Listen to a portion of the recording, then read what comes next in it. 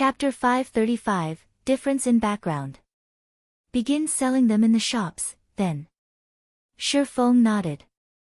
During the past 2 days, Shifeng had nearly 100 basic forgers produce light stones constantly. Their stock of light stones was enough to supply multiple cities. In addition, the proficiency gained during this period had allowed many advanced forging apprentices to earn the promotion to basic forgers. With this, they could meet the public's demand even after their current stockpile ran out. Guild leader, how much should we sell them for? Melancholic Smile asked. Previously, she had focused on her work fully, giving no thought as to how much they should sell the light stones for. The materials used to produce the light stones were very common. A 20-piece stack of light stones cost less than 3 silver to craft. Factoring in a basic forger's success rate, which was just slightly above 50%, the total cost would be around 6 silver per stack.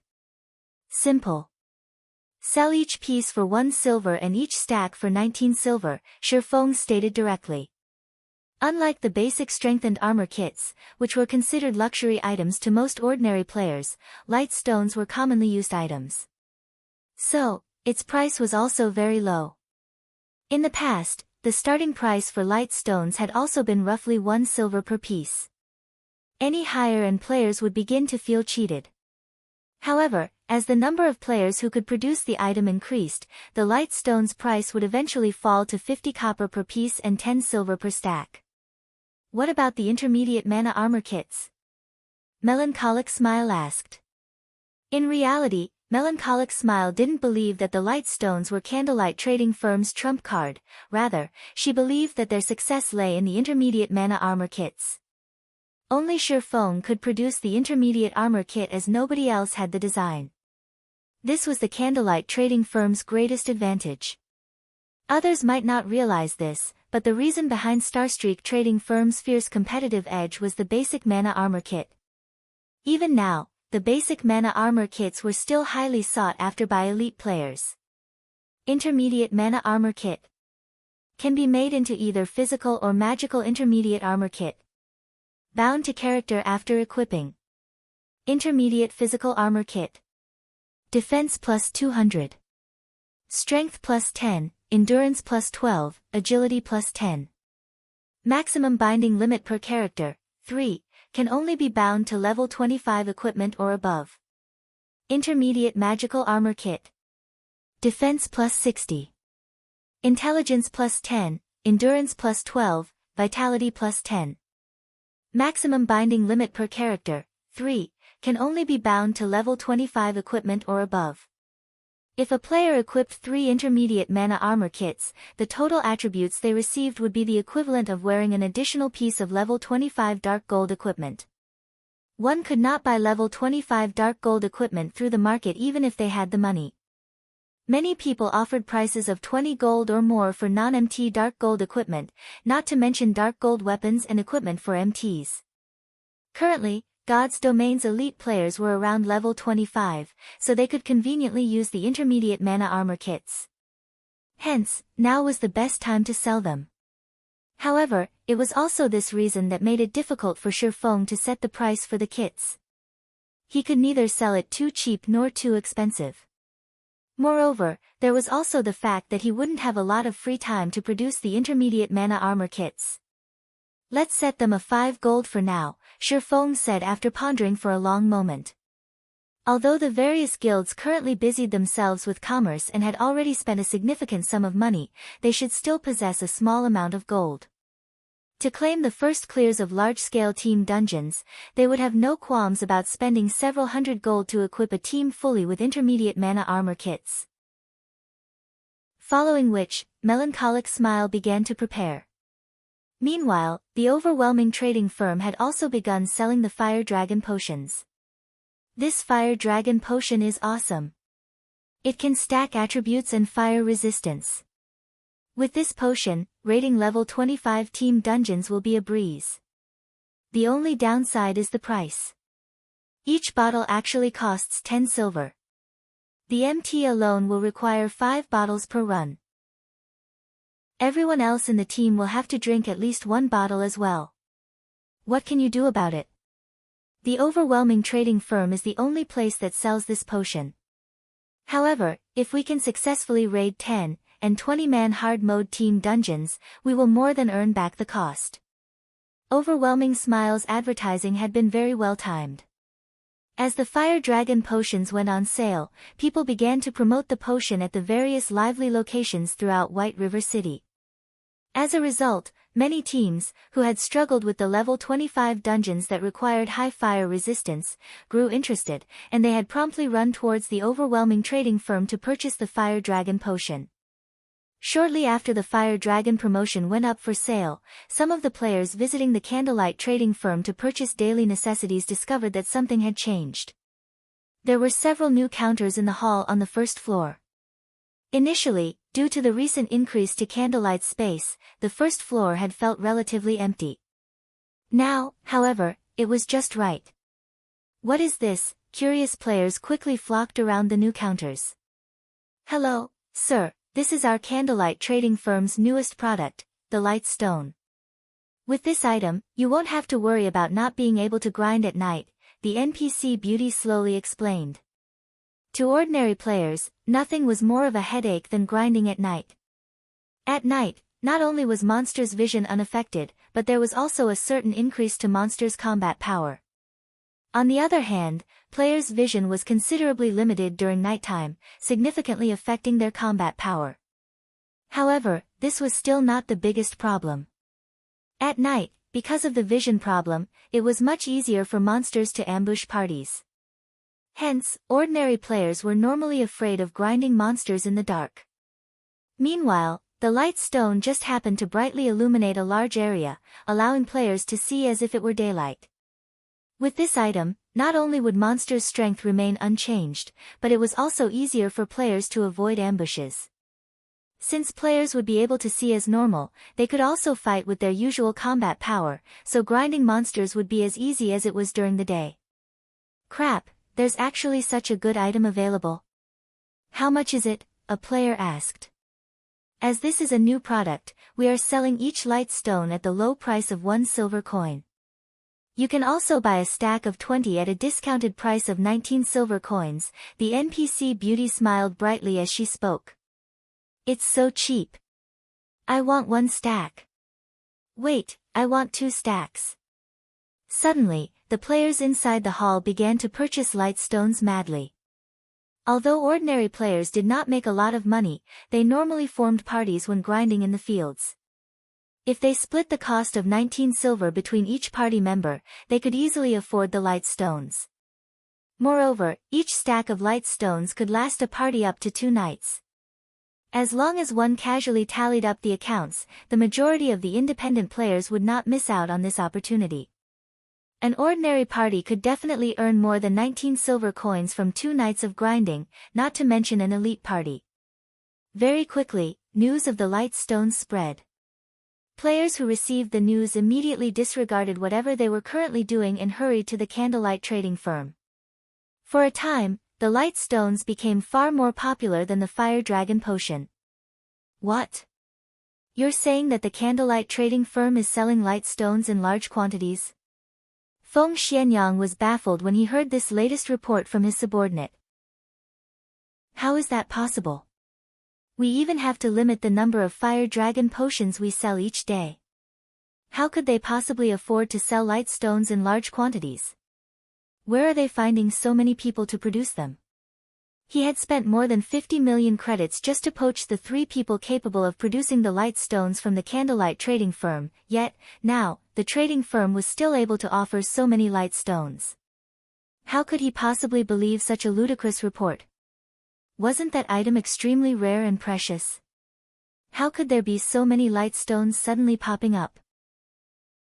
Even if the 3 forgers of Candlelight focused on producing light stones without rest, it would not be possible to produce so many.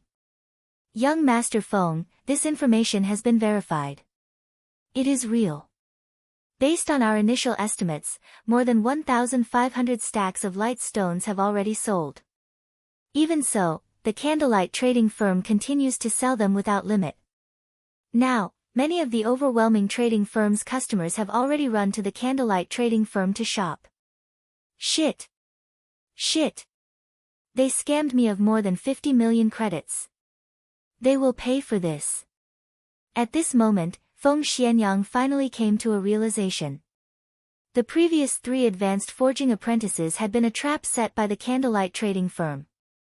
He had lost over 50 million credits, just like that. Moreover, it had all been his own money. Instruct someone purchase light stones immediately. Buy as many as you can. I don't believe that they have an unlimited supply. Feng Xianyang commanded furiously.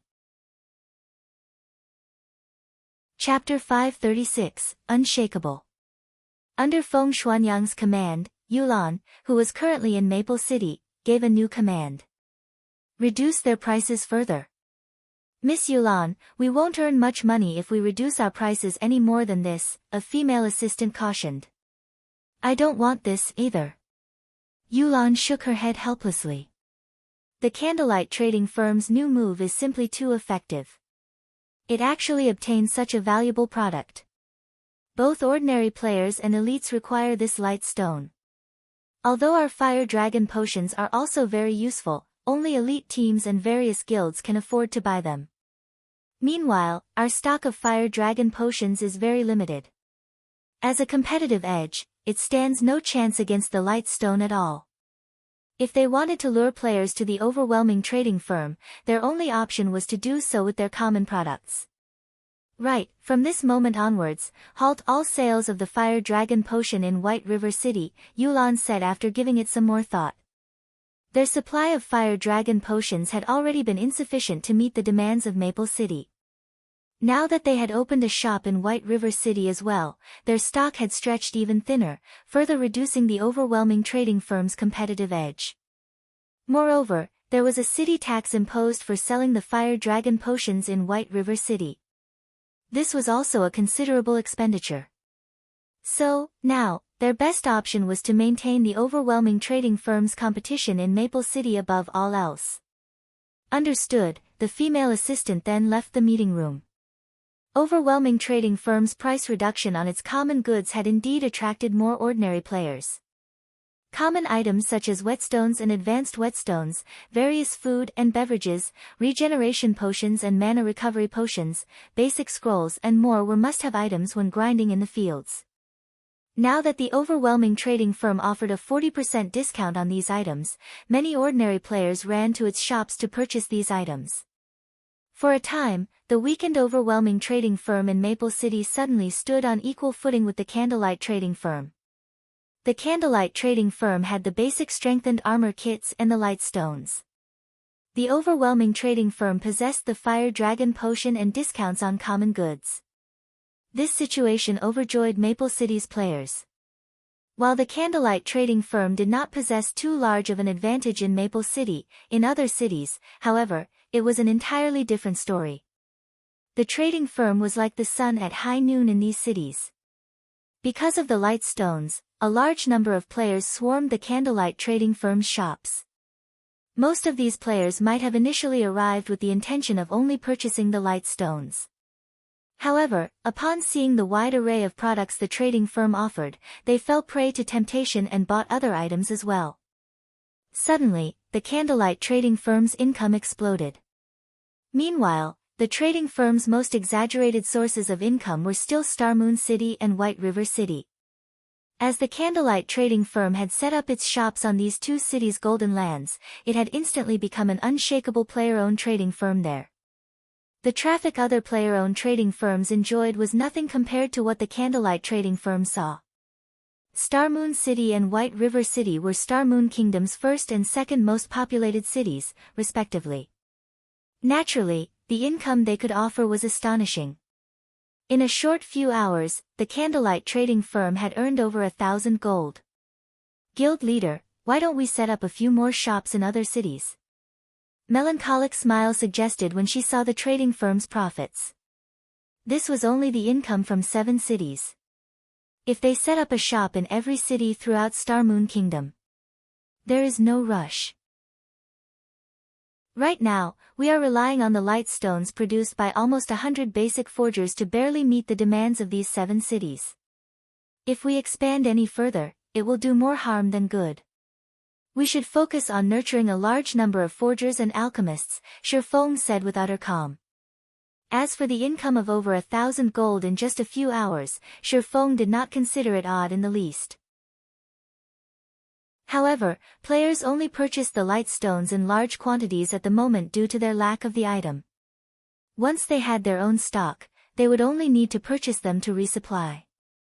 Hence, the candlelight trading firm's income would decrease gradually as more time went by.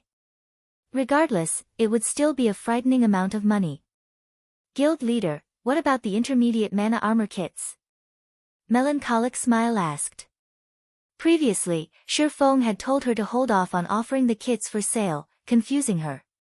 Have you not noticed that someone in White River City is buying light stones in absurd quantities? Shifeng laughed. There seems to be someone like that.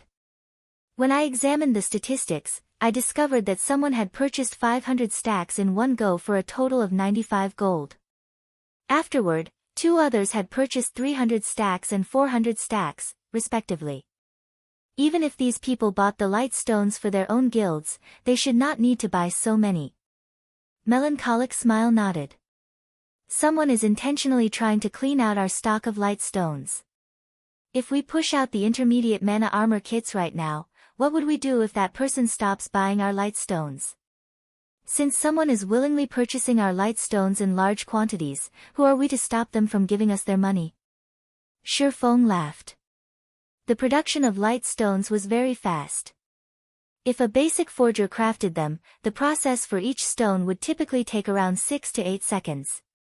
After all, the materials only needed a little processing, and the finished product just needed a coating of magic runes.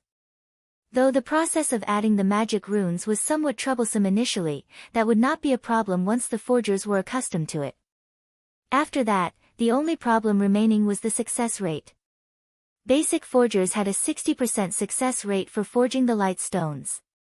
If they had good equipment and tools, their success rate could be increased to around 70% or so. In other words, as there were 48 hours in each day in God's domain, a single basic forger could produce roughly 20,000 light stones per day. If 100 people worked for 2 days continuously, they would have 4 million light stones. Moreover, this was only with the condition that basic forgers produced the light stones. This time, Shifeng had distributed all of the light stone forging designs, allowing many other advanced forging apprentices to learn it as well. Only, their production speed was slightly slower. 4 million stones were the equivalent of 200,000 stacks. If they sold each stone at 1 silver and each stack at 19 silver, one would have to spend 38,000 gold to purchase them all. In all of God's domain, Shifeng did not believe that anyone possessed 38,000 gold.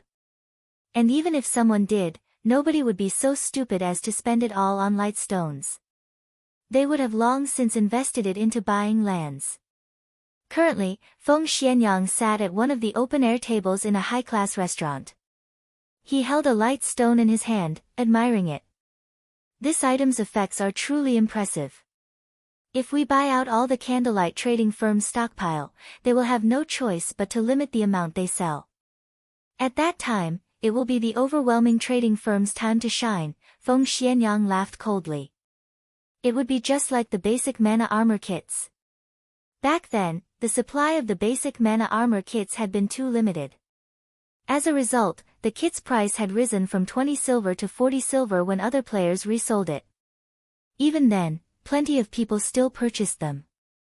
As soon as the candlelight trading firm began limiting the amount of light stones it sold, he could turn around and sell the light stones he bought at an increased price. At that time, even if he sold them at 1.5 times the original price, a large number of players would still buy them.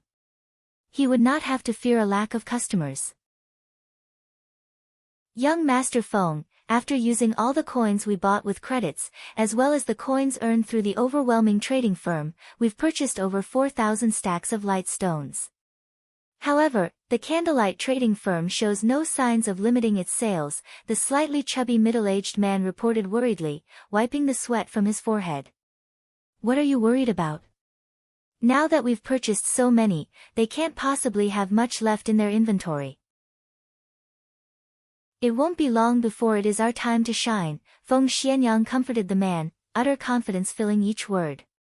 He had already asked the 3 advanced forging apprentices he had previously poached, so he knew that advanced forging apprentices had less than a 30% success rate for producing the light stones. Moreover, each stone required more than a dozen seconds to craft. Even if the candlelight trading firm had over a dozen people forging light stones constantly, it could not accumulate a large stock over a few days. After they had purchased so many stacks, even if the candlelight trading firm was not currently at its limit, it soon would be. Now, all he had to do was wait. Chapter 537, Legend Resurfaces. Inside the candlelight trading firm's serene and quiet special forging room, after spending a long time planning for the trading firm's future, the sound of his communicator ringing suddenly entered Shifeng's ears. He sure is fast. Shifeng's lips curled up when he looked at the name of the caller. The person contacting him this time was none other than Everlasting War, the person who had invited him to participate in the Dark Arena before. Shifeng promptly removed the demon mask's disguise, returning to his appearance as Yifeng. He then accepted the call and said, "Brother Everlasting, long time no see. It seems that your strength has risen significantly once again." He could not see Everlasting War's current level through the screen, but judging from the change in the other party's equipment, he could tell at a glance that Everlasting War had undergone quite an improvement. The last time Shifeng saw the Guardian Knight, Everlasting War was geared in a mix of fine gold and dark gold equipment, with the latter numbering only 3 or 4 pieces. Now, however, the majority of his equipment was giving off the glow effect of dark gold equipment. One could easily imagine how much his combat power had increased. Everything I am wearing right now came from the corporation. As long as Brother Yifeng officially joins the battle team, the corporation will naturally give you their full support as well, Everlasting War laughed. He was delighted with the equipment he was wearing right now. Otherwise, he would not have purposefully revealed their special effects. In reality, his objective in showing off his equipment was to display to Shifeng the strength of the corporation sponsoring their battle team. Such strength was indeed not something the guilds that one could find in the game could compare with. Take level 25 dark gold equipment for example. In the current God's domain, such an item was scarce, and every piece could sell for an astronomical amount. Moreover, even if one could afford it, there was no guarantee that they would have a chance to buy one. Even first-rate guilds only possessed several pieces. On the other hand, the majority of Everlasting War's equipment was level 25 dark gold equipment. The force backing him was evidently powerful. The time and venue for the test have already been set. It will be held 4 days from now in the Beast Empire's capital city, Beast City. At that time, you only need to come to the underground arena of Beast City. I will be waiting for you there, Everlasting War said, his expression suddenly turning serious. I hope that Brother Yifeng treats this matter seriously. During these 4 days, try to improve your equipment's quality as much as possible. I've heard that the higher-ups of the corporation have also found quite a few experts to participate in the test this time around. Among them, a few even possess powerful backers themselves, and they are mostly apex experts of the virtual gaming world. The competition this time is sure to be very intense. However, as long as you manage to pass it, the treatment you will receive will surely exceed your imagination. Thank you for your reminder. I will make sure to arrive on time, Shifeng laughed, not bothering to add anything else. As for Everlasting War's advice for him to upgrade his equipment, Shifeng had previously thought about doing so before. However, how could epic equipment possibly be that easy to obtain? Epic equipment? Shifeng could not help but ponder. At this point, he had already used up all the excess life force points he had saved up in the Icarus's heart. If he wished to upgrade the necklace to epic rank, he would have to collect the full 5,000 life force points required. However, after using that many life force points to open Twilight treasure chests, he had also obtained quite a harvest.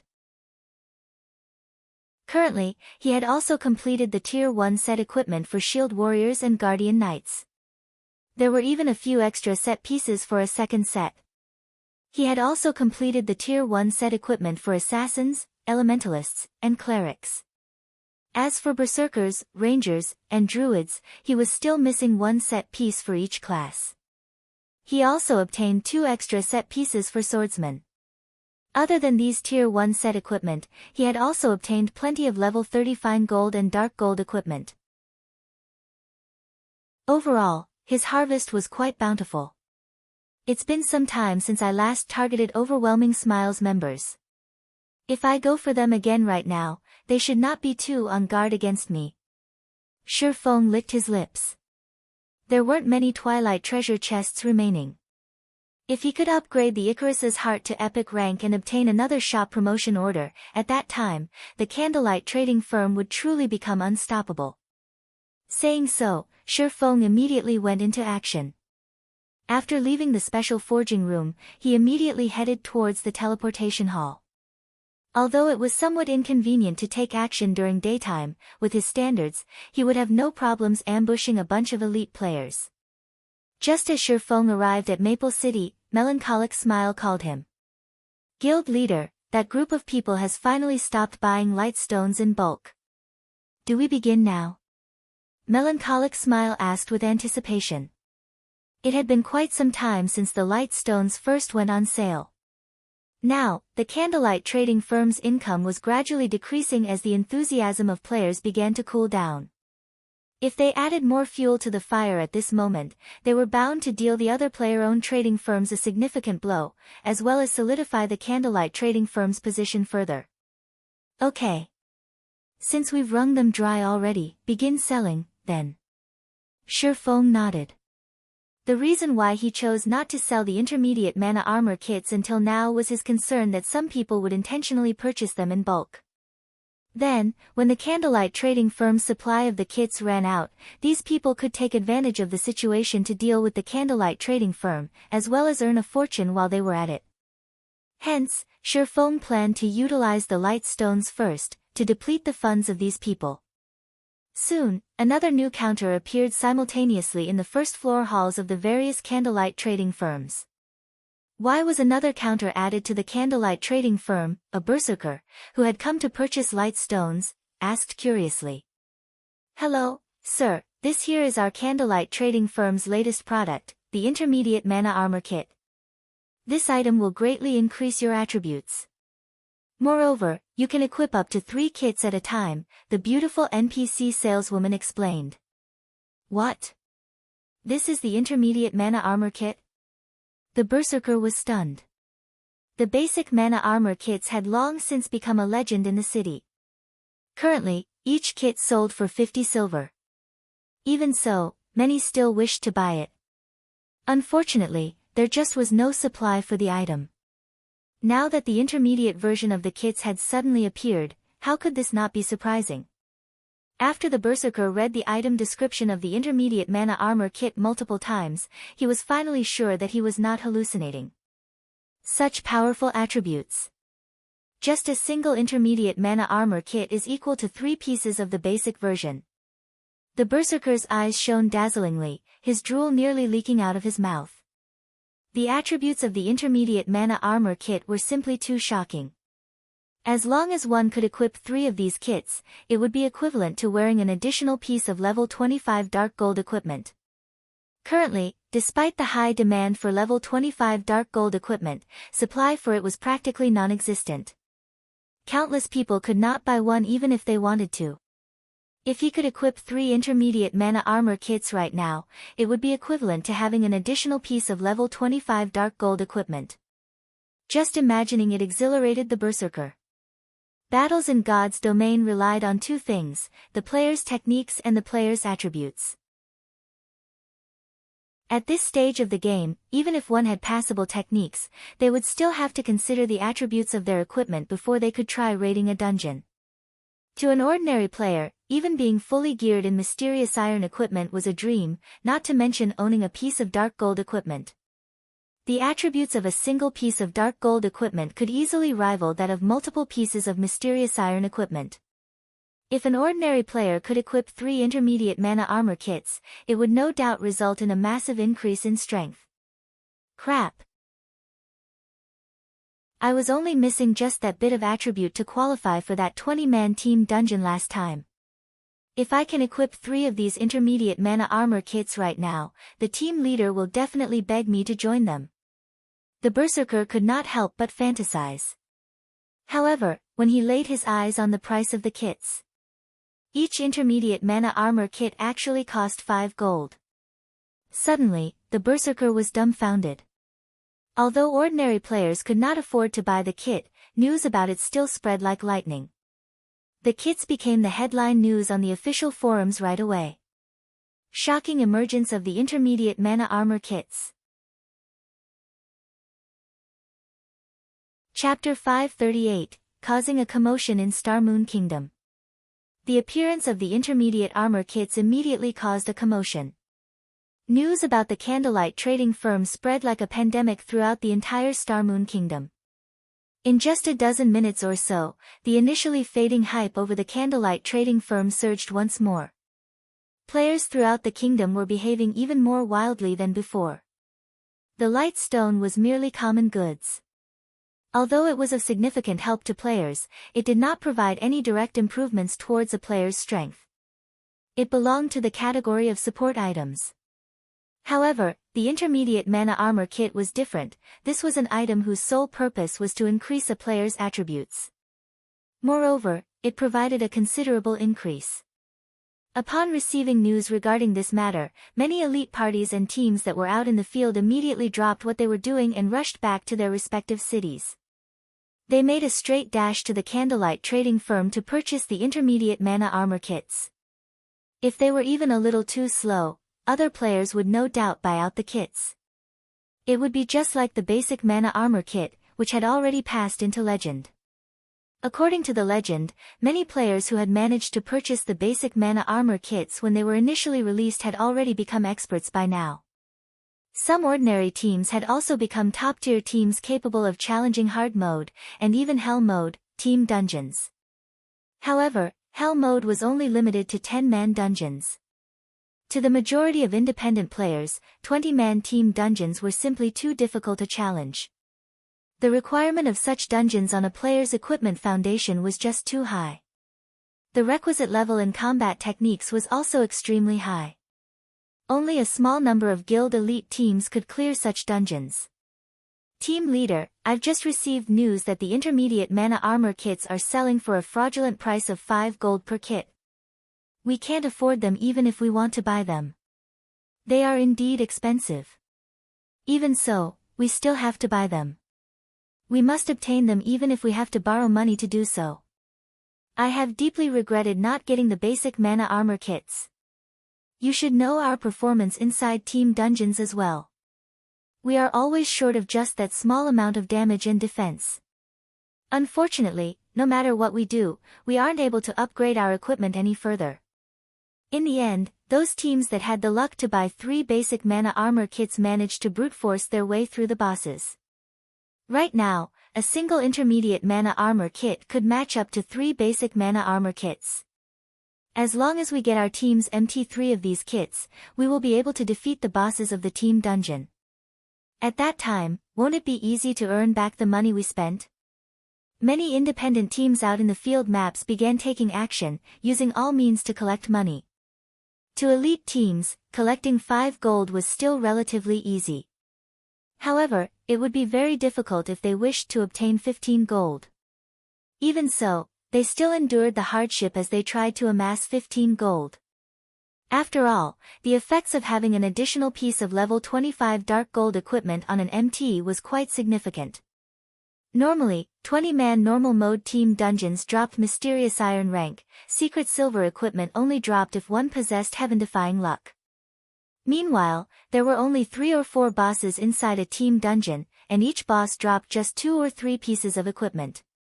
On average, one could get roughly 10 mysterious iron equipment with each dungeon run. After factoring in the money and items obtained from the dungeon monsters, a team earned around 4 gold to 5 gold each time they raided a 20-man normal mode team dungeon.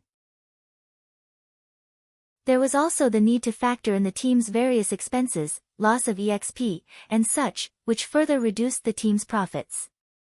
Not to mention, the team's 20 members would split this profit. In the end, each member of the team would receive only a meager amount of money. However, the income one could obtain from a hard mode team dungeon was significantly higher.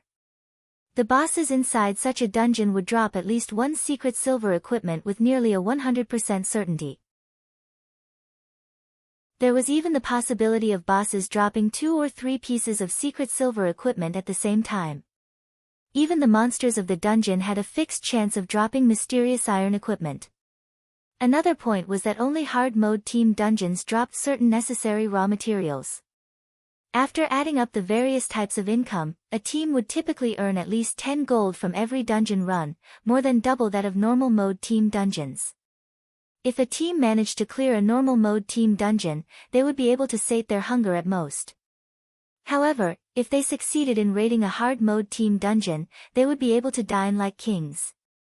Every time inside bars, there was bound to be some amazing team celebrating their successful raid over a hard mode team dungeon, earning the envy of the surrounding players. Now that everyone received such an opportunity again, the players naturally had to make a desperate effort for it. For a time, players swarmed the candlelight trading firm. However, a majority of the players who came were only here to act as a placeholder for now. That was right, a placeholder. The teams backing these players were currently still in the midst of collecting money. As soon as they gathered enough, they would immediately purchase the intermediate mana armor kits from the trading firm, afraid that the kits would sell out. Although few independent players could afford the intermediate mana armor kits, it was an entirely different story for guilds.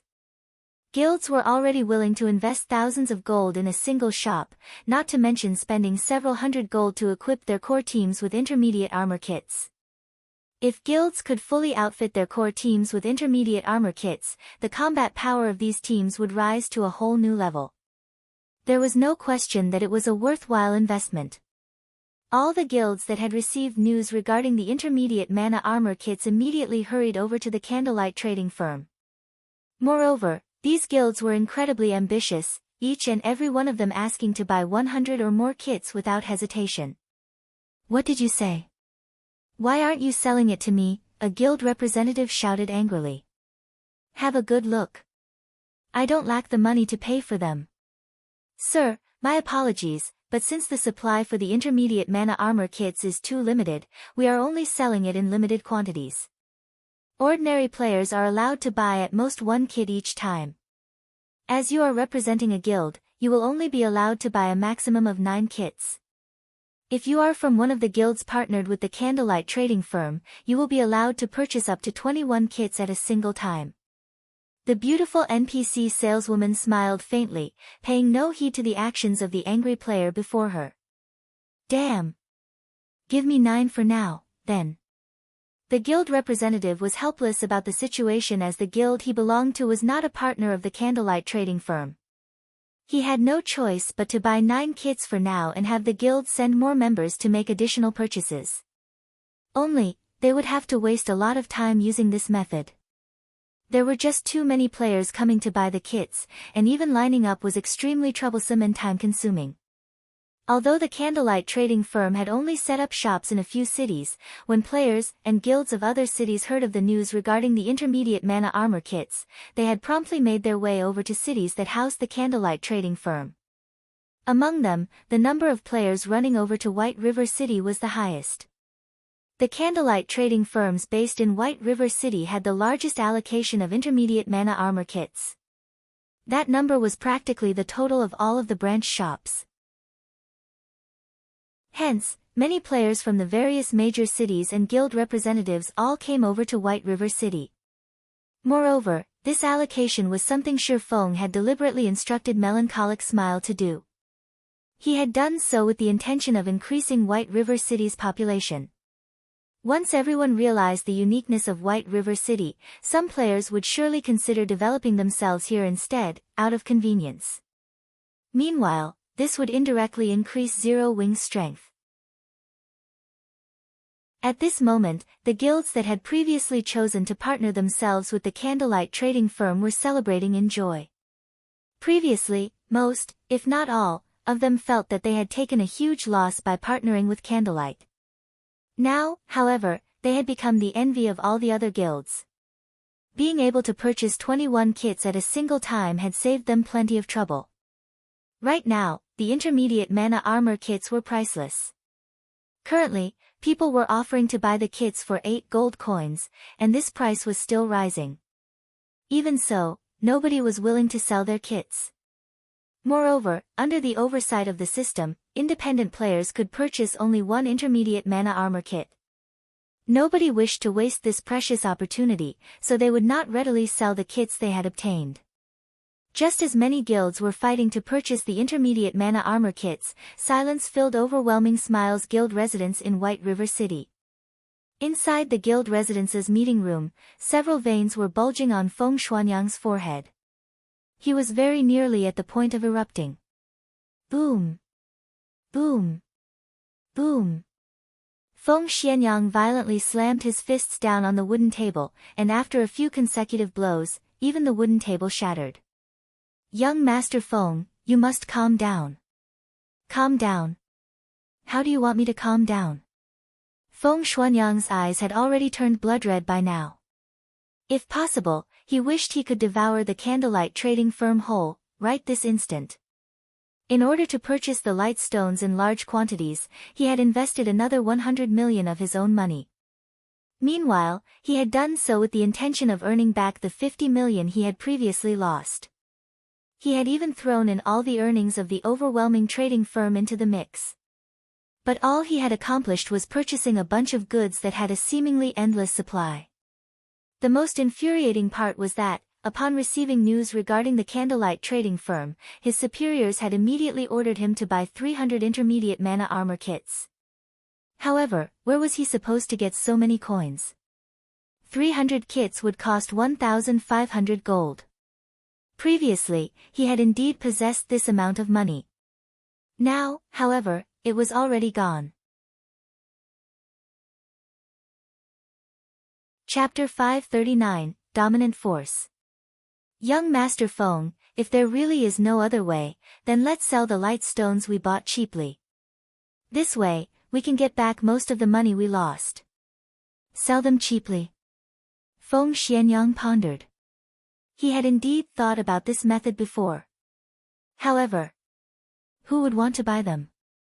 Currently, everyone had their eyes on the intermediate mana armor kits, throwing everything they had into accumulating money. Since the appearance of the intermediate mana armor kits, even the exchange rate for coins had risen significantly. How could anyone possibly bother to buy light stones? Even if someone were to buy his light stones, just how many could he possibly sell? He had a full 10,000 stacks piled up in his hands right now. Forget it. If I have to make a loss, so be it. I have to complete the task the higher-ups gave me. Sell the light stones at a 20% discount, then. Sell as many as you can. Even if we can't sell them all, we can at least make some trouble for the candlelight trading firm, Feng Xuanyang sighed. The management of Underworld was extremely strict. If he did not complete his assignment, the consequences would be very severe.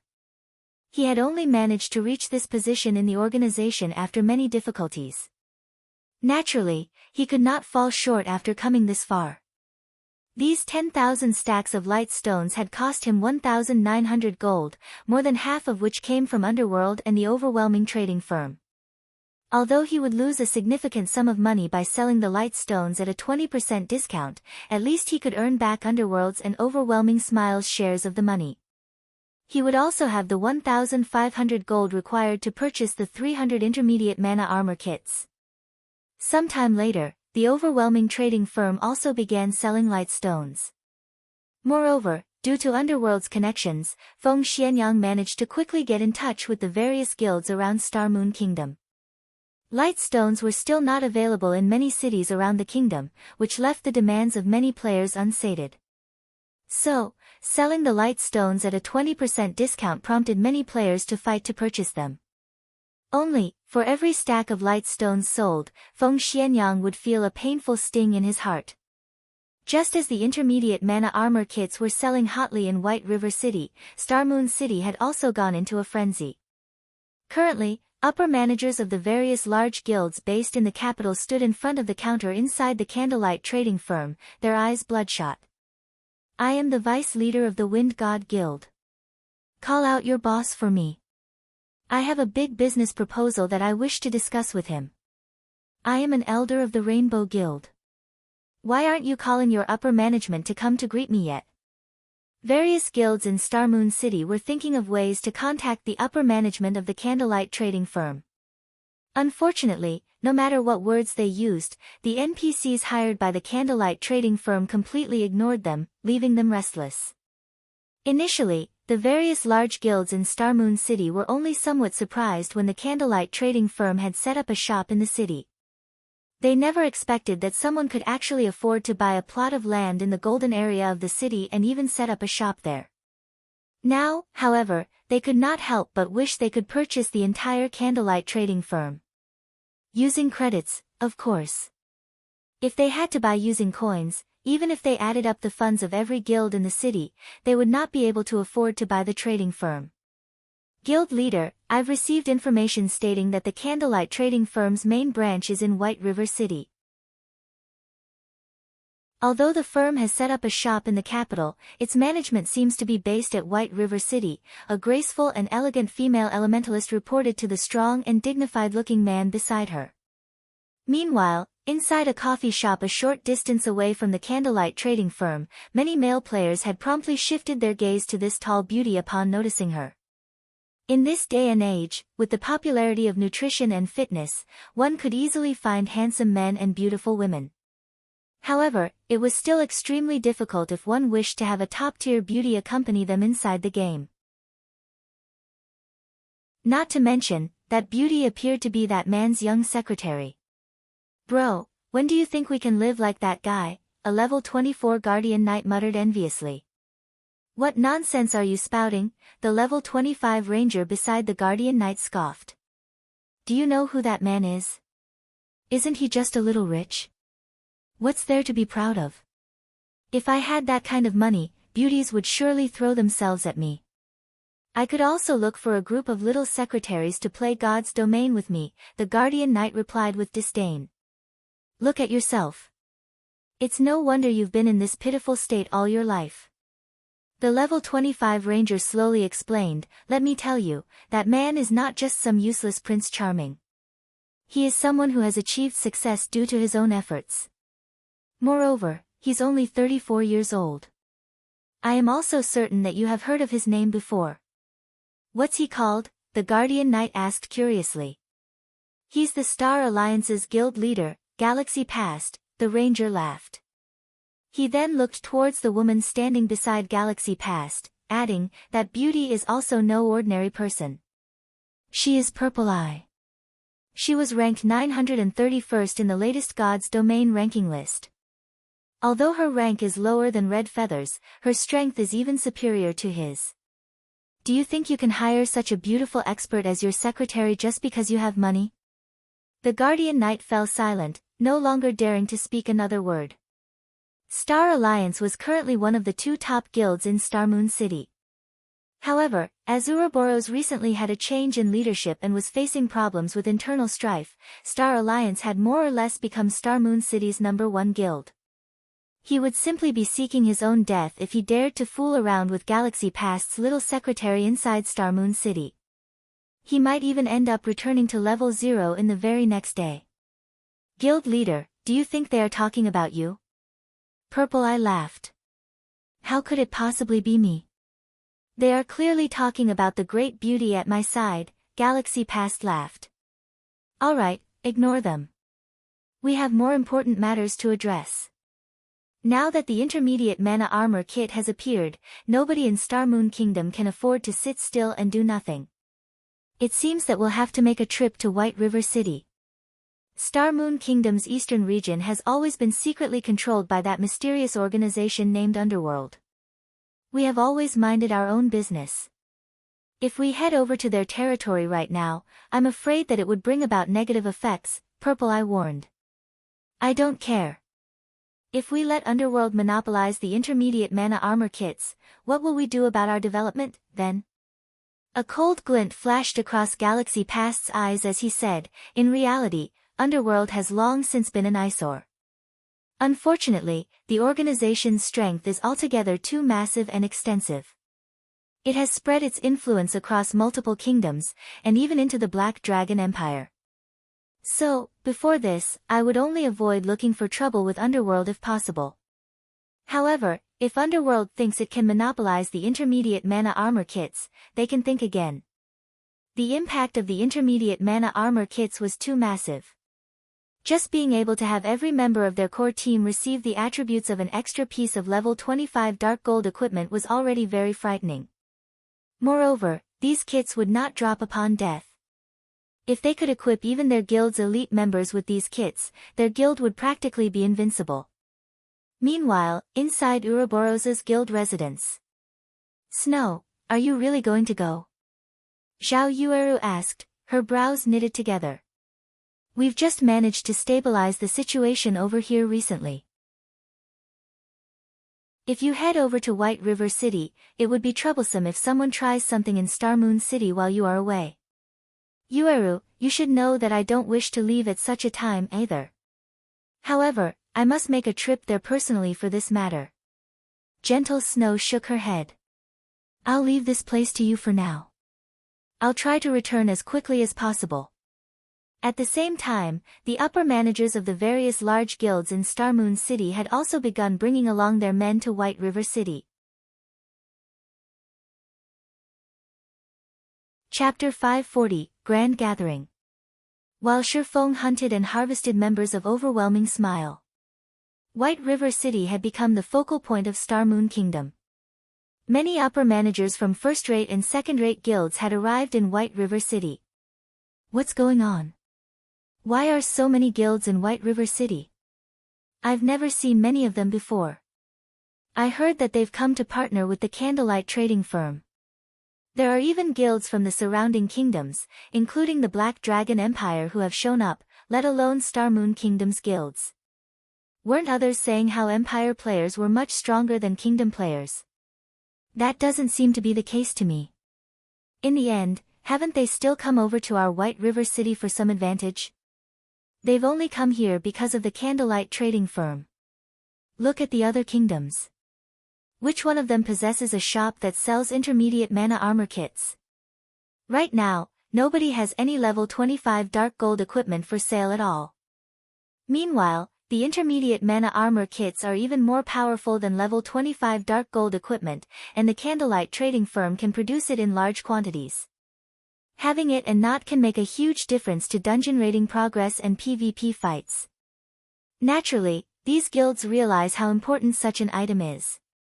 The players filling White River City's streets and alleyways discussed the large number of guilds gathering in White River City, and a sense of pride bloomed in their hearts.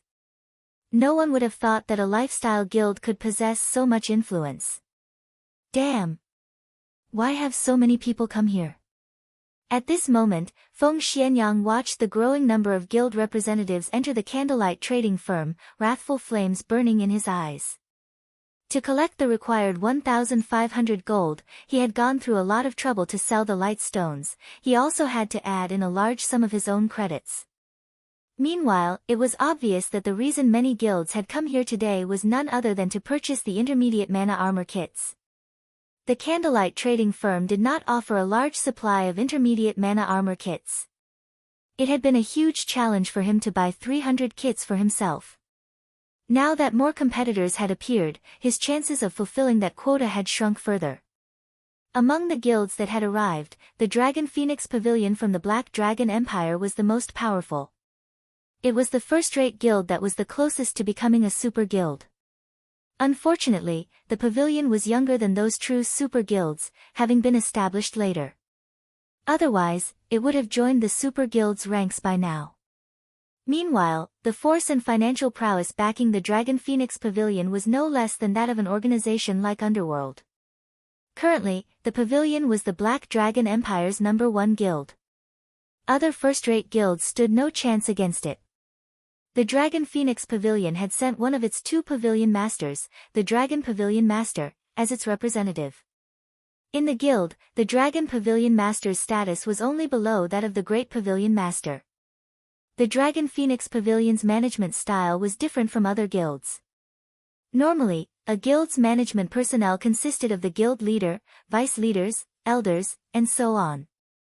On the other hand, the Dragon Phoenix Pavilion could be split into two pavilions, the Dragon Pavilion and the Phoenix Pavilion. Each pavilion was the equivalent of a single guild, and both pavilions developed themselves independent of each other. Meanwhile, a pavilion master governed each pavilion. One could say that the pavilion masters were the equivalents of the guild leader of a guild. Moreover, the influence each pavilion wielded equaled that of a top-tier first-rate guild. With both pavilions merged, one could just imagine how powerful the Dragon Phoenix Pavilion was. The Great Pavilion Master managed the coordination between the two pavilions. This Great Pavilion Master was extremely mysterious and secretive. Even until now, there had yet to be anyone who knew the Great Pavilion Master's identity. However, the fact that this person was capable of managing two first-rate guilds at the same time showed how capable they were. Young Master Feng, we should be celebrating, the slightly chubby man beside Feng Xianyang said, smiling. Celebratory alcohol, what are you trying to say? Feng Xianyang frowned, saying, with so many competitors here right now, how will I possibly be able to buy 300 intermediate mana armor kits? Young Master Feng, hasn't our initial goal been to defeat the Candlelight Trading Firm and establish our own trade empire in White River City? Celebratory alcohol slowly explained, if only little fish and shrimp visit the firm, it would indeed be a good thing for the Candlelight Trading Firm. However, those who have arrived are all tigers and leopards, this is not good news for the trading firm. Think about it, the people that have shown up are either here to purchase the Candlelight Trading Firm or seek a partnership. However, who doesn't want to monopolize the intermediate mana armor kits for themselves? It is especially true for the people from the Dragon Phoenix Pavilion. In order to become a true super guild, the pavilion has ignored all costs and recruited a large number of experts. They even managed to recruit 5 of last year's top 10 newcomers to the virtual gaming world, not to mention experts who have already been famous for many years. Currently, the intermediate mana armor kit is the perfect item for the Dragon Phoenix Pavilion to advance itself. Naturally, the guild will not let go of this chance to obtain the kit for itself. The other guilds should feel the same. However, young Master Feng, you have personally seen the personality of the Candlelight Trading Firm's manager. Even Miss Yulan was helpless against her. One can just imagine what kind of response these newly arrived guilds will receive. At that time, things will definitely end on a sour note, and the Candlelight Trading Firm will make enemies of the various guilds. At that time, not only will we have the opportunity to complete the task given by the higher-ups, but we can also take the opportunity to deal with the Candlelight Trading Firm. When celebratory alcohol finished speaking, realization dawned upon Feng Xianyang. You're right. We'll have a good show to watch this time. Feng Xianyang began laughing madly. On the surface, although this seemed like a grand gathering, in reality, it was a festival of murder. If the Candlelight Trading Firm offended the guilds that had arrived, these guilds would hold nothing back to suppress the Candlelight Trading Firm. If Underworld added fuel to the fire, who would dare to supply the Candlelight Trading Firm? Who would dare sell their materials to the Candlelight Trading Firm? Any guild or workshop that did would lose any hope of succeeding in God's domain. Even if the Candlelight Trading Firm were only a lifestyle guild and could not be dealt with like a combat guild, it could not survive without materials, forging designs, recipes, and other such items. Sooner or later, the items that were highly sought after now would become obsolete. At that time, the Candlelight Trading Firm would be finished. Big Sis melancholic, there are so many guilds in the first floor's hall today that I nearly lost count. There are over 100 guilds who registered to meet with us to discuss business. Among them, there are over a dozen first-rate guilds. It also seems that they have come with bad intentions. What should we do? One of Melancholic Smile's female assistants asked nervously. No ordinary player would ever have dreamed such a scene. Star Moon Kingdom only had several first-rate guilds. Now, not only had every one of these first-rate guilds arrived, but there were even first-rate and second-rate guilds from other kingdoms and empires as well. I understand. Have the NPCs welcome them for now. I'll try to think of a solution in the meantime. Melancholic Smile also struggled with the situation. She had never expected that the intermediate mana armor kits would have such a huge influence. They had attracted a pack of hungry wolves and beasts to their doorstep. If she had known something like this would happen, she never would have suggested that Shifeng sell the intermediate mana armor kits. Even if they wanted to sell them, they should have only done so after the Candlelight trading firm had secured its position in Star Moon Kingdom. Now, however, they were surrounded by enemies on all sides. Although Melancholic Smile really wished to solve this problem by herself, she could not come up with any ideas. This situation was different than the previous one she had handled with the guilds. If she approached this forcefully, she would offend the major powers of several kingdoms and an empire. To put it simply, she would be seeking her own death. Helpless, Melancholic Smile had no choice but to contact Shifeng.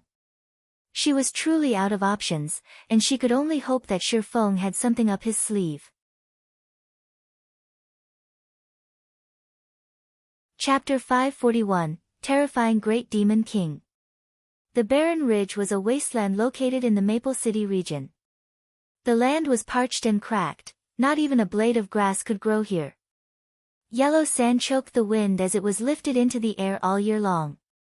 Yet, at this moment, many players could be seen grinding and leveling in this desolate area.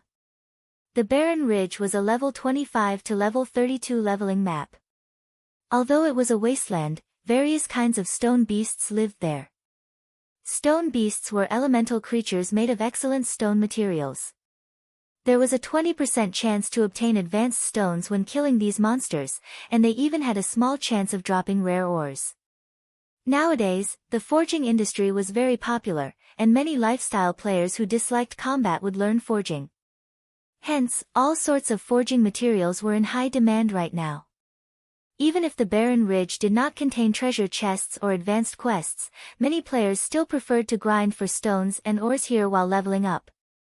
The various large guilds had monopolized the high-resource map surrounding every city, leaving no room or access to ordinary players. If an ordinary player were discovered trespassing into a guild-run zone, the guild members would either chase them away or kill them on the spot. Knowing this, ordinary players naturally avoided these high-resource maps. Instead, they could only explore ordinary maps such as the Barren Ridge. However, after Shifeng's last visit to the Dragon Ridge, Overwhelming Smile's members avoided the zone at all costs. Instead, they had come to the Barren Ridge to grind and level up. This resulted in ordinary players flooding the Dragon Ridge, and Maple City's ordinary players came to admire the name Black Flame. One man was capable of forcing an entire guild to concede. Black Flame's strength was inconceivable. Laughing Heaven, Overwhelming Smile's guild leader, wanted nothing more than to hack Shifeng into thousands of tiny pieces. Unfortunately, even Laughing Heaven's hands were tied. Based on Warwolf's report, Shifeng's base attributes were simply too high. He was far beyond experts like them. If they wanted a fighting chance against him, they needed to upgrade their equipment and base attributes first. Before that happened, however, they could only try their best to keep hidden. Of course, there were other methods they could use, such as hunting Shifeng in large teams. However, a team of several hundred players would not be enough. A single large-scale destruction spell would be more than enough to annihilate most of the team.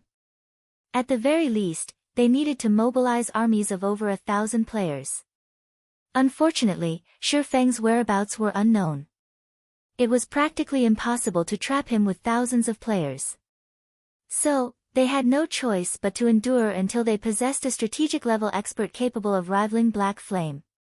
Damn, just how long do we have to grind here? A level 24 summoner from Overwhelming Smile grumbled. Since when have Overwhelming Smile members ever suffered such a loss before? We are actually forced to this godforsaken place. Isn't he just one expert? I don't believe that we can't take him out if several hundred of us gang up on him. Sure. Be quiet. What if your big mouth really summons that person? The level 25 elementalist serving as the team's leader warned the summoner softly, frowning as he carefully observed his surroundings. You were lucky that you weren't out that night. If you experienced that volcanic power, you would know that even a team of hundreds of players would be no different than ants. Moreover, not even the shield warriors and guardian knights with high HP and defense survived a single hit from that expert. Many among the team nodded their agreement to the elementalist's words. Although it was currently daytime, they could still recall the madness of that night as if it had happened yesterday. Team leader, aren't you over-exaggerating? Although our current equipment isn't top tier, even someone fully geared with level 25 dark gold equipment should not be able to kill our team's guardian knights and shield warriors in one hit, right? The summoner replied, refusing to believe his team leader's claim. Moments after this summoner finished speaking, a black figure suddenly descended from the sky. Don't believe it? Why don't you experience it yourself, then? The person who had flown down from the sky was none other than Shifeng himself. The barren ridge was ridiculously large, and overwhelming Smile's members had scattered across the map. For efficiency's sake, Shifeng had no choice but to activate Wind Rider to hunt these people. When Shifeng noticed this 100-man team from overwhelming Smile, he had immediately flown towards them. The instant Shifeng descended, he switched the aura of wind to the aura of fire and launched a firestorm from above, covering a radius of 30 yards. Flames filled the sky, burning everything in its vicinity to ash and dust. Even the level 27 stone beasts, which possessed high magic resistance and 5,000 HP, died with the first wave of damage, not to mention players whose HPs were below 5,000 and had zero magic resistance. In the blink of an eye, less than 30 players remained of overwhelming Smile's 100-man team. Their two spread out. After landing, Shifeng frowned slightly when he noticed that many had escaped his firestorm. However, the massive AoE had dumbfounded overwhelming Smile's members. Crap! It's the Great Demon King. Split up and run. Contact the guild leader and notify everyone else immediately, the Elementalist team leader responded quickly as he shouted in the team chat. Team leader, what should we be afraid of? He's just one person. Watch me take care of him. Although the summoner was also stunned by Shifeng's firestorm, he quickly began chanting an incantation and summoned a flame beast, ordering it to attack the newcomer. The flame beast was a fire-type elemental creature possessing extremely high flame damage. Moreover, it also had a very powerful skill. Self-detonate. When activated, the flame beast would self-destruct and cause 300% damage to all enemies within a radius of 10 yards. It was a considerably powerful AoE skill. However, upon activating self-detonate, the flame beast could not be summoned again for another 4 hours. So, self-detonate was not a skill that could be used to grind monsters. Die! The summoner controlled the flame beast to dash towards Shifeng. However, when the flame beast was only 10 yards away from Shifeng, a streak of black light penetrated the elemental's body. The flame beast began to dissipate instantly. Impossible! Terror gripped the summon upon losing control over his flame beast. The flame beast was the strongest summoned creature he could currently call forth, and it had an HP of 10,000. Yet, before it could even get close to Shifeng, it was already killed. Even the summoner had not seen how his flame beast had died. To end the battle quickly, Shifeng activated Defensive Blade and Purgatory's power, increasing his attack range and damage. To Shifeng, the flame beast's 10,000 HP and attack range of 10 yards was nothing. By the time the summoner had reacted, he had discovered that he could not move his body. Someone stood right in front of him, and although this person hid his appearance behind a black cloak, his imposing aura and horrifically cold killing intent shattered any thoughts of resistance the summoner had. The summoner was truly and thoroughly terrified.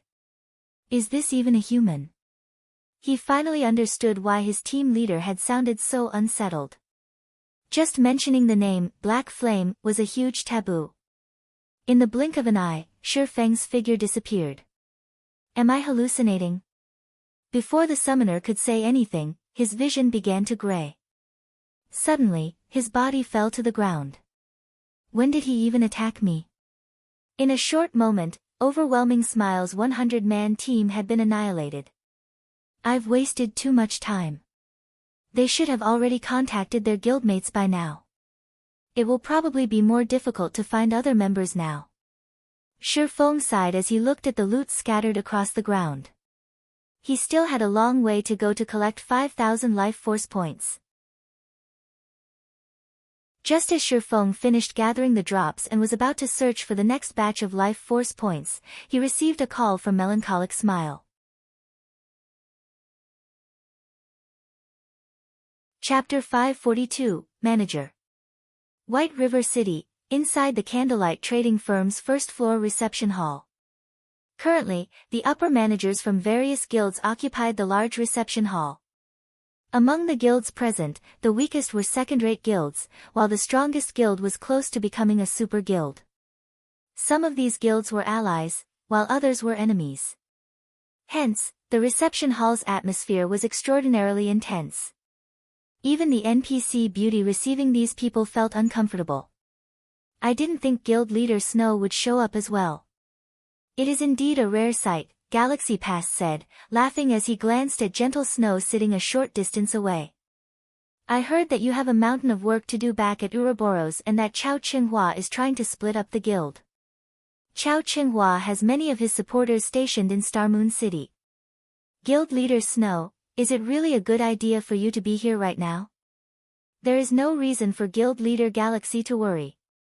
Ouroboros is getting by quite well right now. Otherwise, why would I come here? Gentle Snow did not reveal a trace of weakness as she replied. On the contrary, aren't you, Guild Leader Galaxy, having a bad time right now? I've heard that Star Alliance's branch in the Lion Kingdom has suffered a major loss, losing over 10,000 people in a single guild war. In the end, you even allowed others to profit. First-rate guilds would usually develop themselves in several major regions. Naturally, the Star Alliance was no exception. The Lion Kingdom was west of the Star Moon Kingdom. Though the kingdom only occupied half as much area as the Star Moon Kingdom, the kingdom's player population was still significant. 2 first-rate guilds and multiple second-rate guilds constantly fought over the Lion Kingdom. The Star Alliance was one of the 2 first-rate guilds. However, in order to fight over a treasure, many of the guilds in the Lion Kingdom had gone all out. In the end, the Star Alliance had suffered heavy losses. To make matters worse, the other first-rate guild had snatched the treasure. Despite Gentle Snow striking a sore spot, Galaxy Pass did not grow angry. Instead, he laughed and said, as expected of guild leader Snow, you really are well informed. You truly do possess some of your brother's aura from when he controlled Ouroboros. Unfortunately, the Ouroboros of today is not the Ouroboros of the past. Purple Eye, the beautiful female elementalist sitting beside Galaxy Pass, on the other hand, radiated an intense killing intent as she glared at Gentle Snow. You want to make a move? Gentle Snow laughed. Suddenly, a frightening aura surged forth. Smiling at Purple Eye, she said, I heard that the Star Alliance possesses 5 great experts, and they are Galaxy Pass, Red Feather, Flourishing Willow, Flying Jade, and Purple Eye. Among them, Flying Jade is the most mysterious, and Purple Eye is the strongest. I really want to know if this rumor is true. Let's put it to the test, then. Purple Eye provoked, showing no intention of backing off. For a time, it felt as if the temperature in the reception hall had fallen by a few degrees. Ouroboros and the Star Alliance were known enemies. Both guilds had competed against each other for over a dozen years, and at this point, their rivalry would not stop until one of them was wiped out of existence. Hence, the standoff between the 2 guilds did not seem out of place to anyone watching. The many guild representatives promptly moved to the side, hoping to watch the fight between the 2 beauties. Meanwhile, sitting at the forefront of the reception hall, a robust man resembling Zhang Fei suddenly turned to the handsome and dashing youth seated beside him, respectfully saying, Pavilion Master, this subordinate will go and remind them of where they are lest they ruin Pavilion Master's good mood. Saying so, this robust man strode towards gentle Snow and Purple Eye. Suddenly, however, a single hand halted his advance. Forget it. Doing nothing but waiting here is quite boring. Watching them fight will be a nice change of pace, the dashing youth said, smiling faintly. Understood. The robust man returned to his seat. Everyone present had seen the handsome youth's actions. And though that high and mighty attitude of his displeased the other guild representatives, nobody felt that the youth's attitude was inappropriate. This handsome youth was one of the 2 pavilion masters of the Dragon Phoenix Pavilion. The pavilion had possessed the strength of a super guild for a long time now. It lacked a stage to display its might. Meanwhile, in the eyes of super guilds, first-rate guilds were nothing but children. It was only natural that the handsome youth thought little of the others. Just as gentle Snow and Purple Eye were about to face off, a loud shout suddenly echoed through the hall. Everyone, stay your hands. A clear, crisp voice swept through the crowd. When everyone turned to look at the owner of this voice, they discovered another great beauty. Unlike gentle Snow and Purple Eye, this beauty did not possess a frightening aura. However, although she seemed somewhat ordinary, every guild representative took her seriously. This beauty was the Candlelight Trading Firm's manager, Melancholic Smile. This is the Candlelight Trading Firm, not the arena. All forms of fighting are prohibited here. If someone wishes to challenge the rules of the Candlelight Trading Firm, then I will have no choice but to send you on your way. Melancholic Smile scolded. Nobody doubted Melancholic Smile's power. Inside a private shop, the manager was invincible. The manager of the shop could teleport someone out with a single thought and bar that person from entering the building ever again. Sure enough, she is indeed formidable. It is no wonder why she can ignore even Underworld. Galaxy Past could not help but focus on Melancholic Smile. The upper managers of the other guilds were similarly surprised. They had not expected Melancholic Smile to be so fearless. Every player here was an overlord in their own right, their status and identities were extraordinary. It was especially true for the first-rate guilds present. Yet, Melancholic Smile had not left any room for argument. Her mighty attitude was exactly as the information they received stated, so much so that she appeared even more overwhelming than before. At Melancholic Smile's appearance, gentle Snow and Purple Eye glanced at each other before turning away. Everyone had come here today to do business. Nothing good would come from provoking the Candlelight Trading Firm. Peace returned to the reception hall, and everyone began to observe Melancholic Smile. Although she did not emit any sort of aura, there were not many people who had the courage to reproach 2 first-rate guilds. After all, the Candlelight Trading Firm was but a single lifestyle guild. Without any combat power of its own, it would have no choice but to purchase its materials from combat guilds. One could say that the trading firm's survival relied on combat guilds. Moreover, as the game progressed, the trading firm would require more precious materials. At that time, the firm's reliance on combat guilds would grow stronger. Hence, it was not a good idea for the firm to offend powerful combat guilds. At this moment, the Dragon Pavilion Master seated at the forefront of the hall opened his mouth and said, "Miss Melancholic, since you have arrived, shouldn't it be about time to begin our discussion?" Everyone nodded their agreement to the Dragon Pavilion Master's words. They had waited for quite some time now, and they had only waited for so long out of respect for the Candlelight Trading Firm's prestige. Now that its manager had arrived, it was only natural that they began discussing business. Certainly. However, a manager like myself does not have the power to make the decisions you are all looking for. Melancholic Smile shook her head. What are you trying to say? Various representatives asked, curious. Are you saying that you're not going to do business with us? What a joke. They had come from so far and had spent a significant sum on teleportation fees. Now that they were told that there was nothing to discuss. Was the Candlelight Trading Firm just toying with them? Suddenly, the temperature in the reception hall dropped sharply. Not a single person present was someone that should be easily offended. Not only were they powerful experts, but the influence they commanded was also frightening.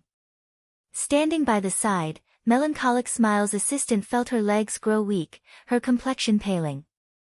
To an ordinary player like herself, this pressure was immense. Fortunately for the female assistant, everyone focused not on her, but on Melancholic Smile instead. However, even Melancholic Smile did not feel too well right now. This was her first time experiencing such an immense pressure, so much so that even her hand trembled slightly. She found it astonishing. This was merely a virtual reality game, yet, she could still feel such intensity. She nearly lost her breath. I am only the manager of the candlelight trading firm. Only my boss can make decisions regarding the business you wish to discuss. If you are really interested in working with us, then you'll be able to meet my boss if you wait for a little while longer. After Melancholic Smile finished speaking, she turned and left the reception hall. For a time, silence overtook the reception hall.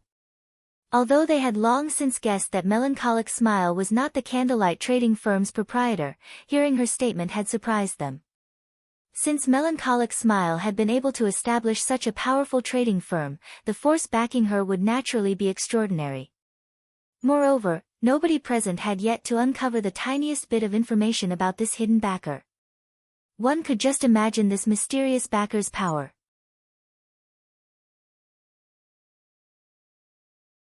Chapter 543, The Boss Behind the Scenes. Just as everyone inside the reception hall pondered the identity of the candlelight trading firm's true boss, Shifeng finally arrived in White River City. Overwhelming Smile's reaction this time was really fast. I just ambushed one group, and it immediately became difficult to find any players. Shifeng had originally intended to collect more life force points after Melancholic Smile had contacted him. However, he never expected Overwhelming Smile to have such decisive precautions. In the end, he had to give up on his endeavor. It was indeed possible for a single top-tier expert to delay the development of an entire guild. However, it was not possible for a person to single-handedly annihilate a large guild, particularly a cautious guild. Otherwise, many guilds would have long since fallen into ruin. After returning to White River City, Shifeng noticed that both the number and quality of players had increased significantly. I wonder what has happened to Zero Wing's recruitment. Shifeng then called up the guild system. Shifeng had busied himself with the candlelight trading firm, he had paid no attention to Zero Wing. He had left the guild's management to Aqua Rose and Blackie. If the two of them had not encountered any major issues, they normally would not contact him. So, Shifeng was not all that worried that anything had happened to the guild while he had been away. Currently, Zero Wing was White River City's publicly acknowledged #1 guild. It stood at the very forefront in every aspect. Although Zero Wing continued to wage war on Overwhelming Smile, and plenty of battles still occurred between both guilds every day, with the candlelight trading firm's financial support, this kind of expenditure was practically negligible. On the contrary, the ongoing war had stimulated guild members' motivation, allowing them to improve their combat techniques continuously. They had even made a huge profit through killing their enemies, killing two birds with one stone. Upon opening the guild system panel, Shifeng suddenly noticed that the guild's population had greatly increased. Previously, the member count had balanced around 40,000. Now, however, there were already more than 50,000 players in Zero Wing.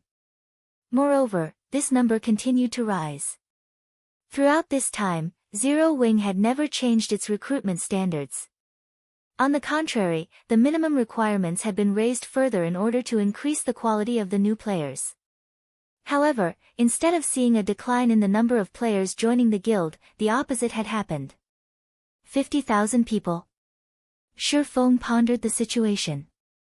During the initial stages of God's domain, a guild with 50,000 members could definitely be considered a large guild. Normally, such guilds would split its members and develop themselves in multiple cities. Even for a major city like White River City, having 50,000 members at a time was about the limit. As for why there was a limit, it was because there was a limit to the number of high-resource areas available. Once the player population reached a certain level, the high resource areas would reach full capacity. Any increase in the player population would result in the decrease in their development speed. Hence, large guilds would usually assign their members to various cities, allowing their members to develop quickly. Zero Wing already had 50,000 members. Moreover, the players Zero Wing recruited all had strong techniques. Even if they had not reached the standards of an elite player, they were not too far. Overall, Zero Wing was stronger than second-rate guilds and only slightly inferior to first-rate guilds. Not even first-rate guilds could match Zero Wing's top combatants. Naturally, Zero Wing required more resources to strengthen itself. It seems that I have to begin development in other cities earlier than expected. Shifeng had never expected for Zero Wing to develop so quickly. His initial plan to expand Zero Wing to other cities would not have begun for another month. He had also expected for Zero Wing's member count to reach 50,000 only 2 or 3 weeks after that. Now, however, he had to initiate his plan ahead of time. For now, however, I need to deal with the candlelight trading firm's problem. Shifeng then contacted Aqua Rose. Guild leader, do you need something? I'm quite busy at the moment, Aqua Rose asked pleasantly, smiling. She had been extremely busy while Shifeng had been away. Fire Dance and the others had focused on their special training, so all important matters regarding the guild had been left to her to handle. However, thanks to Shifeng's massive daily shipments of top-tier equipment, particularly level 30 fine gold and dark gold equipment, and the flood of enthusiastic players who wanted to join Zero Wing, she was quite happy with her work. Currently, Aqua Rose dared to pat her chest and guarantee that no elite members of other guilds in Star Moon Kingdom were better equipped than Zero Wing's members. As for Zero Wing's core members, the equipment they wore consisted of a mix of level 25 fine gold and dark gold equipment, with dark gold equipment being the majority. If other guilds discovered this, their eyes would pop out of their sockets. Someone's here to make trouble. What do you think we should do? Shifeng laughed. Who's the blind fool? They actually dare to cause trouble in White River City. Aqua Rose was initially surprised. However, very quickly, she laughed and said, "Where are they? This lady will annihilate them this instant." Although Aqua Rose was very busy, her level had not lagged behind the other core members whatsoever. It was the same for her equipment.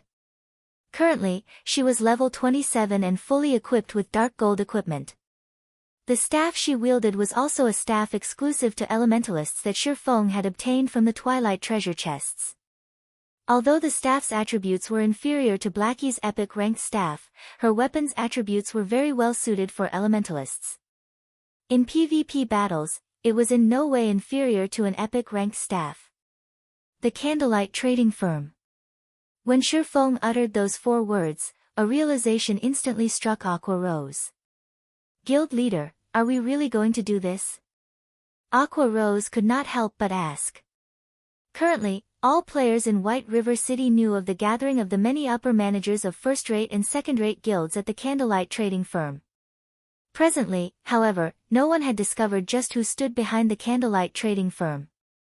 Only a few core members of Zero Wing knew. After all, it wasn't just guilds that were capable of setting up a shop, individuals could do so as well.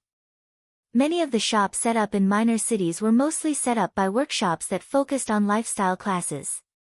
Not to mention, Shifeng had also set up the Candlelight Trading Firm under the name of the Horizon Alliance, making it nearly impossible to trace back to Zero Wing.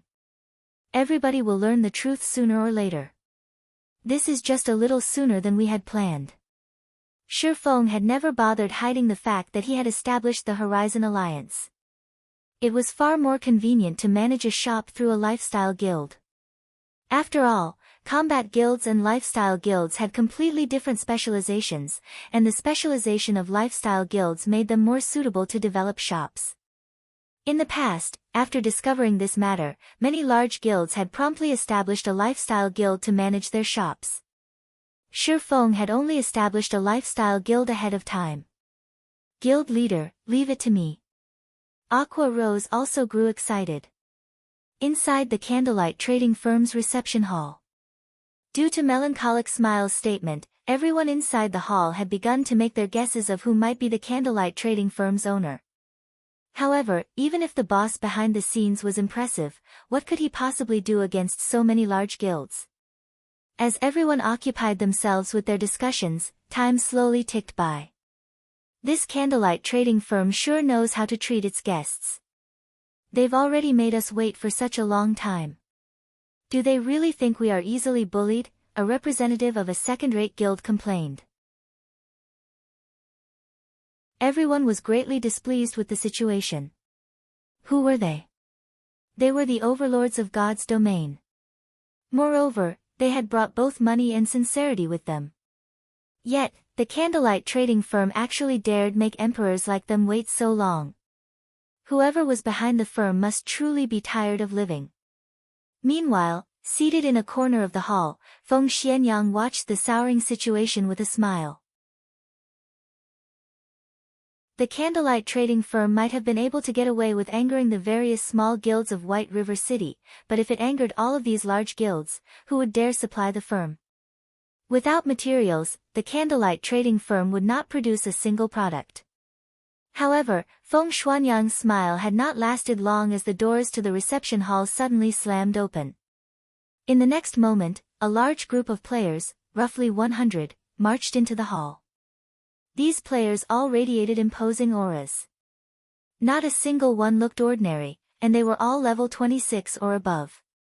Judging from the dazzling glow effect on their equipment, the most inferior equipment they had was fine gold ranked, with the majority of their equipment consisting of dark gold rank.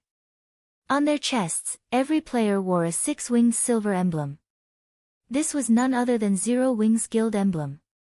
Sorry I made you all wait for me. Shifeng suddenly crossed the reception hall's threshold, smiling. Sweeping a glance over everyone present, he laughed and said, I'm the owner of the candlelight trading firm, Black Flame.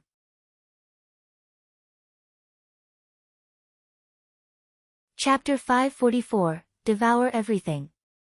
Zero Wings' arrival had silenced the reception hall. At this moment, practically every guild representative in the hall focused on Shifeng. Why does it have to be him? So that's the case. It is no wonder the candlelight trading firm set up its headquarters in White River City. Everyone suddenly came to a realization. However, at the same time, the upper managers of the various large guilds re-evaluated their impression of Zero Wing. The majority of the people present had not understood Zero Wing's true strength. They had only read some reports about the guild. Before arriving in White River City, each guild had investigated the various guilds residing in White River City. The reports had contained a lot of information about Zero Wing. Moreover, after the guild's intelligence agents' detailed investigation of the number 1 guild in White River City, they had quite the high evaluation of Zero Wing. Practically every agent had evaluated Zero Wing as a guild that was above a second-rate guild, but below a first-rate guild. Meanwhile, Zero Wing's guild leader, Black Flame, was even Star Moon Kingdom's number 1 expert. Up till today, Black Flame had yet to suffer a single defeat. Even Overwhelming Smile, the guild secretly supported by Underworld, could only hold the position of number 2 in White River City. When everyone had received these reports, they had simply laughed it off and placed no particular importance on Zero Wing. Now, however, the upper managers of the various large guilds even considered firing those intelligence agents of theirs. Just what had they investigated? How can Zero Wing be so powerful? Galaxy Past's expression became grim when he saw the members of Zero Wing. Guild leader, the woman standing beside Black Flame, isn't she Aqua Rose? An indescribable bitterness welled up in Purple Eye's heart when she saw Aqua Rose. They were old acquaintances.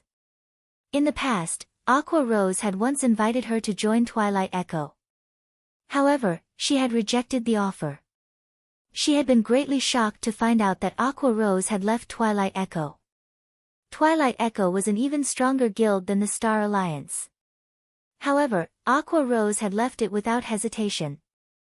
Moreover, she had even joined a newly established and unknown guild after the fact. When Purple Eye had received this news, she even thought she had heard wrong. She had also felt it was somewhat unfortunate. A capable gamer such as Aqua Rose had taken such a foolish route. Now, however, it would seem that Aqua Rose's decision had not been the wrong one at all. A guild with a single expert was not particularly frightening. However, it was a different story if said guild possessed a large group of experts. Moreover, looking at the nearly 100 people who had entered the hall, each one of them wore equipment that could rival the best equipment the Star Alliance had to offer, so much so that the best geared members of the Star Alliance were even inferior to some of Zero Wing's core members. Furthermore, the Star Alliance could only scrape together, at most, enough equipment to gear a team of 20 players. It was absolutely impossible for them to equip a 100-man team. One could just imagine how powerful Zero Wing's background was. Moreover, Aqua Rose's current equipment actually consisted of only dark gold equipment. As for the dark red staff in her hand, Purple Eye could not even begin to imagine its rank. However, judging from the amount of pressure it emitted, it was most likely above dark gold rank. Now that Zero Wing had displayed its strength, even Gentle Snow, who was very familiar with Zero Wing, was surprised, not to mention the Star Alliance, which was also a Star Moon Kingdom guild. Regarding this revelation, Gentle Snow could only reveal a bitter smile. She did not know whether she should rejoice or lament right now. Previously, when Shifeng had offered to annex Ouroboros, she had thought that he was being wildly arrogant. However, looking at this dazzling and imposing 100-man team, there might not be a second guild in all of Star Moon Kingdom capable of building up such a team. With the two first-rate guilds of Star Moon Kingdom reacting in such a way, there was no need to mention the guilds that had come from a foreign country. Pavilion Master, this Zero Wing seems quite amazing. It has actually obtained so much dark gold equipment. Every one of these players also seem extraordinary, with a few even radiating dangerous auras. A blue-haired girl with bright eyes and slender eyebrows sitting beside the Dragon Pavilion Master exclaimed, giggling. Contrary to her words, her actions made it seem as if she did not take Zero Wing seriously at all. As expected of the number 1 guild of White River City. It really does possess an impressive number of experts. The equipment it possesses is even more surprising. Only, it is a pity that such good equipment is actually being wasted on these people, the handsome youth stated, his gaze revealing a hint of greed. He could not help but admit that the equipment worn by Zero Wing's members was indeed amazing. Even the Dragon Phoenix Pavilion did not have so much top-tier equipment, much less first-rate guilds. If he could snatch all of it away. At that time, the Dragon Phoenix Pavilion would definitely become a bona fide super guild. It might even become even more powerful than a few current super guilds. Pavilion Master, should I secretly rob them all? The robust man named Blood Dragon asked softly. Let's discuss it first. The handsome youth waved his hand. Faintly smiling, he said, whether it is the Candlelight Trading Firm's intermediate mana armor kits or Zero Wing's equipment, it seems that my trip to White River City has not been wasted. If I deal with this matter properly, the great Pavilion Master will definitely be pleased. Pavilion Master is truly wise. At that time, I want to see just how the Phoenix Pavilion plans to contend with our Dragon Pavilion, Blood Dragon laughed. Even after silence had gripped the reception hall for some time, Shifeng had not hurried to dive straight into business. Instead, he waved his hand and signaled Melancholic Smile. At this moment, Melancholic Smile opened her mouth and said, "Ladies and gentlemen, if you are here to purchase intermediate mana armor kits, please follow me. As our stock is limited, the Candlelight Trading Firm intends to hold a small-scale auction exclusively for you." Saying so, Melancholic Smile led the way out of the reception hall. In response, however, the guild representatives only turned to look at each other, showing no signs of leaving their seats. Who among them was not here to purchase the Candlelight Trading Firm, hoping to earn a massive profit through the transaction? How could they possibly come all the way here just to purchase a few measly intermediate mana armor kits? Particularly, the Dragon Pavilion Master from the Dragon Phoenix Pavilion looked utterly uninterested in the intermediate mana armor kits. With the Dragon Phoenix Pavilion taking the lead, everyone would naturally follow. However, among these people, one person stood up from their seat and followed melancholic smile. Has Gentle Snow gone insane? Galaxy Past watched Gentle Snow's departing figure. There were so many guilds putting pressure on Zero Wing right now. Even if Zero Wing were strong, it would have no choice but to tread carefully when faced with so many large guilds. Offending so many large guilds at once would be tantamount to suicide. Anyone who had a brain would definitely choose to stay. After all, they could take advantage of the situation to rake in even more profit for themselves, and that was not something a few measly intermediate mana armor kits could hope to compare with. Yet, Gentle Snow had actually chosen to leave. Don't tell me that no one else here is interested in the intermediate mana armor kits? Shifeng asked as he glanced at the seated guests. At this moment, Feng Xianyang stood. Righteously, he said, Guild Leader Black Flame, many of us here have journeyed from far away. We have already shown the candlelight trading firm sufficient respect. If you turn us away empty-handed, our reputations will suffer. That's right, Guild Leader Black Flame. Let's prosper together. Wouldn't it be better if we invest into and develop the candlelight trading firm together? That way, everybody can profit.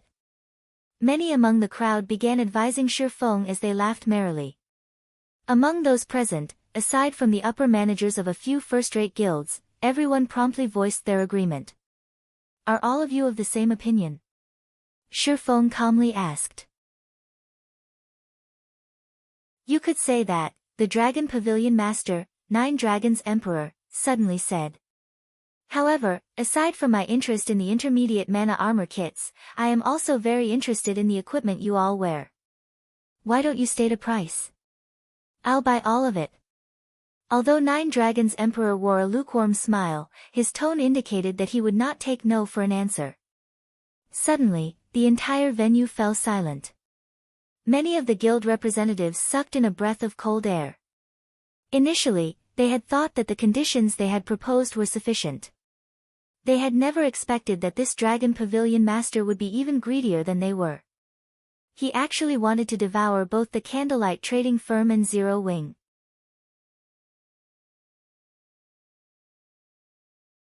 Chapter 545, Super Guild. Although Nine Dragons Emperor's words were quite arrogant, all of the various guild representatives present knew that this handsome youth before them had certainly earned his arrogance. The fact that the Dragon Phoenix Pavilion was hailed as a super first-rate guild, which was the closest existence to a super guild, was not without reason. Great strength had built that reputation. In today's era, virtual reality had long since integrated into everyone's life. Practically everyone would come into contact with virtual reality games in some form. Meanwhile, there were countless virtual gaming guilds. Any guild that the public officially recognized became a third-rate guild. Even though third-rate guilds were nowhere near the top of the gaming industry, they still stood out among the countless guilds in the virtual gaming world. Not only did a third-rate guild possess a certain degree of financial support, but it also possessed a large number of members. Normally, third-rate guilds had also earned some form of achievement in some virtual reality games. Standing above third-rate guilds were second-rate guilds. Not only did second-rate guilds possess abundant capital, but they also possessed quite a number of experts. These experts were normally those who held some fame in the virtual gaming world. As for a second-rate guild's member count, there was no need to even mention that. Normally, a second-rate guild would develop itself in multiple cities simultaneously. As for first-rate guilds, they were normally guilds that had been crowned as overlords in at least a dozen large-scale virtual reality games. Such guilds generally had over a decade of history, having overcome countless, painstaking trials. First-rate guilds had perfected expert training programs and a large network of contacts. Most importantly, these guilds had recruited a large number of experts over the years. Practically all up-and-coming experts of the virtual gaming world would be split between these first-rate guilds. With more experts joining the guild every passing year, there would always be a large number of experts present to support, to battle for, and to bring endless glory to the guild. They were existences far above second-rate guilds. As for super guilds, They were the titans of the virtual gaming world. There were even many virtual reality games that these super guilds had produced personally. They also had their own research teams that were set up to study and improve a person's gaming skills. Super guilds had no shortage of ordinary experts. Aside from recruiting some experts who possessed extraordinary talents, they would usually nurture their own army of experts. As for the various major competitions held in the virtual gaming world, these super guilds organized practically all of them. Meanwhile, the majority of the top-tier experts that had emerged from these competitions every year were usually experts that these super guilds had nurtured. Take Purple Eye and Aqua Rose for example. Both had been nurtured by the same super guild. After undergoing the sharpening of various major competitions and emerging victorious, both had become Rookies of the Year. They had then separated from the super guild they had belonged to develop themselves separately. In fact, this wasn't just limited to the two of them. Many well-known experts in the virtual gaming world had originated from super guilds. This was the amazing part about super guilds. With this aspect alone, super guilds were already leaps and bounds above first-rate guilds. Take the financial prowess backing super guilds for example. All super guilds already stood at the peak of the virtual gaming industry. In a society where virtual reality was so well developed, the economic value of the virtual industry constantly rose. Whether it regarded financial prowess or influence, super guilds were not one bit inferior to international corporations. There were some super guilds that were even stronger.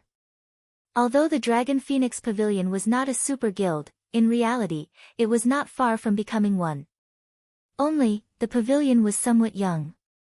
However, that was only true when compared to actual super guilds. When compared to other first-rate guilds, the pavilion's history was a lot longer than many first-rate guilds in the virtual gaming world. This should be fun, Galaxy Pass said as he looked at Shifeng standing near the door, a meaningful grin appearing on his face. Guild leader, you still have the heart to make jokes? If the Dragon Phoenix Pavilion really buys out the Candlelight trading firm, wouldn't we have come here for nothing? Purple Eye asked as she frowned at Galaxy Past.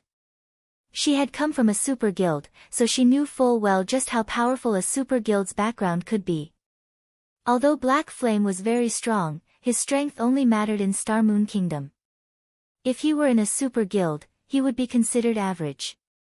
As for the other experts of Zero Wing, a super guild had armies of such individuals. Not to mention, super guilds also possessed plenty of old monsters. Those players were no longer considered human. Only, these old monsters would not normally appear in the public eye, so not many people knew of them. A single flick from a super guild could easily annihilate Zero Wing. If it came down to a fight, Zero Wing wouldn't even be powerful enough to resist. In reality, even an amazing first-rate guild would stand no chance against a super guild, much less Zero Wing. At most, it could only provide a momentary struggle. This was also one of the reasons why there was only a small number of super guilds, despite there being a large number of first-rate guilds in the virtual gaming world. The only reason why super guilds did not go out of their way to compete with first-rate guilds, only contending with opponents of the same level, was because they did not like bullying the weak. It was the same concept as for how an adult would not participate in a fight between children. Doing so would only harm to their reputation. It seems that Gentle Snow's decision was correct. If I had known something like this would happen, I would have gone along to purchase some intermediate mana armor kits, Galaxy Past sighed ruefully. Once the Dragon Phoenix Pavilion purchased the Candlelight trading firm, it definitely would not sell the intermediate mana armor kits. Rather, it would use those kits to strengthen itself and challenge those super guilds. If he wanted to buy the intermediate mana armor kits, now was his only chance to do so. Meanwhile, sitting in the corner of the reception hall, Feng Xianyang was thoroughly dumbfounded. The situation left him utterly speechless. The higher-ups of Underworld had instructed him to purchase 300 intermediate mana armor kits. If the Dragon Phoenix Pavilion bought the Candlelight trading firm, how was he supposed to buy the kits? Melancholic Smile entered the reception hall on the second floor with Gentle Snow behind her. The location Melancholic Smile had led Gentle Snow to was still inside the reception hall. Only, it was situated on the building's second floor. It could be considered a VIP room of sorts. And while the occupants of the first floor could not see the occupants on the second floor, the reverse did not hold true. Not only could one see everything that went on inside the reception hall on the first floor, but one could also hear the first floor's ongoings clearly. "Why have you brought me here?" Gentle Snow asked, surprised. "Miss Snow, please wait a moment," Melancholic Smile said. "Guild leader knows that you want a large number of intermediate mana armor kits. However, the supply for the kits is truly too scarce. As the demand for it is very high, he plans to hold an auction for the kits. Meanwhile, the auction will be held right here. As soon as he sends away the guild representatives below, the auction will begin. Send them away." Gentle Snow could not help but glance at the Nine Dragons Emperor. She had seen the Nine Dragons Emperor many times before, so she knew this man's temper. He was the very definition of the word hypocrite. If both sides were on equal footing, then there wouldn't be a problem with discussing business. However, if the other side's strength were inferior to his, only a painful slaughter awaited them. Nine Dragons Emperor was also willing to do whatever it took to achieve his goals, and that included unscrupulous means. Hence, very few people were willing to deal with him. However, it was also this personality that had allowed him to reach the position of Pavilion Master. In a super first-rate guild, it was not easy for one to reach the position of Pavilion Master. Knowing a few tricks was far from enough. One also needed strength and ability. Otherwise, one would not be able to secure their position even if they did manage to obtain it. The fact that Nine Dragons Emperor had held his position firmly for so many years spoke volumes about his strength. Hopefully, he wouldn't do anything stupid, Gentle Snow said somewhat worriedly as she glanced at Shifeng. Inside the reception hall on the first floor, silence filled the venue. Everyone had focused on Shifeng, waiting for his reply despite having already guessed what the outcome would be. "You want to buy the Candlelight Trading Firm and Zero Wing?" Shifeng laughed. Smiling at the Nine Dragons Emperor calmly, he said, "Sure, but I want 60% of the Dragon Phoenix Pavilion's shares."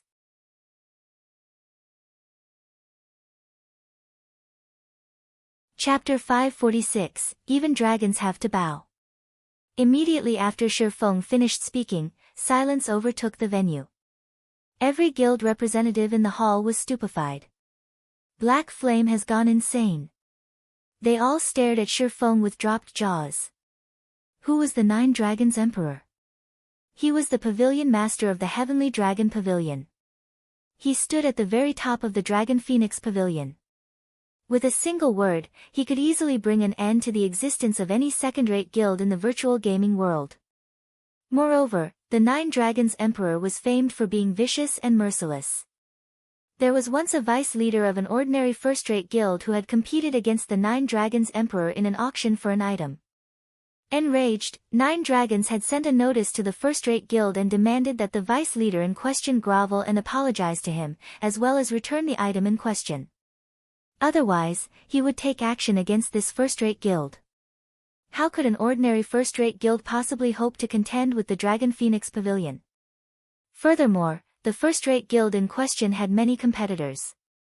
Nine Dragons had only needed to give the word, and many other first-rate guilds would have joined hands to take out the offending guild.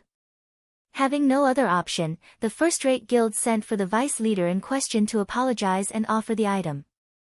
In the end, however, the Dragon Phoenix Pavilion still annihilated the first-rate guild, forcing the guild to migrate to a different virtual reality game. Currently, although Shifeng had not outright stated that he refused to sell, the price he demanded was the same as slapping the Nine Dragons Emperor in the face.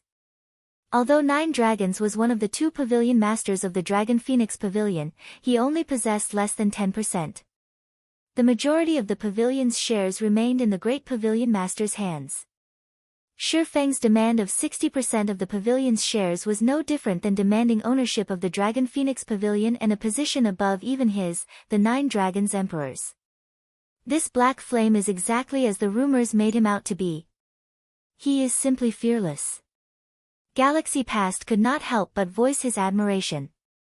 Throughout God's domain, other than those super guilds and a few guilds with extremely powerful corporations backing them, there were no guilds that dared provoke the Dragon Phoenix Pavilion.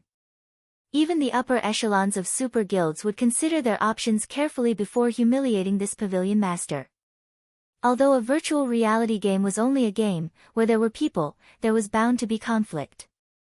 The Nine Dragons Emperor was the face of the Dragon Phoenix Pavilion. Even if Shifeng refused to give in to Nine Dragons' coercion, he should have handled the situation with a more delicate hand. Yet, Shifeng had thrown all pretenses out the window and made a mockery of the Nine Dragons Emperor. Even if it were just for his reputation's sake, the Dragon Phoenix Pavilion would now go all out to destroy him. Hence, Galaxy Past truly admired Shifeng's courage.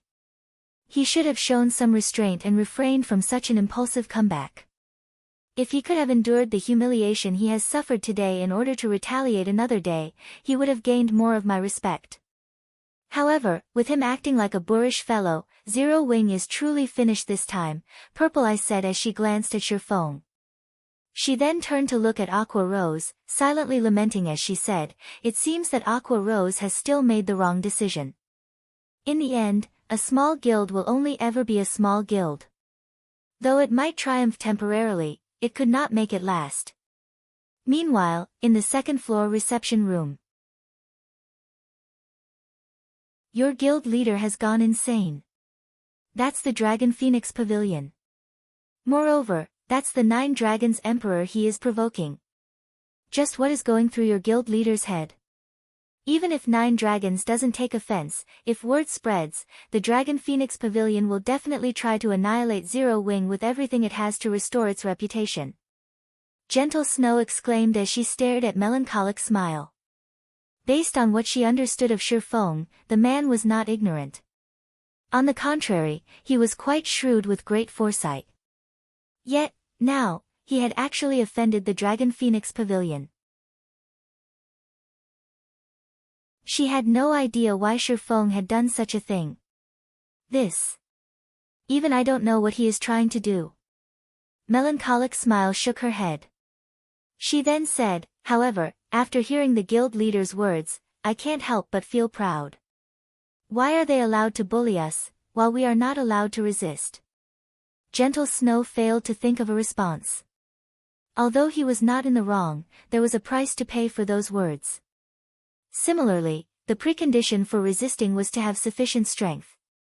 Although Zero Wing was relatively powerful, it was still far from a titanic existence like the Dragon Phoenix Pavilion. Challenging the pavilion at his point was simply suicide. Meanwhile, back in the first-floor reception hall, even the Nine Dragons Emperor himself was stunned. He had never expected Shifeng to be so foolish. Even the heavens would laugh at such folly. However, Nine Dragons could not find it in himself to laugh. Instead, his expression shifted slightly as a cold, killing intent flashed in his eyes. However, this killing intent quickly disappeared. In the next moment, a bright, dazzling smile appeared on the Nine Dragons Emperor's face. "Since guild leader Black Flame has no intentions of selling, I won't overstay my welcome. Goodbye." The Nine Dragons Emperor smiled. He then left the reception hall with his subordinates. Everyone else in the reception hall turned to look at each other. What had just happened? That's it. Wasn't he supposed to warn Zero Wing and teach them a lesson? Purple, let's leave as well, then. At this moment, Galaxy Past smiled faintly as he prepared to leave the building. "Guild leader, are we not going to negotiate with Zero Wing? Are we just leaving?" Purple Eye asked curiously. It had taken quite some effort to embark on this trip. After all, Galaxy Past was the guild leader of the Star Alliance. If he left White River City without obtaining even the tiniest harvest, he would become a laughingstock. It will be meaningless. If even the Dragon Phoenix Pavilion has been treated in such a way, do you think Black Flame will agree to sell the candlelight trading firm to us? Galaxy Past shook his head. He then explained, "Also, a war is going to begin in White River City, so don't you think we should return quickly? War? Purple Eye suddenly came to a realization. Although Nine Dragons' Emperor had left the building peacefully and had not made any vicious remarks, in reality, killing intent filled his heart. It would have been foolish of him to reveal his thoughts inside the candlelight trading firm. Inside this shop, Black Flame's words were law. Anyone who dared spout profanities inside the building would only be sentenced to death. Only a brain-dead fool would risk that just to sate his pride. Most likely, the Nine Dragons' Emperor would notify his subordinates, instructing them to annihilate Zero Wing the moment he returned to the Black Dragon Empire.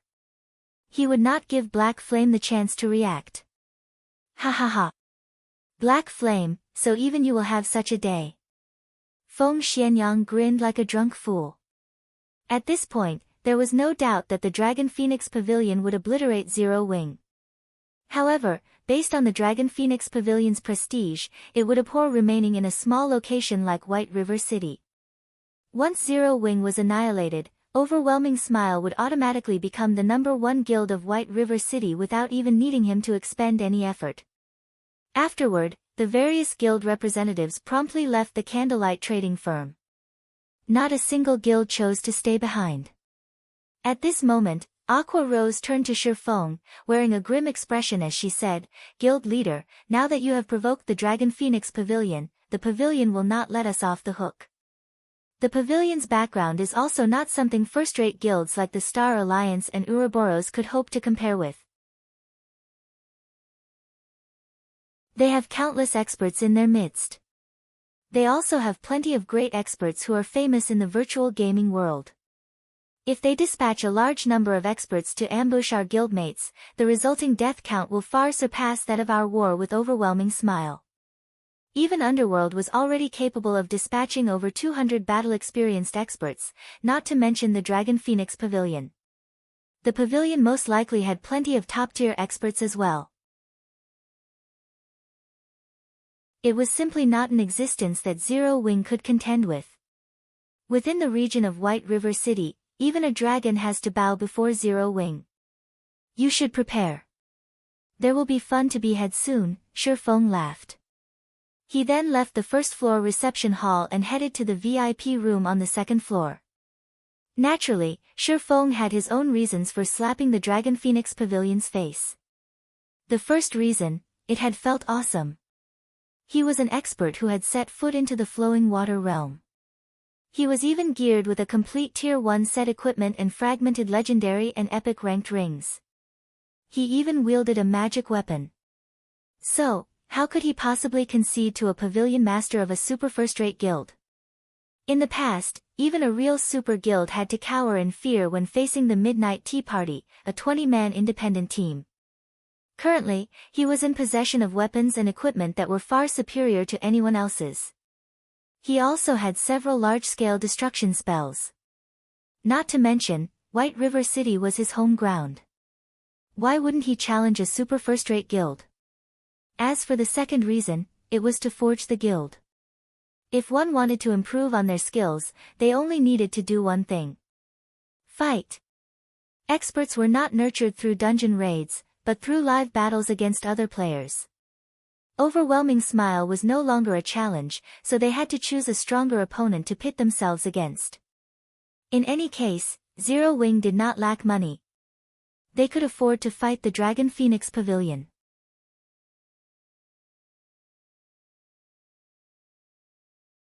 Chapter 547, Shocking God's Domain. Aqua Rose revealed a bitter smile as she watched Shifeng's departing figure. However, when she considered the situation from a different perspective, Shifeng's decision was not necessarily a bad thing. In the past, other than super guilds, there really weren't any guilds that had dared provoke the Dragon Phoenix Pavilion. Now that Zero Wing had made a fuss, even if they were defeated, it would be a glorious defeat. Moreover, suffering defeat in God's domain did not equal annihilation. God's domain was not as simple as other virtual reality games. Thoroughly annihilating a guild was easier said than done. It was similar to Zero Wing's efforts to chase Overwhelming Smile out of White River City. Despite having massacred Overwhelming Smiles members, not only did the guild still reside in White River City, but it was also getting by quite well. Only, the guild was forced to maintain a low profile, and its development had slowed significantly. Although the Dragon Phoenix Pavilion had a lot of experts, and its financial prowess was enormous, it would not be able to extinguish Zero Wing in White River City easily. Not to mention, Zero Wing also had the Candlelight trading firm supplying it with coins. Alright, let's head back and prepare. White River City won't be so peaceful from now on. Saying so, Aqua Rose left the Candlelight trading firm with Zero Wing's core members. Meanwhile, inside the VIP room on the second floor, Shifeng had already begun to discuss business with Gentle Snow.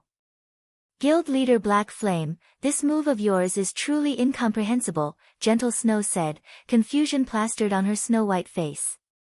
She could not help but ask, Guild leader Black Flame, you should know that there are a total of 7 first-rate guilds competing over the Black Dragon Empire.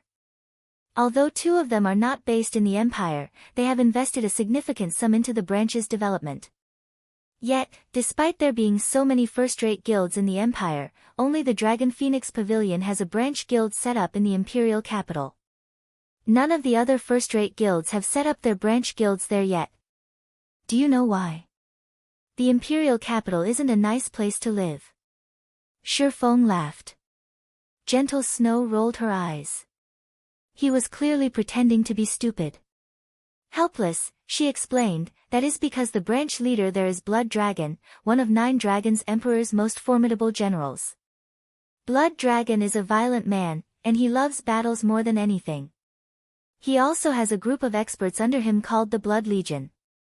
If any guilds refuse to submit to the Dragon Phoenix Pavilion and dare to reside in the Imperial capital, then this Blood Legion will come forward. The Blood Legion will secretly target these guilds, going as far as to ambush the upper echelons even while still within the city limits. None of these first-rate guilds wish to drop all pretense of cordiality with the Dragon Phoenix Pavilion and allow others to take advantage of the situation. Hence, they had no better option but to withdraw from the Imperial capital and develop in other cities. If the pavilion sends the Blood Legion to White River City, it won't be a good thing for Zero Wing. Shifeng simply revealed a faint smile in response to Gentle Snow's words. Naturally, he knew all of this information. Moreover, his understanding of the Dragon Phoenix Pavilion was even more thorough than Gentle Snow's. The Blood Legion's fame was not one bit exaggerated. The Blood Legion was also known as the Assassination Legion, comprised of a group of assassins that the Heavenly Dragon Pavilion had carefully nurtured. Anyone who opposed the Heavenly Dragon Legion would oftentimes find themselves killed back to level 0 the following day. The result would not change even if one hid inside a city. It was not an easy feat to kill players inside a city. It was especially so for a major city. Even if one managed to kill a player, the city guards would still kill them and deliver a severe punishment. In mild cases, this punishment would be a jail sentence of several days. In severe cases, it was highly possible that the guards would first execute the player multiple times, then jail them for a dozen days or so, and finally, chase them out of and bar entry to the city. If this player dared show their face in the city, the guards would execute them on the spot. Unless that player did not mind losing a few levels and being locked up for a few weeks, or they no longer wished to reside in the city any longer, they normally would not take action inside an NPC city. During the initial stages of God's domain, the various large guilds already wished they could split in 2 to hasten their development. One could just imagine how much of a loss it would be for a guild to have its experts locked up for days or weeks. Every guild treated its experts like treasures. Losing an expert for a single day could cause immense damage to a guild, not to mention a jail sentence of a few days. However, the Dragon Phoenix Pavilion paid these consequences no mind. They had plenty of experts to go around. This was the pavilion's strength. Forget it. I've already told you about the Dragon Phoenix Pavilion. Since you made me wait so long, may I know how many intermediate mana armor kits guild leader Black Flame intends to sell to me? Shifeng's unperturbed attitude left Gentle Snow utterly speechless. At this moment, however, her own situation did not look too well either, so she could not be of any help even if she wanted to. Miss Snow, how many do you want? Shifeng simply laughed off Gentle Snow's worries, not bothering to offer her any explanation. However, he knew that Gentle Snow sincerely wanted to help him. He also understood that she was currently powerless to help him. Hearing Shifeng's question, Gentle Snow pondered for a moment before asking softly, "Do you have enough to gear a 50-man team?" Everybody knew how precious the intermediate mana armor kits were. Even partnered guilds were only allowed to purchase 21 kits at a time. That amount was only sufficient to gear 9 players at most. Beyond that, it was extremely difficult to obtain any more kits, as all those who had managed to purchase them refused to part with them. It was impossible for any guild, other than Zero Wing, to obtain a sufficient number of intermediate mana armor kits to gear a 50-man team fully. Okay, but the Candlelight Trading Firm requires a large amount of rare materials. In the future, I will require Ouroboros to sell the majority of the materials it obtains to the Candlelight Trading Firm, Shifeng said. Currently, Zero Wing was still capable of meeting the Candlelight Trading Firm's demand. However, as the firm developed, the materials it required would increase. At that time, Zero Wing alone would not be enough to satisfy the demand of the Candlelight Trading Firm. However, if a first-rate guild like Ouroboros supplied the firm, there would no longer be any problems. Once I return, I'll instruct my subordinates to send you the materials. Gentle Snow nodded in agreement. In any case, she was tight on money right now. If she could convert some of the guild's materials into coins, it would help her greatly. After Shifeng and Gentle Snow concluded their trade, the matter of Zero Wing's guild leader, Black Flame, provoking the Dragon Phoenix Pavilion had already spread throughout God's domain. As a super first-rate guild, any minor matter relating to the Dragon Phoenix Pavilion would receive the attention of the various large guilds in the virtual gaming world, not to mention a major incident such as a guild openly insulting them. For a time, everyone began to pay attention to the Star Moon Kingdom, to Zero Wing, and to Black Flame. Crap, Black Flame must have gone insane. He actually dared to slap the Dragon Phoenix Pavilion in the face. Does he not want to play God's domain anymore? What do you know? Black Flame is super amazing.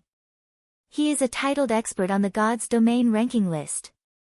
He has his own pride, naturally, so how could he possibly hand over the Candlelight Trading Firm he had built by himself?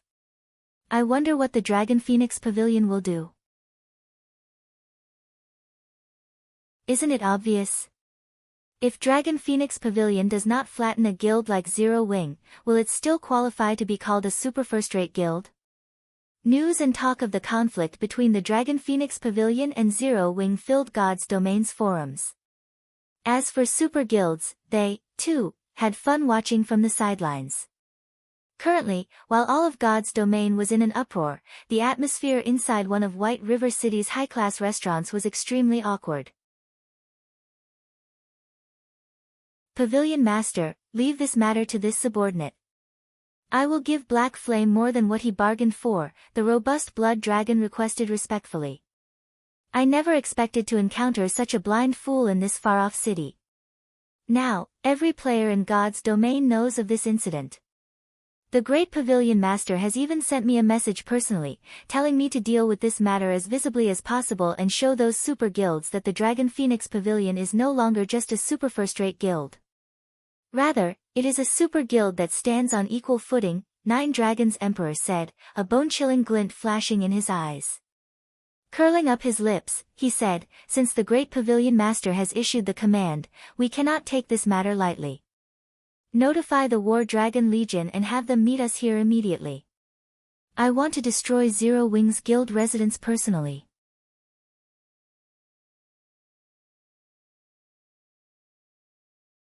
Chapter 548, War Dragon Legion. The War Dragon Legion. Blood Dragon could not help but suck in a breath of cold air when he heard this name. The Dragon Phoenix Pavilion was divided into two pavilions, the Heavenly Dragon Pavilion and the Phoenix Pavilion. Both pavilions had their own strongest legions. The Heavenly Dragon Pavilion's strongest force was the War Dragon Legion. The Dragon Phoenix Pavilion nurtured its own experts internally. Among these experts, only the best of the best were allowed into the War Dragon Legion. One could say that the War Dragon Legion was the strongest legion specially established to contend with super guilds. Blood Dragon had also come from the War Dragon Legion. Who wouldn't be shocked by the 9 Dragons Emperor summoning the War Dragon Legion? Pavilion Master, aren't we just dealing with a small guild? Is there really a need for such a commotion? Chaos Dancer, the beautiful woman seated beside 9 Dragons Emperor, advised, in fact, we can rely on the Blood Legion to get rid of Zero Wing. If we expose the strength of the War Dragon Legion right now, won't we waste a trump card that we could use against those super guilds in the future? It doesn't matter. Since joining God's domain, the Dragon Phoenix Pavilion has yet to achieve anything significant. Now that everyone is watching the Dragon Phoenix Pavilion, it is a good opportunity for an excellent performance, 9 Dragons Emperor said, smiling playfully. Moreover, Zero Wing's reputation is not insignificant.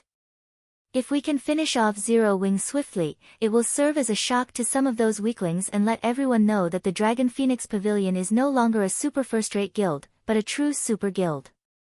Understood. This subordinate will notify the War Dragon Legion immediately. Chaos Dance then began contacting the War Dragon Legion. Time passed little by little. While the Dragon Phoenix Pavilion prepared to deal with Zero Wing, other guilds did not idle and do nothing. Every one of them gathered their members in White River City. For a time, experts swarmed White River City. Despite it obviously being daytime, the number of players filling the streets surpassed even nighttime. Among all these players, aside from those that large guilds had sent, there were plenty of ordinary players who had hurried over from other cities. Players throughout God's domain knew about the Dragon Phoenix Pavilion's intentions to take out Zero Wing. Although this was clearly a one-sided battle, many players still wanted to witness the Dragon Phoenix Pavilion's strength. Hence, many ordinary players had hurried to White River City to watch the show. However, it was also this reason that boosted the candlelight trading firm's business. Among the items sold by the firm, light stones were the most popular. The candlelight trading firm's income had practically recovered to its peak, earning nearly 1,000 gold in 1 hour. As a result, Melancholic Smile and the others at the candlelight trading firm focused fully on their work. Old 5, I heard that Black Flame defeated you and Old 6 even after you two cooperated. This incident has not impressed the higher-ups, and they've started to look down on our 7 ghosts.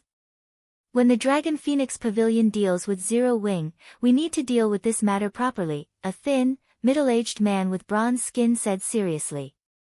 Brother 3, rest assured, I will not damage our reputation, 5th ghost said, killing intent flashing in his eyes. Previously, even though he had worked with 6th ghost, Black Flame still defeated them. Moreover, they had even lost all of their equipment upon dying and had been barred from entering the game for 2 whole days. By now, they had both become laughingstocks in Underworld. This time, in order to restore the 7 ghosts' reputation, they needed to avenge themselves properly and complete the tasks the higher-ups had given them. All is well as long as you know it. Our task is very simple this time, assist young Master Feng in obtaining 300 intermediate mana armor kits. It will be even better if we can obtain even more equipment and kits. However, since the Dragon Phoenix Pavilion is spearheading this matter, it is best if we keep a low profile. So, first, let's focus on getting the 300 intermediate mana armor kits, the Thin Man, 3rd Ghost, said. This time, to ensure we complete our task, I have even called Old 4 and Old 7 to help us. With the 5 of us, we should be able to take down Black Flame easily. The only thing we have to worry about is the pavilion itself. It is best if we form a proper plan. On this point, Brother 3rd Ghost, please rest assured. Based on my investigations, the Blood Dragon subordinates, the Blood Legion, will not be involved this time. The 9 Dragons Emperor has called in the War Dragon Legion instead. Every member of the War Dragon Legion is proud and arrogant, and they usually look down on everyone else.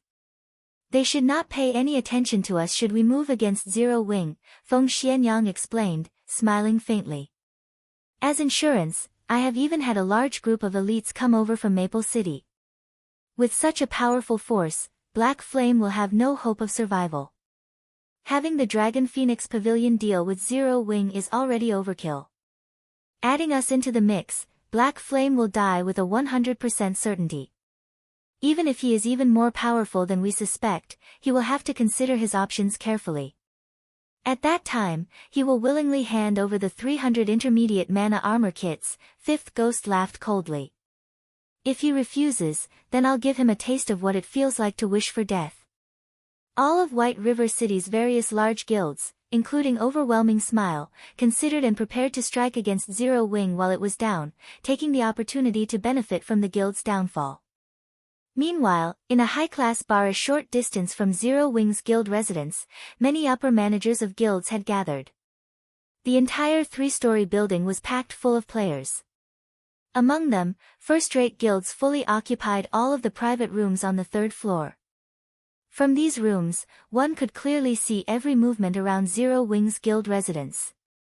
Guild leader, don't you think that Zero Wing is acting strangely? Even now, they are still so carefree. They have not taken any precautionary measures at all. Is this Black Flame pretending to be a fool, or is he actually one? Purple Eye frowned as she watched Zero Wing's guild residence through the window. There's nothing surprising about this. Black Flame simply does not understand the Nine Dragons Emperor's character. Look at the people inside the bar for example. Aren't most of them members of first-rate guilds? Meanwhile, a newly established guild like Zero Wing and a newcomer to the virtual gaming world like Black Flame don't know Nine Dragons' style of conduct. Thus, he continues with his carefree manner, Galaxy Past said, laughing. Downing a mouthful of flame beer, he continued, the Nine Dragons Emperor is someone who conducts himself with a lofty tone and does not play his cards according to common sense. This time, he has even secretly mobilized the War Dragon Legion to deal with Zero Wing, making a fuss over a minor incident. Naturally, the only reason why he would mobilize such a powerful legion is to destroy Zero Wing's guild residence. A guild residence is different from a private shop. While inside the shop, the manager is invincible. However, it is a different story for a guild residence. It is slightly troublesome to deal with the residence's hired guards, and there are also the city guards who patrol the streets. With current players' levels and equipment, it is still impossible to resist the patrolling guards. Hence, no sane guild would attempt to attack another guild's residence. However, the Dragon Phoenix Pavilion is no trivial existence. One cannot measure by the strength of an ordinary guild. Moreover, the Nine Dragons Emperor is no fool. I keep getting the feeling that he has some sort of trick up his sleeve. Otherwise, he would not have sent the War Dragon Legion, a trump card that he had prepared for facing super guilds. What we need to do now is wait for the Dragon Phoenix Pavilion to make its move. Once they take action and Zero Wing falls, we can begin our operation as well. Purple Eye nodded silently. This time, the Star Alliance had sent quite a number of elites and experts. They were not afraid that Zero Wing would not fall today. Instead, it was only a matter of how much profit they could gain. However, the various large guilds, including the Dragon Phoenix Pavilion, was ignorant of one point. Shurfeng was a reincarnator. Moreover, he had also been the guild leader of a second-rate guild in the past. In order to survive in God's domain's harsh conditions, he had endured relentless pain and suffering. As far as understanding massive existences like the Nine Dragons Emperor. The Nine Dragons Emperor, most likely, did not have a better understanding than Shurfeng.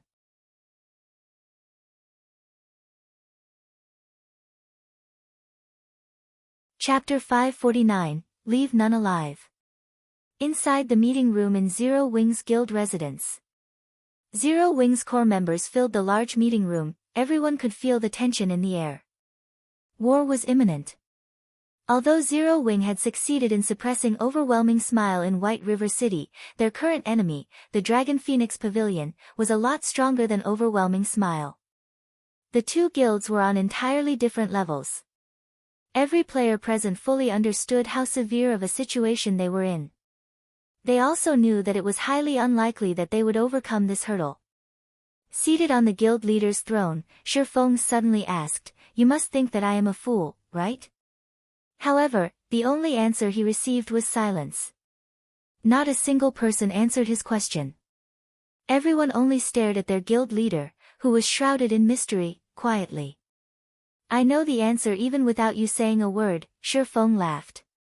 Casual and relaxed, he said, "Everyone must think that I have gone insane, that I overestimate myself by challenging a super first-rate guild like the Dragon Phoenix Pavilion. Until now, aside from super guilds, not a single guild dares to make an enemy of the Dragon Phoenix Pavilion. Do you know why? The reason is very simple: they are simply too strong. They are strong enough that other guilds despair at the thought of them as an enemy. I believe that you should know all that. At this time, many guilds have already begun to prepare to take advantage of our misfortune. Every one of them is closely eyeing us like prey. There is not a single guild out there that thinks we might come out of this on top. They all believe that we will lose without a doubt and that our names will soon be wiped from God's domain. Do you know why? I'll tell you why. Since the very beginning, whether it is the Dragon Phoenix Pavilion or the various other first-rate guilds, none of these people have seen us as equals. Since the very beginning, they have thought of us as weak. So, they have come to bully us, to drink our blood and eat our flesh, to destroy us. However, I will warn them now. They will be disappointed. Since there has never been a guild courageous enough to challenge the Dragon Phoenix Pavilion, then, today, we will be the first to make history. We will show everyone that Zero Wing is not a guild they can afford to provoke. If they wish to plunder our corpses, they'll have to seek permission from the swords in our hands first. The battle is to the strong. Today, let us teach the Dragon Phoenix Pavilion a lesson." The moment Shifeng finished his speech, everyone suddenly felt their blood boil. None of them had ever thought that such a day would come. Throughout the virtual gaming world, other than super guilds, there had never been a guild daring enough to provoke and challenge the Dragon Phoenix Pavilion. However, Zero Wing dared. Moreover, Zero Wing's guild leader himself led this challenge. Isn't it just a super first-rate guild? I've long since grown tired of looking at their faces. Today, I'll use them to release some stress. Cola laughed excitedly. Ha ha ha. Guild leader, I've been waiting for you to say that. I'm bored of battling overwhelming smile constantly. The Dragon Phoenix Pavilion has arrived at just the right time. It just so happens that I can use them to test my recent improvement. Blackie licked his lips, revealing an eager grin. Guild leader, tell us how we should deal with the Dragon Phoenix Pavilion. I want to be the first one to have a go at them. Flying Shadow said excitedly. This is seriously insane. Aqua Rose shook her head helplessly. In the next moment, however, she smiled and said, "But I like it." For a time, every Zero Wing member the meeting room talked and laughed with each other, the heavy atmosphere from before vanishing. The Dragon Phoenix Pavilion was indeed strong. However, they were not a bunch of weak and powerless noobs, either. Since the Dragon Phoenix Pavilion dared to oppress them using force, they would show the pavilion that it had chosen a wrong opponent. They would let the pavilion know that the opponent it was about to face was not a weak, little cub, but rather, it was a ferocious beast with sharp fangs and claws. If I am not mistaken, it is highly possible that the Dragon Phoenix Pavilion will strike once the sun sets. Fire Dance, how are the preparations going on your side? Shifeng asked as he turned to the sharp and mesmerizing Fire Dance. Based on Shifeng's understanding of Nine Dragons Emperor, there was an 80% chance that he intended to destroy Zero Wing's guild residence. If a guild residence were destroyed, it could not be repaired within 10 days' time. Moreover, if a guild residence were destroyed, all members of the corresponding guild within the city would receive a penalty. Not only would all members lose a level, but their EXP gain would also be halved for the following 10 days. The guild's popularity would drop by 50,000 points as well. Moreover, after the destroyed guild residence was reconstructed, the quality of the guild quests the guild would receive would be significantly affected. The best time to destroy a guild residence was at night. Players' greatest foe when trying to destroy an enemy guild residence was not other players, but the patrolling NPC city guards. These city guards were no trivial matter, they were all level 150 NPCs. To players, they were nightmares. These NPCs only needed one hit to finish off the current players of God's domain. However, the number of patrolling city guards would change depending on the time of day. During the day, these NPCs always patrolled in groups of 20. By the time night arrived, however, that number would decrease to 10. If a guild attacked an enemy guild residence at night, it could notably lessen its losses. That way, the guild would have more combat power to spare for destroying the enemy guild residence. Meanwhile, since Shurfeng dared to provoke the Dragon Phoenix Pavilion, he had naturally prepared. If one wished to destroy a guild residence, aside from the city guards, there were also the hired guards inside the guild residence to contend with. Although the hired guards were not as powerful as the level 150 city guards, they were still genuine level 50 NPCs. Meanwhile, depending on the employed NPC's strength, the asking price of said NPC would vary. Tier 0 guards cost 5 silver per day, whereas Tier 1 guards cost 30 silver per day. When hiring these guards, one had to prepay 10 days of their services. Shurfeng was a viscount, and all this time, he had been hiring a mix of 50 Tier 1 and Tier 0 guards to defend Zero Wings Guild residence. However, seeing as the Dragon Phoenix Pavilion led this assault, he had not hesitated to replace all of his guards with Tier 1 NPCs. In any case, what he had was money. In addition, since early on, Shurfeng had told everyone in the guild to focus on raising their reputation. Hence, at this moment in time, there were also many people within the guild who had high reputation. For example, Fire Dance, Aqua Rose, Blackie, and several other core members of Zero Wing did not lack reputation points. Although they had yet to become viscounts like Shurfeng, they were barons, and every one of them was capable of hiring 10 level 50 Tier 1 NPCs. In total, they had over 200 Tier 1 NPCs employed right now. This was a very powerful force. It's done. They all are hiding and lying in wait. Fire Dance nodded, a playful smile appearing on her face. Time slowly ticked by. While everyone waited for the start of the battle, night arrived in God's domain. Currently, players clogged the streets neighboring Zero Wings Guild residence. Pavilion Master, all 1,000 men from the War Dragon Legion are in position, a valiant and extraordinary-looking youth reported to Nine Dragons Emperor. The War Dragon Legion was the strongest force in the Heavenly Dragon Pavilion's arsenal. As of today, it had never been used to deal with any guild less than a super guild. The Legion consisted of 1,000 players, and every one of these players wore level 25 fine gold equipment. A few even had level 25 dark gold equipment.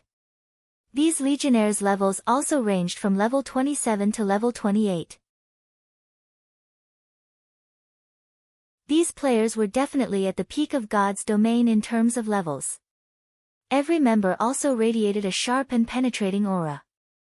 Although the War Dragon Legion consisted of 1,000 members, they felt like an army of tens of thousands that was capable of mass destruction. Meanwhile, among these players, the man reporting to Nine Dragons Emperor was even more extraordinary. He was the War Dragon Legion's commander, Martial Dragon.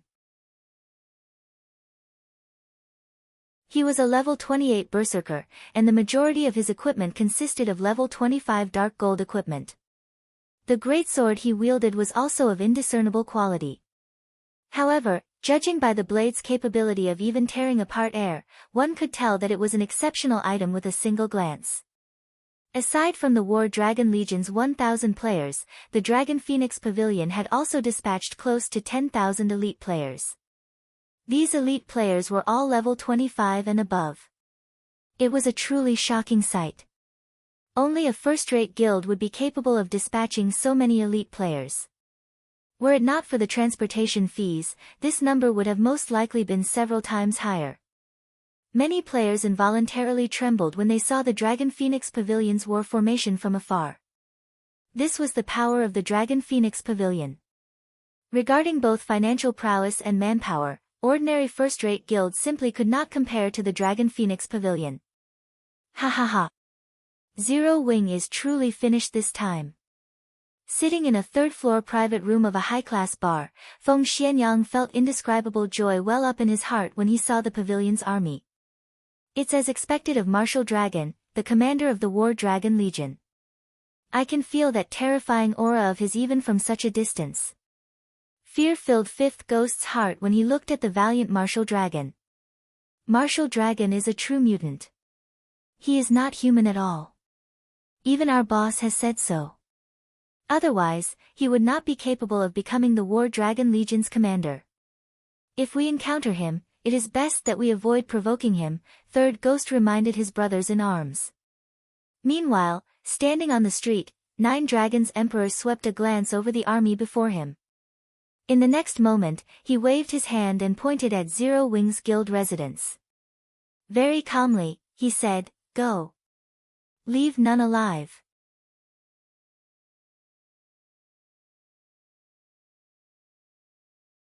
Chapter 550, Exceeding Expectations.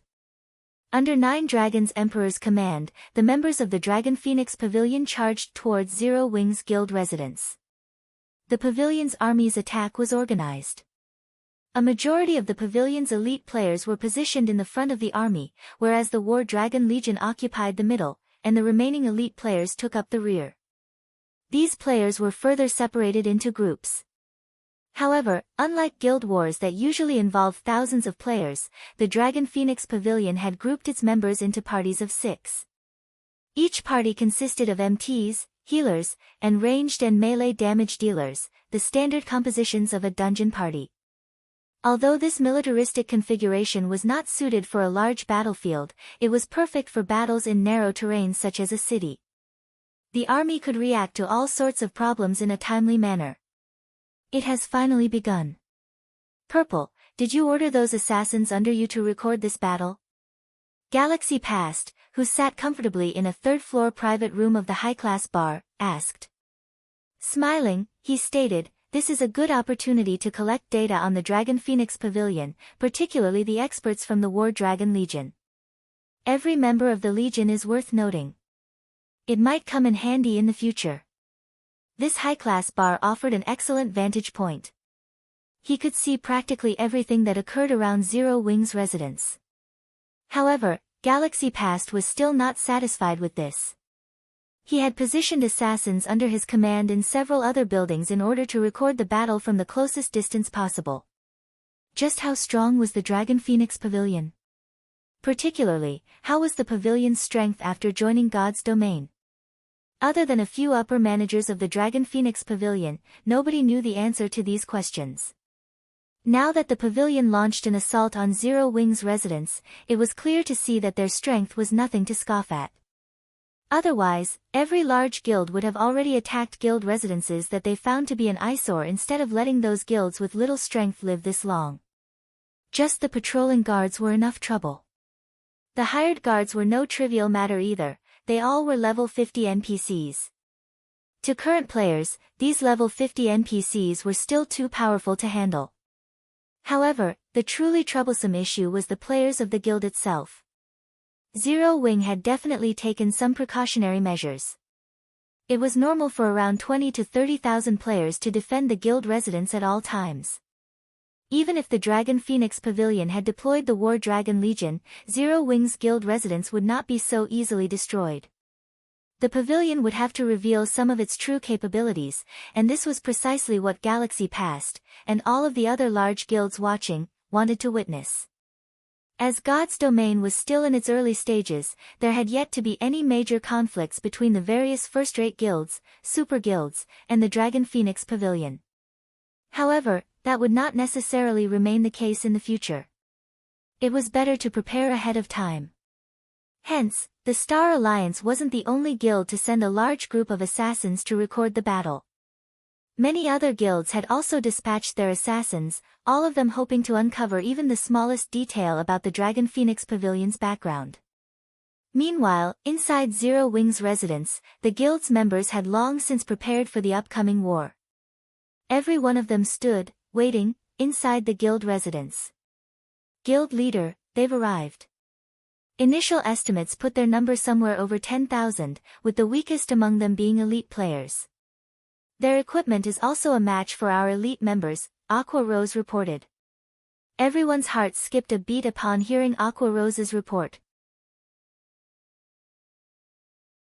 Although Zero Wing had 50,000 members, they only had around 14,500 elites. Yet, the Dragon Phoenix Pavilion had casually mustered a force of 10,000 elite players. This was simply too frightening. Sure enough, the pavilion is both rich and powerful, Shifeng laughed. This situation did not surprise him. After all, the Dragon Phoenix Pavilion was a super first-rate guild.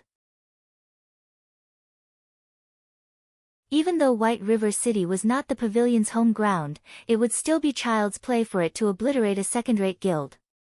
Move out, then. Coordinate your attacks with the NPCs, core members. Your main goal is to fend off the pavilion's War Dragon Legion. As for the enemy elites, they are just cannon fodder. Don't worry about them. Yes, sir. Everyone from Zero Wing unsheathed their weapons as a single unit, preparing to meet the oncoming threat. This time, Shifeng did not bother to send for many members to defend the guild residence. The defending players consisted only of Zero Wing's elite and core members with a total just over 14,000 players. It was not because Shifeng did not want more people defending the residence. Only, having more people was not necessarily a good thing. A normal member of the guild would only find their death by joining this battle. Moreover, the battlefield was very cramped. There was simply no way to display the advantage of numbers here. On the contrary, having too many members in the battle would only obstruct the elite members. As the Dragon Phoenix Pavilion's army was about to charge through the residence's entrance, the ranged classes of Zero Wing got ready to launch their spells and arrows. If an outsider barged into the residence without explicit permission, guild members were allowed to kill said outsider without needing to fear any repercussions. The city guards would not take action against the guild members. On the contrary, if an outsider attacked people inside the residence, the city guards would rush towards the residence to apprehend them. As elemental mana began to gather above Zero Wing's residence and patrolling city guards began to charge over. Nine Dragons Emperor suddenly shouted, "Activate the scrolls." Suddenly, several MTs at the forefront of the army revealed black magic scrolls that they had kept hidden for quite some time now. The MTs immediately unfurled the scrolls and activated them. In the next moment, the elemental mana filling the space above Zero Wing's residence started going berserk. Curse Scroll. Shifeng was genuinely surprised when he saw the magic scrolls in his enemy's hands. Magic scrolls fit into various categories. However, the rarest had to be ones that carried curses. This was a type of forbidden spell. All curses possessed an astonishing might, and it was not easy to turn it into a magic scroll. Hence, it was extremely difficult to obtain even one curse scroll. Yet, the Dragon Phoenix Pavilion had actually managed to reveal 4 such scrolls. It was simply inconceivable. At this moment, however, even 9 Dragons Emperor's face twitched slightly. 4 curse scrolls. He had only managed to obtain these 4 scrolls after gathering the entirety of the Heavenly Dragon Pavilion's power. Now that he was using all of them in one go, and on a small, nameless guild no less, even he felt the sting of the loss. 4 curse scrolls.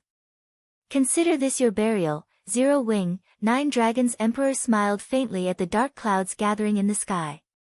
Suddenly, black rain began to fall. As if these black raindrops had lives of their own, they attached themselves to all players caught within the spell's vicinity. Dark God's Descent. Shifeng paled instantly. Although he wanted to defend against this spell, Dark God's Descent was unblockable. Even if he had magic immunity, it wouldn't change a thing. Dark God's Descent was a silencing curse. With 4 of these curse scrolls being used simultaneously, the forbidden spell's effective radius and duration increased significantly. It was definitely an efficient weapon for team battles. At this moment, a Dark God status imperceptibly appeared in everyone's status window, the duration lasting for 1 full hour. In other words, within the next hour, any players within the curse's effective radius were unable to use any of their spells. They could not even use the tools they had inside their bags. To put it simply, players could only participate in melee combat. The Dragon Phoenix Pavilion had obviously prepared these curses as a countermeasure for large-scale destruction spells and NPCs. Blood Dragon, lead some elites to pin down the patrolling guards and let Martial Dragon handle the rest, 9 Dragons Emperor ordered. He then turned to look at Chaos Dancer, saying, "Let's go, we'll watch the show from upstairs." After receiving the command, Blood Dragon led the elite players, who were positioned at the rear line and remained unaffected by the Dark God, and charged towards the 10 level 150 patrolling guards. At the same time, Martial Dragon shouted, "Kill! Annihilate Zero Wing! Leave not a single player alive!" The War Dragon Legion suddenly charged into Zero Wing's residence. As for the other elite players, they were tasked to delay the residence's NPC guards. When silenced, an expert strength stepped into the spotlight. When the War Dragon Legion's 1,000 members charged into Zero Wing's 10,000 plus elite members, they were like wolves among a flock of sheep. Immediately, the members of the War Dragon Legion started a slaughter. At this point, Zero Wing possessed more than 400 Tier 1 players. It had more Tier 1 players than every guild in White River City combined. Naturally, all those capable of becoming Tier 1 classes at this stage of the game employed powerful techniques. Even if they were not yet experts, they were not far from that hurdle. Zero Wing's members were also famed for having amazing equipment. Even if their techniques were lacking, they could make up the gap with their equipment. In front of absolute strength, all manner of tricks were useless. Even so, Zero Wing possessed far fewer experts than the Dragon Phoenix Pavilion. Not to mention, the members of the War Dragon Legion were experts who had undergone careful screening. Do you think we're that easily bullied? All guards, to the lines! Shurfeng commanded. Suddenly, an additional 200 Tier 1 NPCs emerged from the guild hall. Moreover, these Tier 1 NPCs were all melee classes.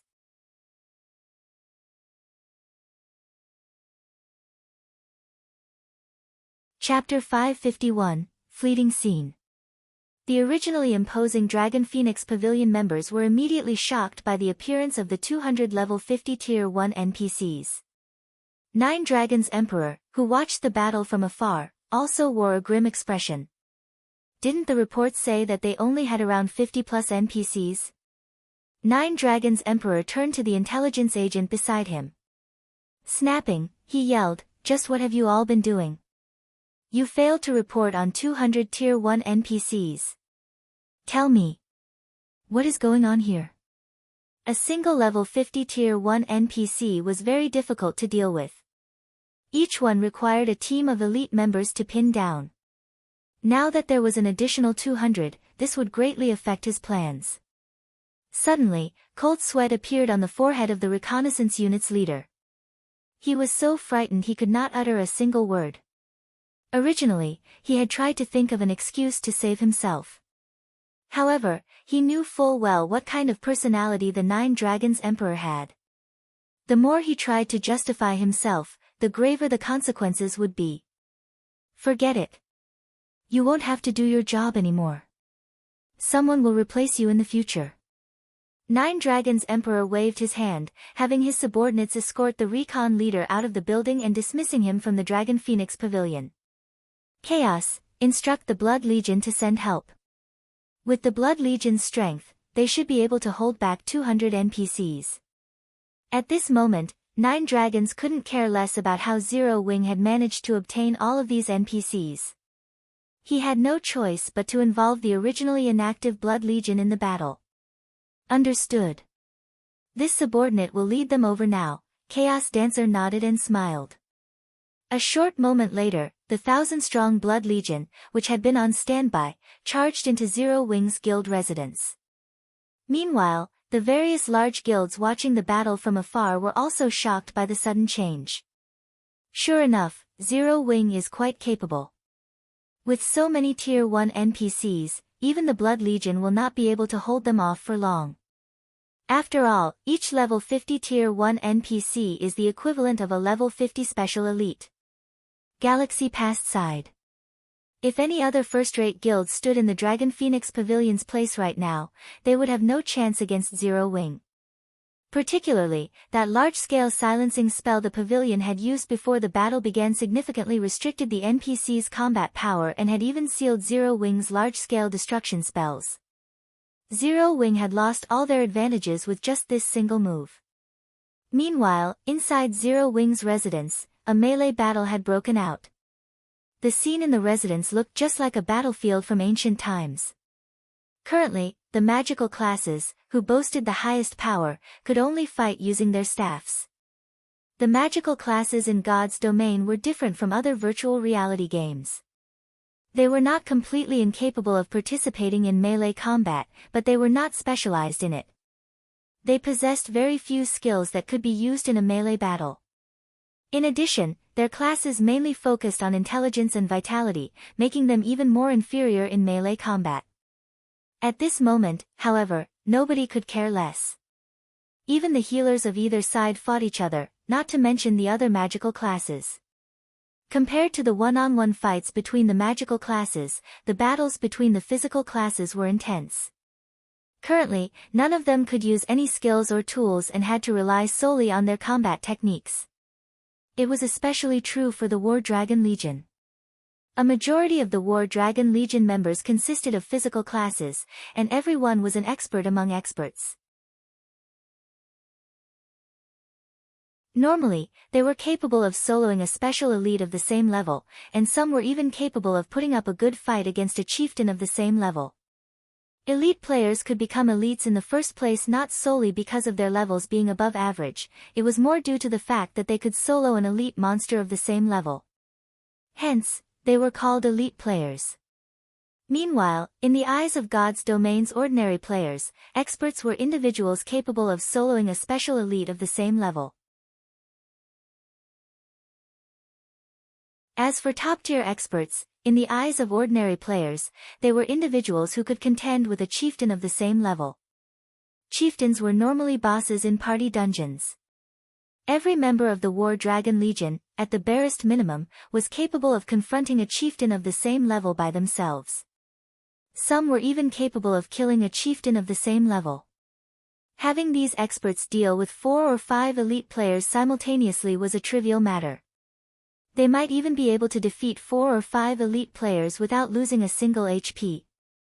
It was just like how a chieftain could easily defeat 4 or 5 elite monsters. In the blink of an eye, the 1,000 members of the War Dragon Legion had already killed close to 3,000 Zero Wing members without suffering even a single fatality. If not for many of the War Dragon Legion's members and the Blood Legion holding back the Tier 1 NPC guards, Zero Wing's death count would have been much higher by now. However, compared to the War Dragon Legion's captain, Martial Dragon, these ordinary members of the War Dragon Legion were nothing. Martial Dragon was like a silver storm. Everywhere he passed, a rain of blood would follow. When half a dozen elite members of Zero Wing dashed up to Martial Dragon, they were instantly struck by Martial Dragon's bone-chilling and immeasurably heavy aura, their complexions turning pale and movements becoming extraordinarily sluggish. Immediately after, multiple red streaks of light weaved across their bodies, sending them flying into the air. In the next moment, blood poured out like a fountain from multiple wounds. When these elites returned to the ground, a piece of equipment dropped beside them. Their bodies were no longer capable of movement. The War Dragon Legion is truly frightening. There are many among them who are even stronger than I am. That Martial Dragon is especially impressive. If I fought him, I'm not confident that I could even block a handful of moves before he defeated me.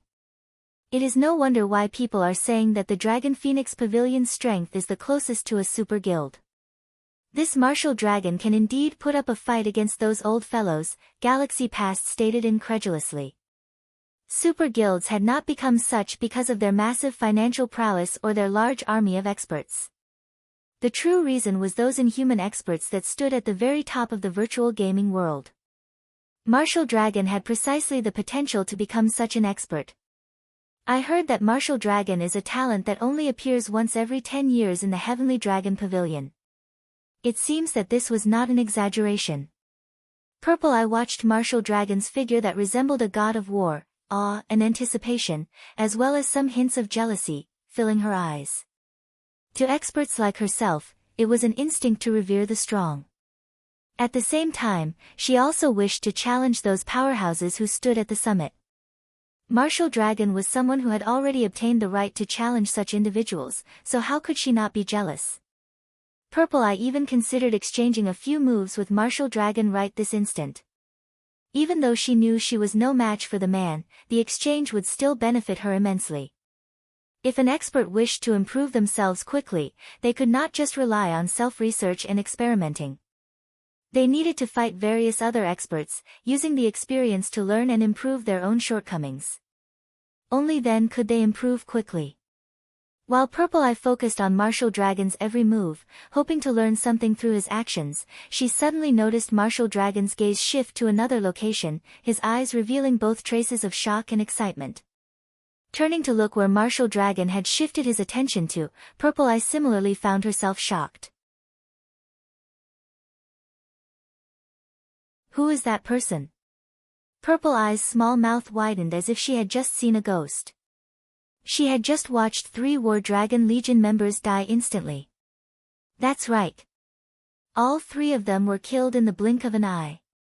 Moreover, they were the experts of the War Dragon Legion, not some noobs that could be found on the streets. Against multiple of such experts, not even Purple Eye was confident that she could emerge victorious. Yet, that person had succeeded. Moreover, she had done so with ease. After a moment of shock, Purple Eye was finally able to get a clear view of that player. Possessing an alluring appearance, she wore form-fitting black leather armor that fully displayed the graceful and mesmerizing curves of her body. She also wielded 2 blood-red short swords that emitted dazzling flames. At this moment, it was as if she stood at the center of Zero Wing's residence. That is Fire Dance. Purple Eye dared not even believe her own eyes right now.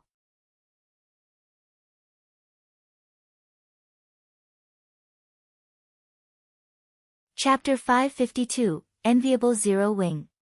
Purple Eye repeatedly rubbed her eyes and did a double take at the alluring figure.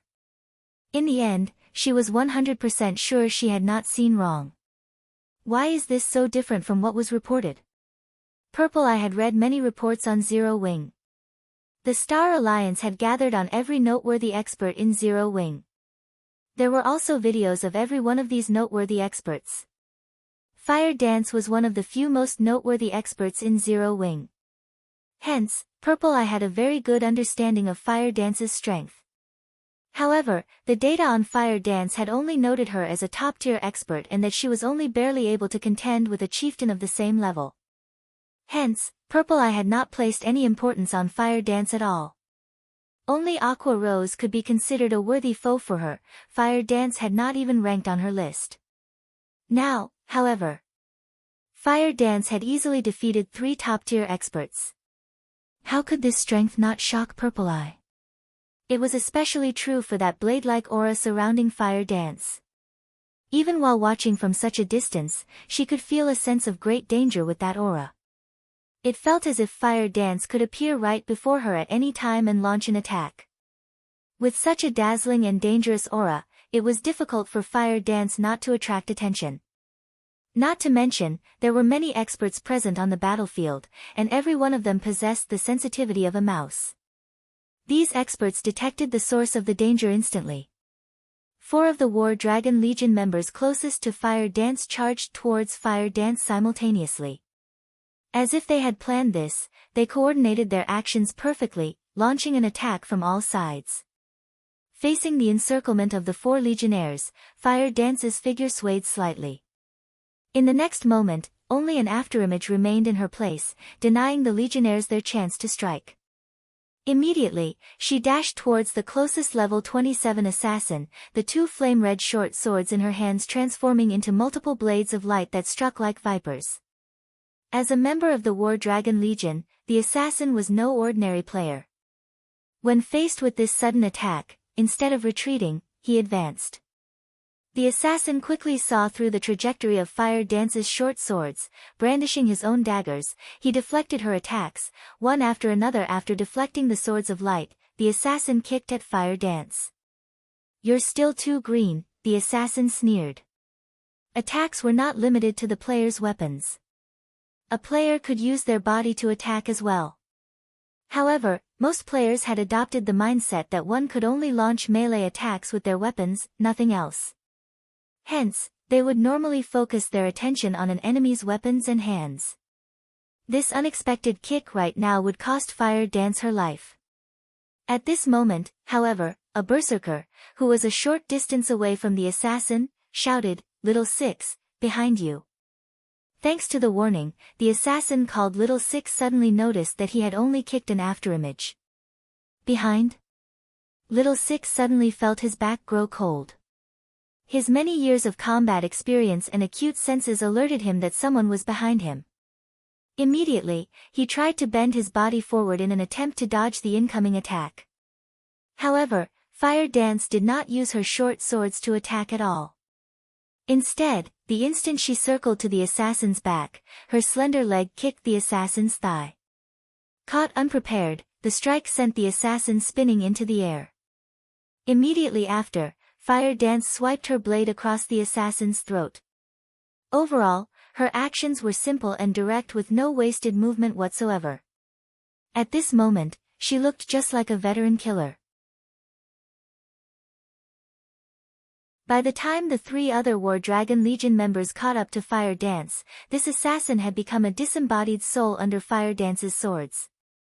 Although the entire process seemed slow, in reality, everything had happened in the blink of an eye. In the time it took Fire Dance to steal the assassin's life, the legionnaires had only crossed a distance of 10 yards. When the three legionnaires arrived before the female player, they slid to a halt, their eyes locked onto Fire Dance's seductive body. At this moment, they no longer dared to approach this charming, yet deadly assassin casually.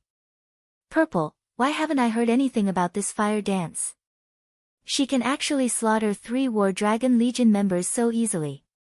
Even now, facing 4 legionnaires simultaneously, she dealt with one of them swiftly. Could she be a new talent that some super guild has recently nurtured? Galaxy Past asked, unable to help his shock. As the guild leader of a first-rate guild, he was very well informed regarding the virtual gaming world. Even so, from the information he had received, there was no news about a character named Fire Dance. However, his knowledge of super guild's activities was limited. As Purple Eye was someone who had come from a super guild, she should have a better understanding of super guilds. Moreover, judging from how Fire Dance had defeated the members of the War Dragon Legion so efficiently, she definitely wasn't someone new to gaming. Normally, only experts nurtured by super guilds possessed such outstanding skills. Guild leader, although I, too, think that she might be a new talent from some super guild, from what I have seen of her techniques, I can say with certainty that no super guild has nurtured her. Her every move looks more like she is fighting a real battle. Her attacks do not resemble combat techniques used in a virtual reality game, Purple Eye said, a bitter smile on her face. That makes sense. Galaxy Past nodded, a hint of jealousy surfacing in his heart. Why was he jealous? It was because Fire Dance wasn't the only person performing exceptionally on this battlefield. There was also the Guardian Knight Cola, the Assassin Flying Shadow, and many other members of Zero Wing. The combat power each of them displayed was extraordinary. Only, Fire Dance shone brightest of them all. Zero Wing could not even be considered a second-rate guild, yet it possessed so many experts. Hence, how could he not grow jealous? So what if Zero Wing has a lot of experts? So what if you can pick a fight with first-rate guilds? Now that you've offended the Dragon Phoenix Pavilion, today will be your last. Watching the battle from afar, while Feng Xianyang was envious, he also celebrated Zero Wing's misfortune. Inside Zero Wing's residence, although Fire Dance and the other core members of Zero Wing were wantonly slaughtering the members of the Dragon Phoenix Pavilion, at the end of the day, its enemy was still the Dragon Phoenix Pavilion. As the strongest legion in the Heavenly Dragon Pavilion, the War Dragon Legion would not be taken down by just a few experts. Immediately, a large number of experts began to circle Zero Wing's few top-tier experts. However, Fire Dance's situation was slightly unique from the others. Only one person came forth to deal with her. This person's appearance immediately attracted many people's attention. He was none other than the War Dragon Legion's commander, Martial Dragon, the man that stood at the apex of the War Dragon Legion. You're very skilled. Join the War Dragon Legion. I guarantee that you will immediately become one of its party leaders. After some training, you can even become the vice commander, Martial Dragon proposed as his gaze took in Fire Dance's figure. The members of the War Dragon Legion were stunned. They had never thought that Martial Dragon's evaluation of Fire Dance would be so high as to offer her the position of vice commander. The highest position in the Heavenly Dragon Pavilion belonged to the Pavilion Master, and following that was the commander of the War Dragon Legion. As for the vice commander, that person would definitely be the third most influential person within the Heavenly Dragon Pavilion. There were countless experts within the Heavenly Dragon Pavilion hoping to climb the ladder to become the vice commander. And now, that position was already at Fire Dance's fingertips. You sure are insincere. I am the commander of Zero Wing's core team. Why should I head over to your side to become a measly little vice commander? Fire Dance revealed a playful smile. She was not interested in the position of vice commander in the slightest. It seems you still do not know what significance the position of vice commander holds, nor do you know the significance of the position of commander. Then, I'll show you just what the commander of the War Dragon Legion is. Martial Dragon was not at all angered by Fire Dance's refusal. Unsheathing his blood-red greatsword, step after step, he slowly walked towards Fire Dance. With every step that Martial Dragon took, the aura surrounding his body grew stronger. The instant Martial Dragon reached 10 yards away from Fire Dance, the latter almost retreated several steps instinctually, increasing the distance between them. At this moment, Fire Dance's expression had become extraordinarily grim, as if she were greeting a great enemy. Oh. Sure enough, I wasn't mistaken. You are able to see it, Martial Dragon laughed, becoming more satisfied with Fire Dance.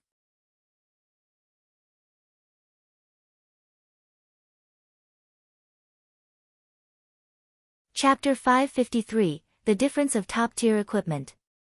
How about it? This should be sufficient to convince you to join the War Dragon Legion, right? Martial Dragon asked once again. This time, instead of replying, Fire Dance quietly stared Martial Dragon. Just what kind of monster is this person? Why did I feel that death was right before me when he was still 10 yards away? After undergoing special training for a time, Fire Dance's strength had undergone a qualitative improvement. Lei Bao's training had especially helped her improve her control over her own body. Her senses had become far more sensitive as well. Meanwhile, as Fire Dance stared Martial Dragon, she felt as if she stood before a towering mountain. Particularly, when Martial Dragon was only 10 yards away from her, it felt like that towering mountain had instantly appeared above her and physically pressed down on her. At that very instant, she felt as if her life was no longer under her control. This feeling was different from the pressure she normally felt when facing a powerful enemy. It felt as if everything within a 10-yard radius of Martial Dragon was completely under the Berserker's control. Fire Dance could not believe it. She could not figure out just how Martial Dragon had achieved such a feat. Martial Dragon was clearly a Berserker. Aside from a few specific skills, a Berserker's normal attack range was limited to 5 or 6 yards. Moreover, the Dark God's descent had silenced everyone, and none of them could use any skills.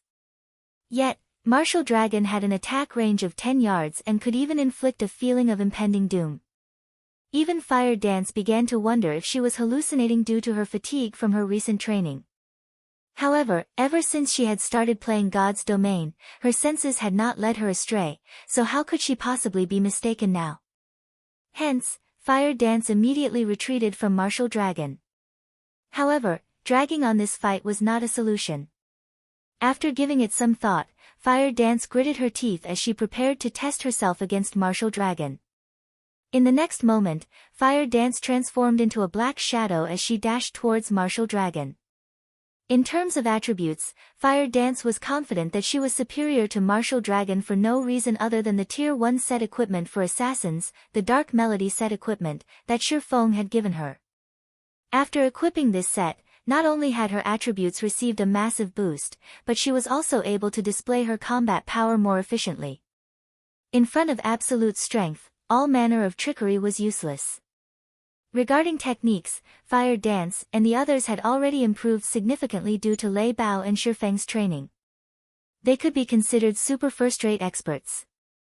In actual combat, they were definitely superior to the ordinary members of the War Dragon Legion. They might not be able to solo a chieftain of the same level, but they could hold their ground against one for a relatively long time. After factoring in the Tier 1 set equipment and their top-tier dark gold weapons, they could easily solo a chieftain of the same level. They could even challenge a lord. After all, a Tier 1 set equipment was only inferior to an epic set equipment. The attribute increase it provided was no small matter. Furthermore, every one of them had equipped 3 intermediate mana armor kits. In terms of attributes, they completely overwhelmed the War Dragon Legion's ordinary members. Even against the commander of the War Dragon Legion, Martial Dragon, this was the case. The instant Fire Dance reached the 10-yard range, she turned her feet slightly, and suddenly, she split into 2 identical figures. It was practically impossible to tell which woman was real. The 2 figures then proceeded to attack Martial Dragon separately. Any ordinary player would be caught off guard and fail to react if their enemy suddenly doubled. Even an expert would hesitate. In addition, Fire Dance was very skilled. There were almost no excess movements in her attack. With lightning speed, the 2 true fire blades in Fire Dance's hands flew towards Martial Dragon's vital point and blind spot. The various large guilds watching the fight from afar were momentarily stupefied. Fire Dance's speed and ferocity were unstoppable. Their eyes could not even keep up with her. Even an expert would be finished. However, the instant before the true fire blade struck Martial Dragon, a red streak flashed, deflecting both of Fire Dance's attacks. At the same time, the resulting impact forced Fire Dance into a retreat. Is he even a berserker? How can he draw his sword so fast? Fire Dance was forced to retreat 3 steps before she stabilized her body. At this moment, however, both of her hands were numb. Berserkers were famed for their strength, so Fire Dance did not find it surprising that Martial Dragon's counterattack had repulsed her. However, she was an assassin, a class that was famed for its speed. She had clearly struck first, yet Martial Dragon still managed to block her attacks. This Fire Dance is not bad at all. Unfortunately, the gap between her and Martial Dragon is immense. It is so wide that even she hasn't realized its extent.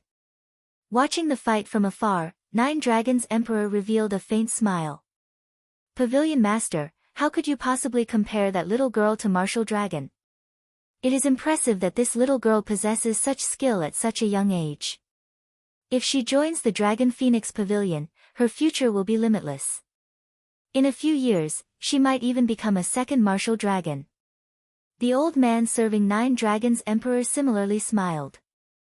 Martial Dragon was one of the strongest combatants that the Heavenly Dragon Pavilion had to offer. He was also a rare talent that only appeared once a decade. The virtual gaming world changed by the day, and every year, the Dragon Phoenix Pavilion would recruit a large number of players with potential. Meanwhile, the fact that Martial Dragon was known as a genius that only appeared once every 10 years in the Dragon Phoenix Pavilion showed just how much talent he possessed. How could a little girl, who had never been nurtured by a super guild, possibly compete with such an individual? Before, although it seemed as though Martial Dragon's block had been extremely fast, in reality, that was not the case. It was only because Fire Dance had failed to notice Martial Dragon taking half a step backward. And it was precisely this distance that had given Martial Dragon's greatsword sufficient time to catch up to Fire Dance's short swords. The subtlety this half-step contained was the difference between Fire Dance and Martial Dragon. Before Fire Dance could recall how Martial Dragon had managed to counterattack, Martial Dragon suddenly moved. The instant he moved, Fire Dance focused all of her attention on the berserker's body. Martial Dragon's movements were very fast and polished. However, this speed was slower than Fire Dance's reactions. In an instant, Fire Dance predicted the berserker's attack route and prepared to counterattack. Since my strength is not a match for him, I'll use speed to face him. Through the previous exchange, Fire Dance had discovered her advantages and disadvantages against this opponent. Assassins possessed extremely high agility. Hence, regarding movement speed, they were leaps and bounds above berserkers. With that in mind, Fire Dance planned to fight a moving battle with Martial Dragon. Fire Dance instantly dodged the attack from Martial Dragon's greatsword. She then sidestepped and sent an strike at the berserker's neck. Evade. Counterattack. It was a simple attack pattern. However, Fire Dance had completed both steps almost simultaneously. Just as Fire Dance considered following up her counterattack with another attack, her complexion suddenly paled as she felt that something was off. When her counterattack landed, she had not felt her blade slice flesh. Unfortunately, it was too late to react. Martial Dragon, who stood proudly before Fire Dance, had raised his blood-red greatsword and swung it down. A red blade of light flashed towards Fire Dance. The immense wind pressure generated by Martial Dragon's greatsword rolled up a cloud of dust along with a splatter of fresh blood. In the next moment, Fire Dance flew back, her HP rapidly falling. Fortunately, Fire Dance had a Tier 1 set equipment and 3 intermediate mana armor kits. In total, she had over 6,000 HP, even with her high defense. Although Martial Dragon possessed frightening strength, he could not kill Fire Dance with one hit, he could only reduce her HP by half. Such powerful equipment. Martial Dragon was somewhat surprised when he saw Fire Dance still standing. However, he quickly discerned the reason why he was unable to kill the assassin with a single hit. Equipment capable of allowing an assassin to survive one of his strikes definitely possessed powerful attributes. At this moment, even Martial Dragon envied Fire Dance. Even Nine Dragons' Emperor, who watched the battle from afar, glared at Fire Dance enviously. It really is a wonder how you people from Zero Wing managed to obtain such exaggerated equipment. However, although your equipment is excellent, it will only prolong your suffering. Saying so, Martial Dragon advanced once more, swinging his greatsword towards Fire Dance, who had only barely recovered from her fall. Just as the red blade of light was about to strike the assassin. Who? Martial Dragon's hands suddenly froze as his gaze quickly swept through his surroundings. An expert who has awakened a domain is actually bullying a young woman who has yet to even enter the refinement realm. Aren't you ashamed?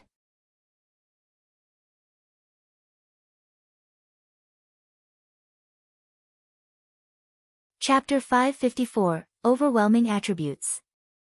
Although this new voice was not loud, Martial Dragon's sharp gaze immediately locked onto its origin. In the direction Martial Dragon was looking at, a plain-looking man in armor slowly emerged the warring crowd. Despite so many players focusing on killing each other, nobody had bothered to attack this man. It was as if none of these people had noticed him. Everyone was still focused on dealing with their own opponents.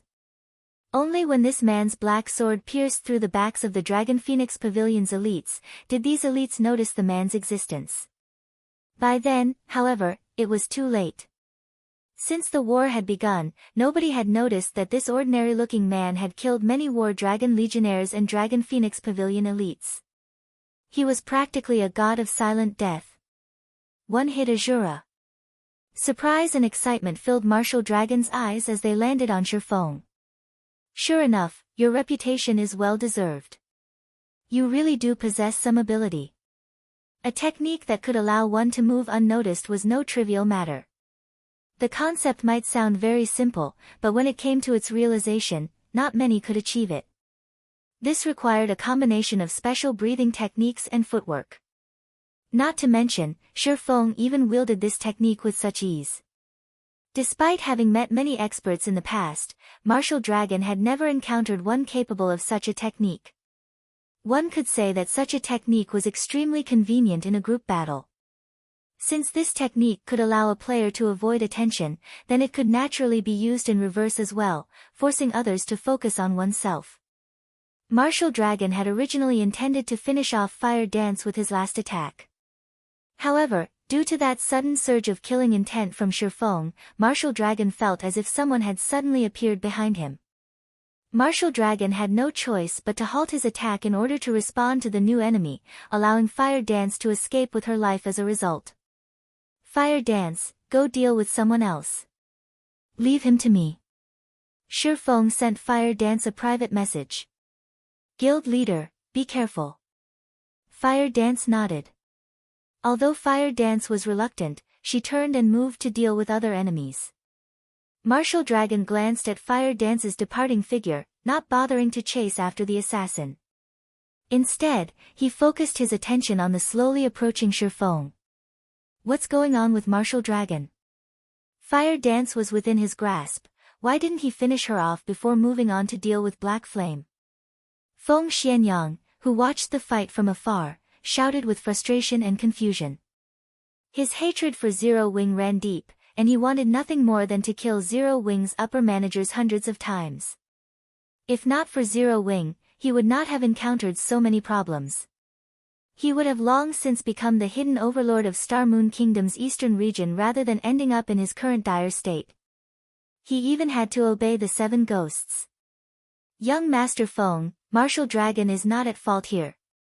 It isn't because Martial Dragon didn't wish to finish her off, but because he couldn't, Third Ghost said, laughing bitterly.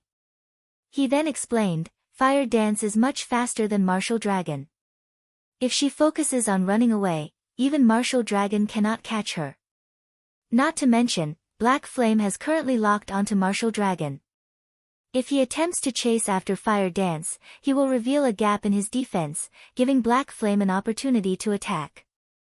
Black Flame's combat power is astounding. He is far above Fire Dance. Moreover, that technique that makes others ignore his presence is also the perfect technique for assassinations. If Martial Dragon focused on Fire Dance, it is very likely that he would feel the bite of Black Flame's sword. How could Martial Dragon possibly dare to focus on Fire Dance? Then, are you saying that there is a possibility that Black Flame will defeat Martial Dragon? Resentment boiled up in Feng Xianyang as he listened to Third Ghost's words. In the beginning, Black Flame had been a nobody, insignificant, while he was a member of Underworld.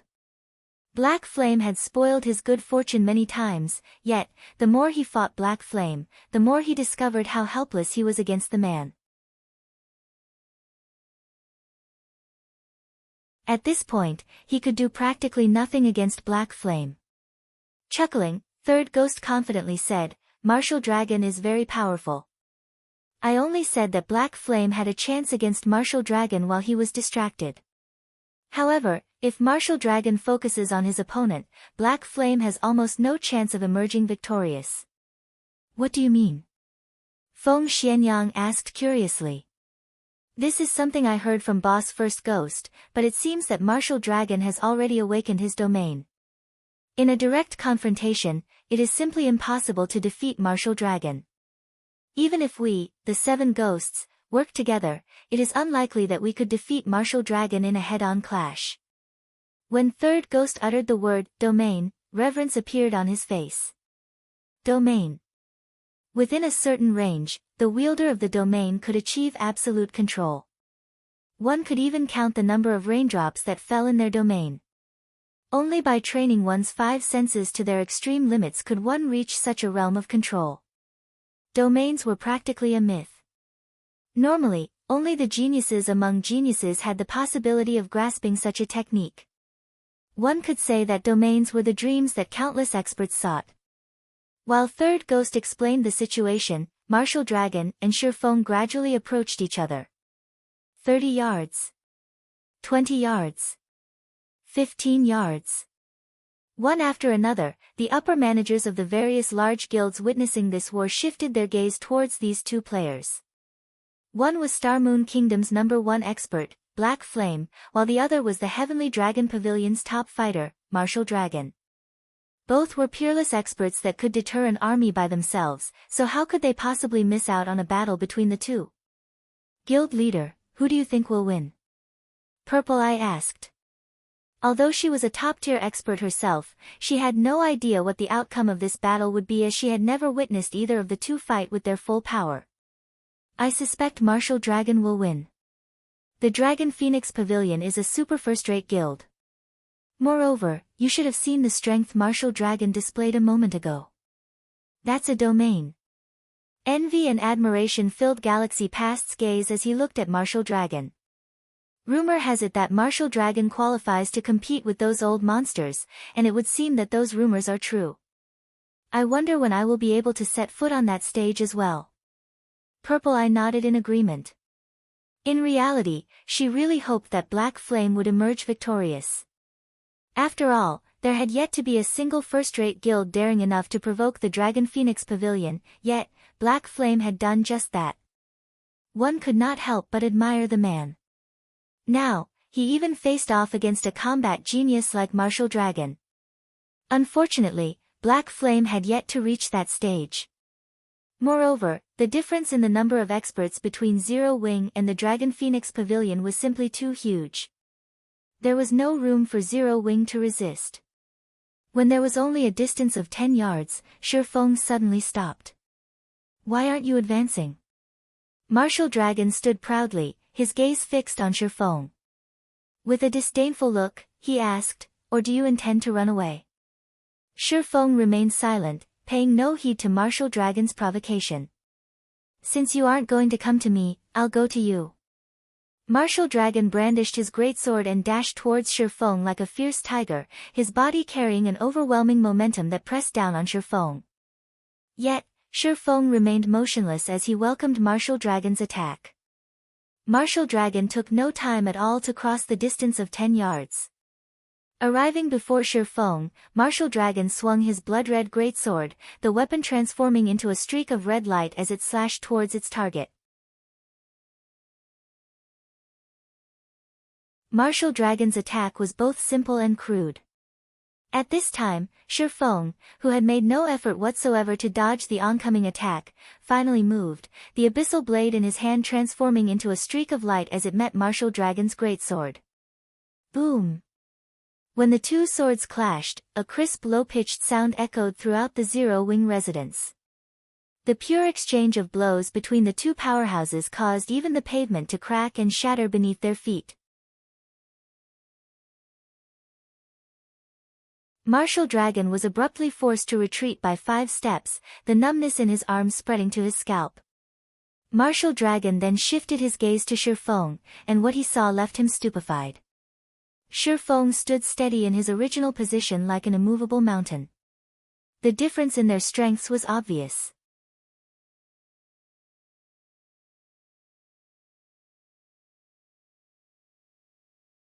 Chapter 555, Winner and Loser. Black Flame pushed Martial Dragon back. Silence. Every Dragon Phoenix Pavilion member within Zero Wing's residence was dumbfounded. Meanwhile, the players watching from afar were similarly rendered speechless, their minds repeatedly playing that scene from before. Although neither side had used any profound techniques and had only exchanged a straightforward blow, it was precisely this simplicity that allowed everyone to see the difference between the two very clearly. Shifeng's attributes were absolutely mind-blowing. Shit! Just what kind of equipment is Black Flame wearing? Feng Xuanyang's eyes nearly popped out of their sockets at this scene. Martial Dragon was a level 28 berserker. Moreover, the majority of his equipment was level 25 dark gold equipment. The weapon he wielded was even one of indiscernible quality, but judging from its appearance, it should certainly be above dark gold rank. This equipment composition could definitely be among the very best in God's domain. Even if Black Flame were fully geared in dark gold equipment, he would not be that much stronger than Martial Dragon. Moreover, Black Flame was only a swordsman, a very well-balanced class in terms of attributes. Normally, a swordsman's strength would be inferior to a berserker's, and his agility would be inferior to an assassin's. Yet, now, Black Flame had actually managed to force back an apex berserker like Martial Dragon with a single hit. Just how outstanding was Black Flame's equipment to pull off such a feat? At this moment, Nine Dragons' Emperor, who was leisurely watching the battle from afar, had an expression of immense joy on his face, his eyes fully focused on Shifeng, as if he had just seen a peerless beauty. Although Nine Dragons' Emperor was indeed surprised at seeing Martial Dragon forced into a retreat, he was much more delighted at discovering the peerless equipment that made such a feat possible. Uncle Chen, order the ones below to obtain Black Flame's equipment. Nine Dragons' Emperor instructed the old man beside him, his eyes shining brightly. Understood. The old man addressed as Uncle Chen immediately made a bow and left his position. A short moment later, the old man arrived with quick steps at the balcony of the private room, then abruptly shouted, "War Dragon Legion, listen up. Plunder every piece of equipment on Black Flame's body and leave nothing behind." Although the old man was quite aged, his voice was extraordinarily loud when he shouted. Practically everyone in the neighborhood had heard him. Is the Dragon Phoenix Pavilion stupid? Didn't they see how Black Flame repulsed Martial Dragon in a single hit?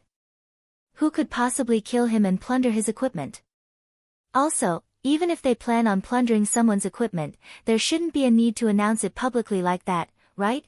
Some ordinary players spectating from the sidelines ridiculed. When the members of Zero Wing heard the old man's words, they nearly spat out blood in anger. The Dragon Phoenix Pavilion was completely looking down on them. For a time, Zero Wing's members fought with even greater ferocity. Although the spectating ordinary players made fun of Nine Dragons' Emperor's foolishness, none of the upper managers of other first-rate guilds were laughing. They knew full well just how powerful the Dragon Phoenix Pavilion was. Despite the currently brief duration of the battle, the death toll was already extremely frightening. The battlefield, which initially had nearly 30,000 players, now had less than 20,000 players remaining. The majority of the survivors also belonged to the Dragon Phoenix Pavilion. Even the War Dragon Legion had over 800 members still alive. Overall, the pavilion's losses were light. In contrast, Zero Wing's side. Things were just terrible on this side. Many elite members had died, and only 200 or so Tier 1 players remained. Zero Wing had lost nearly half of its main combat power. If not for the Tier 1 NPCs, Zero Wing's situation would be much uglier. The gap between the two guilds was evident at a single glance. They simply could not be compared to each other. Black Flame repulsing Martial Dragon. What was there to celebrate? These people really think Black Flame has a chance of winning.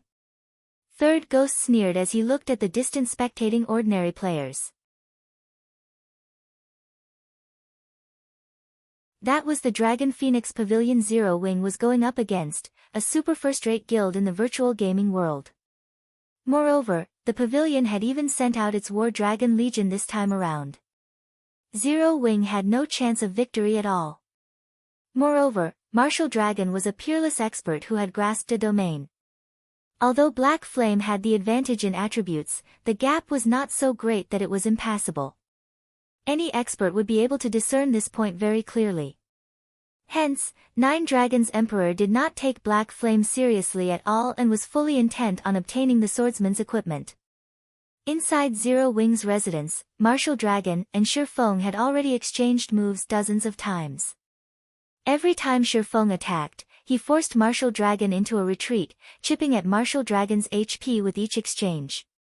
At this moment, Martial Dragon's HP was down to around 90%. However, Shifeng was not particularly happy about this situation, neither was he angry about Nine Dragons Emperor's plan to plunder all his equipment. He only felt helpless. Although Shifeng succeeded in suppressing Martial Dragon with his attributes, the Berserker was, after all, an expert who had grasped a domain. Since Martial Dragon knew that he could not win using brute force, he had gone with a softer approach to neutralize Shifeng's attacks.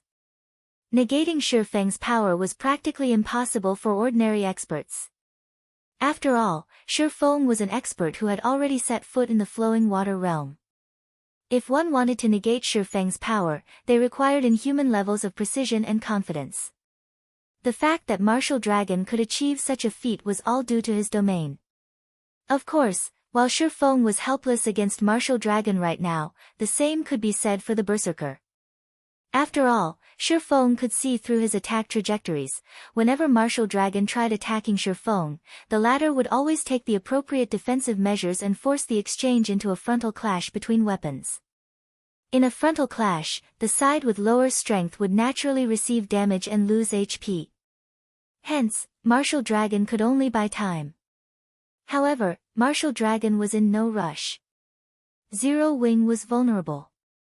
Fire Dance alone could not turn the situation around. This was not an arena. There was no need for players to fight one-on-one. If 3 to 5 legionnaires were insufficient, they could simply increase that number.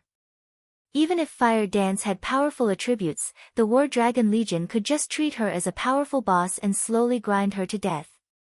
You are the first person who has lasted this long against me.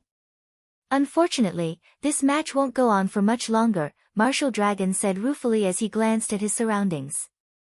The number of Zero Wing members still alive was rapidly decreasing. After another 10 minutes or so, this war would come to an end. This outcome was all due to the difference in the number and quality of experts.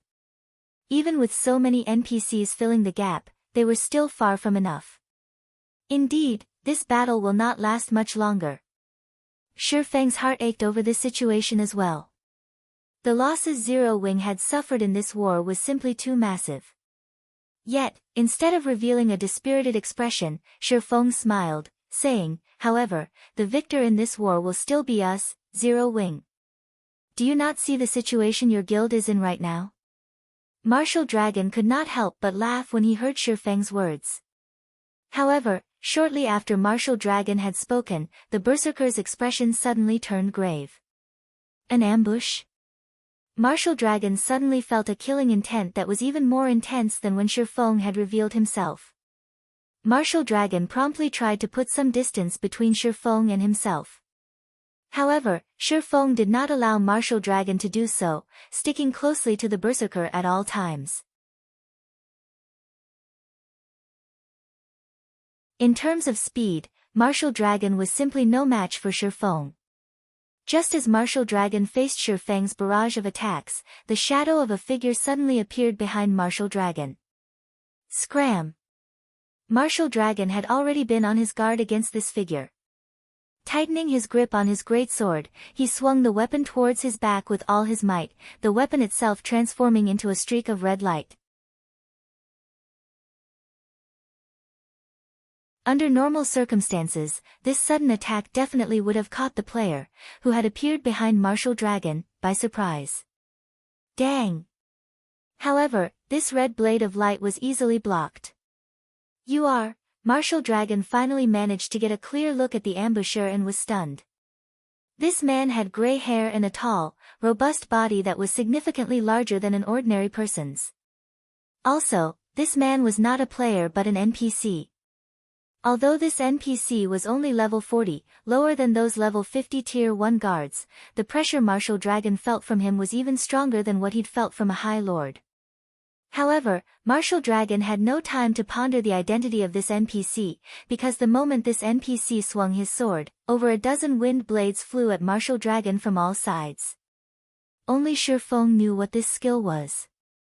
Tier 2 sword skill, Wind Roar. This skill could not be blocked and could only be dodged. But Martial Dragon no longer had time to dodge right now.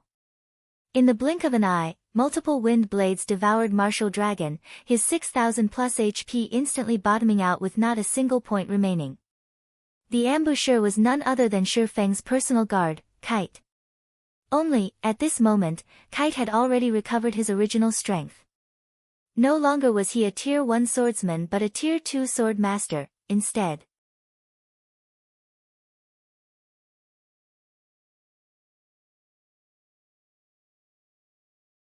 Chapter 556, Might of a Sword Master. He actually died, just like that. That's Martial Dragon. How could someone possibly kill him with one hit? When did that frightening NPC appear? For a time, the upper managers of the various guilds spectating the battle were stupefied. Commander. Martial Dragon's abrupt death stopped the Dragon Phoenix Pavilion members' rising momentum cold. As the commander of the War Dragon Legion, Martial Dragon had never died, not even once, ever since he entered God's domain. Not even Hell Mode Team Dungeons could end his life.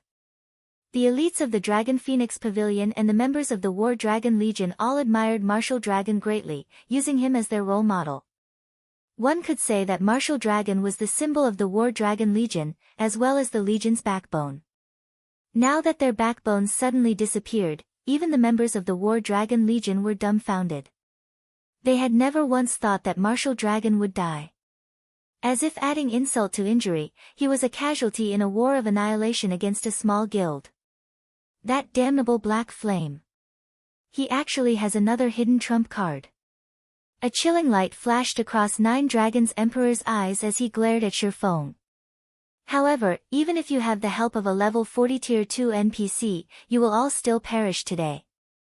Uncle Chen, head into the battlefield with Blood Dragon. Do not let Black Flame get away at all costs. The same goes for that Tier 2 NPC. Martial Dragon was renowned throughout the entire virtual gaming world. He was practically synonymous with the Dragon Phoenix Pavilion and was also the proof of the Heavenly Dragon Pavilion's strength. Yet, now, Martial Dragon had actually been killed in a war with a minor guild like Zero Wing. If news of this matter were to spread, the damage to the Dragon Phoenix Pavilion's reputation would be severe. At this moment, the only way to redeem the pavilion's reputation was to thoroughly consign Zero Wing to history and have everyone know what the consequences were for angering the Dragon Phoenix Pavilion. Presently, Zero Wing had only a small number of members left alive. On the other hand, the Dragon Phoenix Pavilion suffered only minimal losses among its main experts. Although a Tier 2 NPC was mighty, fortunately, it was just a level 40 NPC, roughly equivalent to a level 40 Lord. With the number of experts in the War Dragon Legion, they could easily defeat a level 40 Lord. Understood. The old man addressed as Uncle Chen bowed and departed. From an outsider's point of view, this Uncle Chen was only a butler of Nine Dragons Emperor. However, every upper manager in the Dragon Phoenix Pavilion knew that this old man with a head full of white hair was not just Nine Dragons Emperor's butler. He was the third person to command the War Dragon Legion, Dust Dragon. However, this detail was something in the annals of history. Currently, most people had long since forgotten that this elderly man named Uncle Chen was the almighty Dust Dragon of the past. When the War Dragon Legion received the command, they immediately went into a frenzy. They no longer bothered targeting the elites of Zero Wing. Instead, hundreds of them encircled Shi Feng and Kite. Every one of these hundreds of experts was level 27 or above, and they all wore top-tier equipment. Moreover, at this level, most players had at least some equipment with the Ignore Levels attribute. In other words, members of the War Dragon Legion would not have to worry about level suppression when fighting Kite, a level 40 NPC.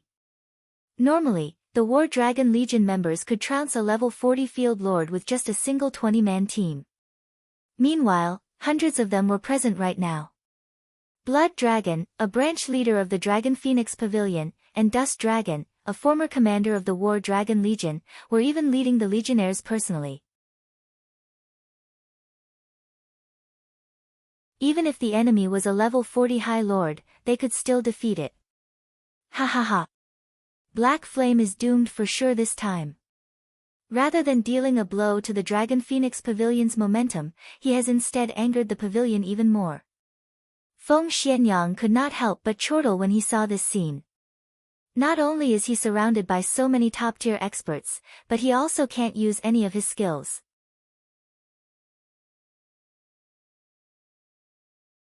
If we 7 ghosts were in such a situation, we would still face annihilation even if all of us worked together, third ghost commented.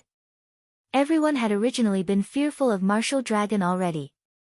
Now that they saw this scene, they finally realized just how powerful the Dragon Phoenix Pavilion was. The Dragon Phoenix Pavilion's true strength is simply too powerful. It really isn't something we first-rate guilds can hope to contend with. It seems that I'll have to make some changes to our future development plans. Galaxy Past felt helpless as he looked at the tightly packed members of the War Dragon Legion. Top-tier experts were individuals that large guilds would only rarely encounter. Yet, the Dragon Phoenix Pavilion actually managed to dispatch 1,000 of them. With such power, who could possibly oppose the pavilion? Galaxy Past had even visualized the Star Alliance being in Zero Wing's place right now. In the end, he concluded that the Star Alliance would not fare any better than Zero Wing. In other words, not to mention the Phoenix Pavilion of the Dragon Phoenix Pavilion, just the Heavenly Dragon Pavilion alone was enough to annihilate the Star Alliance. The gap between a first-rate guild and a super first-rate guild was simply hopeless. Guild leader, look. Black Flame has begun taking action. Purple Eye, who was standing beside Galaxy Past, recalled him to the battle at hand. Zero Wing's destruction was inevitable. The only thing worth watching now was seeing how many experts of the War Dragon Legion Black Flame would manage to kill. As for escaping, that was practically impossible. As the guild leader, if Black Flame abandoned his own guild residence to escape, he would only turn himself into a laughingstock. His only option now was to fight till the bitter end. Either he survived by forcing his enemies to retreat, or he perished along with his guild residents. There was no third option. Without hesitation, Shifeng, along with Kite, dashed directly towards the oncoming army of experts. They did not bother taking a roundabout route to conduct guerrilla warfare. Has this Black Flame lost his mind? Galaxy Past watched Shifeng's movement patterns with utter bewilderment. When the enemy had the advantage in numbers, one would normally apply hit-and-run tactics to avoid letting their enemies completely surround them. Applying such guerrilla tactics would yield tremendous results, especially when one's combat power was significantly superior to the enemy's. However, Shifeng had actually taken the initiative to charge into the enemy's encirclement. He was simply trying to get himself killed. Since you wish to die, let me grant you that wish. Blood Dragon revealed a sinister sneer. Back when the curse scrolls were used, he had been outside the effective radius of Dark God's descent. Hence, when Blood Dragon was only 30 yards away from Shifeng, he immediately activated charge. He then raised his sword, activating Heavy Chop as he swung the weapon at Shifeng. Meanwhile, Dust Dragon, who was a short distance away, had similarly used charge. He had timed his skill perfectly so that he would arrive just a moment later than Blood Dragon, preventing Shifeng from blocking both of their attacks. In God's domain, although a person might seem old, their bodies in the game remain strong. Hence, there was not much of a difference between Dust Dragon's current combat power and his combat power back when he was still in his prime.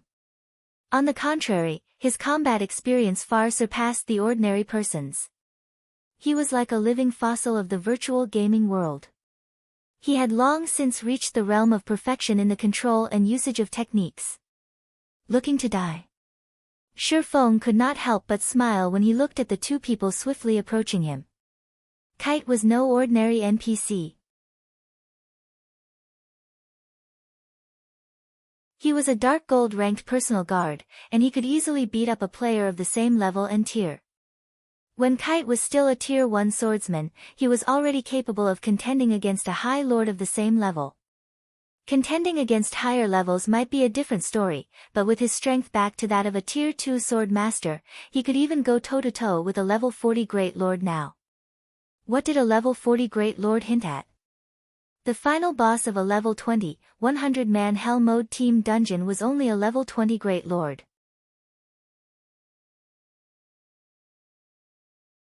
But there had yet to be a single person daring enough to go challenge such a monster even until now.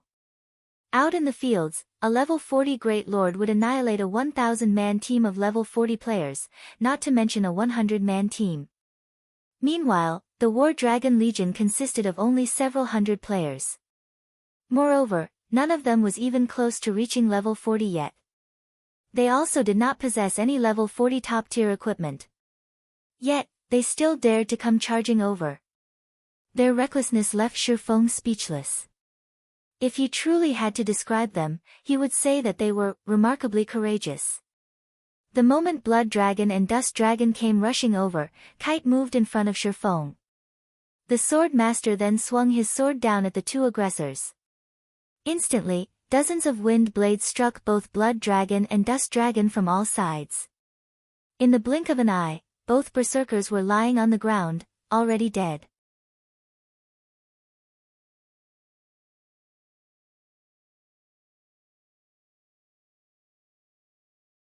Chapter 557, Qualifications to become an Overlord. What kind of NPC is this?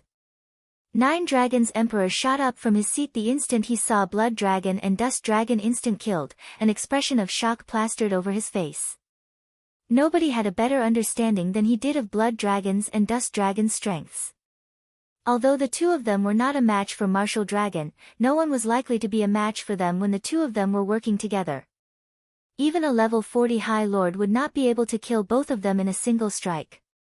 The only possibility was that this NPC was too powerful, so powerful that players simply had no way of resisting him. Kite, kill them all. Leave none alive. Shifeng no longer held back. He immediately commanded Kite to begin his slaughter. In the past, Kite was titled the Windbreaker. In the entire God's domain, very few personal guards possessed a title. The title itself, though, was only a title. It did not provide any bonus attributes or contribute to the improvement of the personal guard's combat power. However, having a title signified that an NPC was not an ordinary class but a hidden class. Some hidden classes were weak, while some were strong. Windbreaker definitely ranked within the peak classes. In addition, as a personal guard, Kite himself also possessed frightening growth potential. Hence, Kite had become practically invincible when going up against an enemy of the same level and tier in the past. Back in the days, the lifestyle player that owned Kite had relied on this personal guard to become an existence that nobody in God's domain could ignore. Even super guilds did not wish to offend this lifestyle player casually. What about now? Back then, even a lifestyle player had managed to nurture Kite into a Tier 5 sword saint capable of overwhelming any Tier 5 player or NPC. Meanwhile, in this life, Shifeng was the one nurturing Kite. Not only could Shifeng provide greater financial support, but Kite's current growth potential was also higher than what he had in the past. Now, dealing with players of a lower level and tier was practically child's play to Kite. After Kite received Shifeng's command, he transformed into a fierce gale that swept across the members of the War Dragon Legion. The Shield Warriors and Guardian Knights of the War Dragon Legion hurriedly dashed to the forefront, attempting to block Kite's assault. Unfortunately for them, Kite was just too fast. With a simple leap, he arrived behind the Shield Warriors and Guardian Knights. He then used a Tier 2 skill, Wind Ferret, sending all players within 30 yards flying up into the air. In the next moment, Kite began brandishing his swords, shooting hundreds of wind blades outwards like a lotus flower that pierced the bodies of the players suspended in midair. Even though these players were Shield Warriors and Guardian Knights, their HPs still fell by the thousands. In the blink of an eye, their 6,000 or 7,000 HPs bottomed out, though a fortunate few managed to survive Kite's barrage of attacks. However, as they were too high up in the air, when they landed on the ground, the fall took away their last strand of HP. In just a moment, the War Dragon Legion had lost dozens of members. Seeing this scene where players fell to the ground like dumplings, one after another, everyone was utterly stupefied. Nobody had imagined that a Tier 2 NPC could actually be this mighty. Moreover, aside from him being strong, even Kite's combat techniques were more powerful than those of many experts. The Windbreaker is indeed amazing. It is no wonder he was able to deal with so many Tier 5 players as if they were little children in the past. Only Tier 6 God-ranked players were able to suppress him. Shifeng was delighted with Kite's performance. When it came to techniques, there were indeed players that could surpass Kite. Unfortunately, the precondition for this victory was that said player was similar to Martial Dragon, a peerless expert who had achieved 100% control over his own body. However, even in the entire God's domain, such experts were as rare as a phoenix's feather. Moreover, even if a player was superior to Kite in terms of combat techniques, as an NPC, Kite could completely overwhelm any player when it came to attributes. In front of absolute strength, all manner of trickery was useless.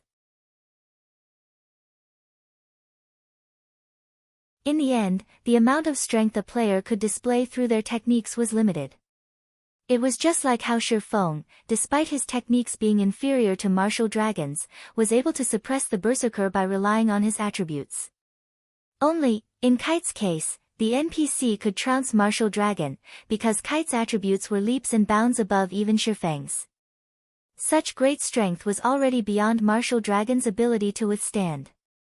Hence, Kite was able to kill Martial Dragon easily while Shifeng could not. In just a moment, Zero Wing had made a complete comeback from their previously disadvantaged situation. To the War Dragon Legion, which had a member count of only 1,000, having more than 100 of its experts killed was a significant loss. Most importantly, its casualties continued to increase. Despite Nine Dragons Emperor's attempts to pin down Kite by sending more elite players and experts, all his efforts were in vain. With Kite's speed, strength, and techniques, any player that had yet to attain their Tier 2 class would not even have the qualifications to delay him. Otherwise, the many first-rate guilds and super guilds in the past would not have feared him so much.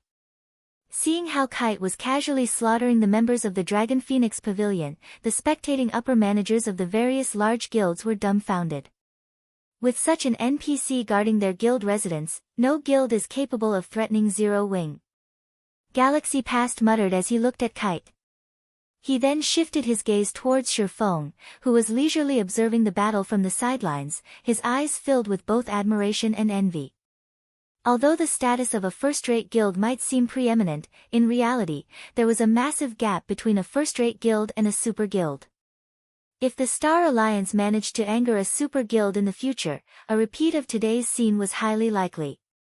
However, if the Star Alliance had an NPC like Kite guarding its guild residence, at that time, it would possess the qualifications to pick a fight with a super guild.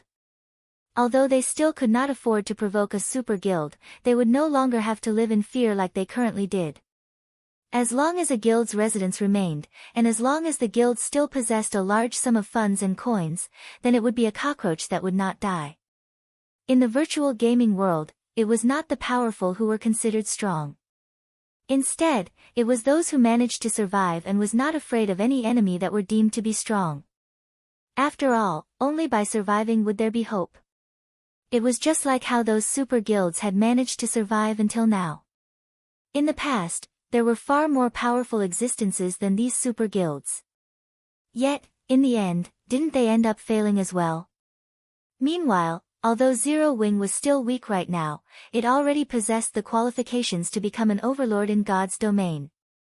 Hence, how could Galaxy Past not admire Shifeng? Purple, once we return, immediately mobilize the entire guild.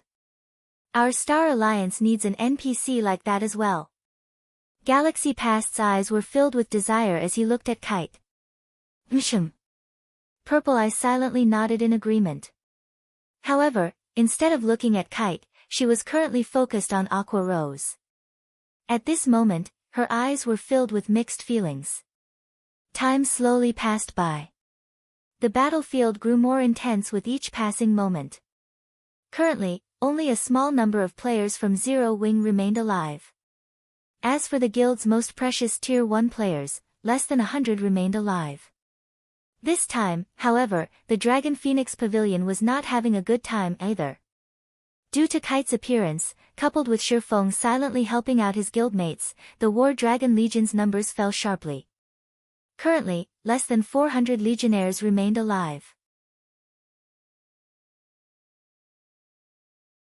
Retreat. All of you, retreat. Nine Dragons Emperor sent a command to the members of the Dragon Phoenix Pavilion, no longer able to stomach this battle. Pavilion Master, Zero Wing is about to be destroyed. Are we really going to retreat right now? Rage had long since overwhelmed many of the Dragon Phoenix Pavilion's upper managers fighting in the battlefield. The Dragon Phoenix Pavilion's prestige and reputation were also at stake here. How could they possibly be willing to retreat at a time like this? I said retreat. Are you unable to understand that? Nine Dragons Emperor suddenly said in a low tone, his gloomy voice chilling even his surroundings. Nine Dragons Emperor wanted to continue fighting this war as well. He even wished he could personally step onto the battlefield. However, he was a guild leader. He needed to consider the bigger picture. Although their side still seemed to possess the numerical advantage, in reality, they were already at a disadvantage. If this situation continued, instead of Zero Wing being destroyed, they would be the ones facing complete annihilation. In order to cut their losses, they had no choice but to retreat right now. Understood. Retreat. All members, retreat. The members of the Dragon Phoenix Pavilion could only sigh in dejection. Under the command of the upper managers, they swiftly withdrew from Zero Wing's guild residence.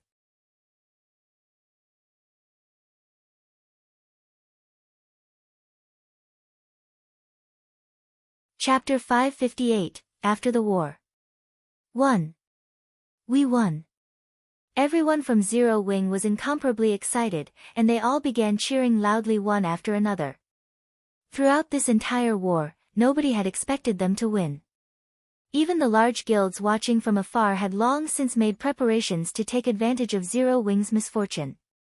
Originally, other than super guilds, nobody else dared to oppose the Dragon Phoenix Pavilion. However, they had dared. Moreover, they had even defeated the Dragon Phoenix Pavilion. They had achieved a feat that no guild had ever imagined was possible. The Dragon Phoenix Pavilion was actually defeated, just like that. The various large guilds spectating this battle fell silent. Other than shock, everyone felt amazement. Despite the Dragon Phoenix Pavilion's overwhelming power, in the end, all those elite players and frightening top-tier experts suffered defeat at the hands of a single NPC guard. After we return, we must focus on developing our guild's guards. Galaxy Past had an excited expression on his face as he watched the retreating members of the Dragon Phoenix Pavilion. The true strength of a super guild was something no ordinary guild could ever hope to comprehend. Only first-rate guilds like them would know some secrets about super guilds. Although the opponent Zero Wing had defeated this time was not a super guild, the Dragon Phoenix Pavilion's strength was already on a par with those super guilds. Since Zero Wing could repel the attack of the pavilion, it could naturally repel the attacks of super guilds as well. Most likely, nobody in the entire God's domain had thought that. The first guild capable of going toe-to-toe with the Dragon Phoenix Pavilion would not be a first-rate guild but a recently established guild like Zero Wing, instead. However, this was still not the most exciting part. The most exciting part was that Zero Wing had shown everyone present the hope of contending against a super guild. In virtual reality games, the result of a war between guilds usually depended on players. However, God's domain was different. Here, NPC guards could also determine the outcome of a guild war. In other words, the advantage a super guild possessed was no longer an insurmountable hurdle. If a guild's players could not repel an attack, they could just fill the gap using NPCs. At this moment, Galaxy Past wasn't the only one planning to focus on nurturing his guild's NPC guards. The upper managers of the various large guilds had also grasped this point. They all had the notion of developing their NPCs once they returned. As long as their guild residences had an NPC like Kite protecting it, then their guild residences would be impregnable. That way, they could disregard those powerful super guilds. They could develop their guilds however they pleased. Although the members of the Dragon Phoenix Pavilion were swiftly withdrawing, Shifeng had no intention of letting them off the hook.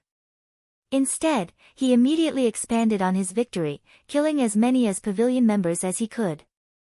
Every player present was an elite or above. The quality of the equipment they wore on their bodies went without saying.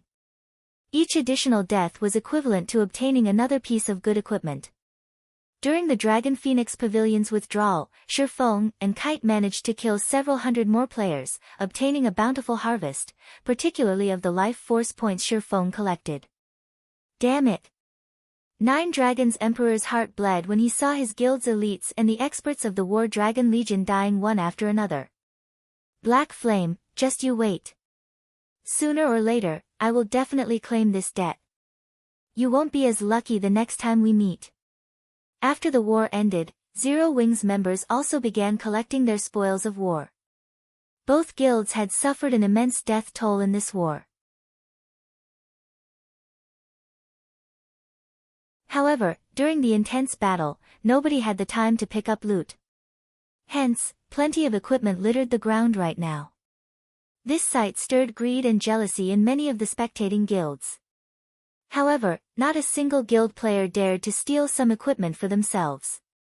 The same held true even for the assassins who were in stealth. A large number of NPCs still stood guard near these drops, and everyone had already witnessed just how powerful these NPCs were.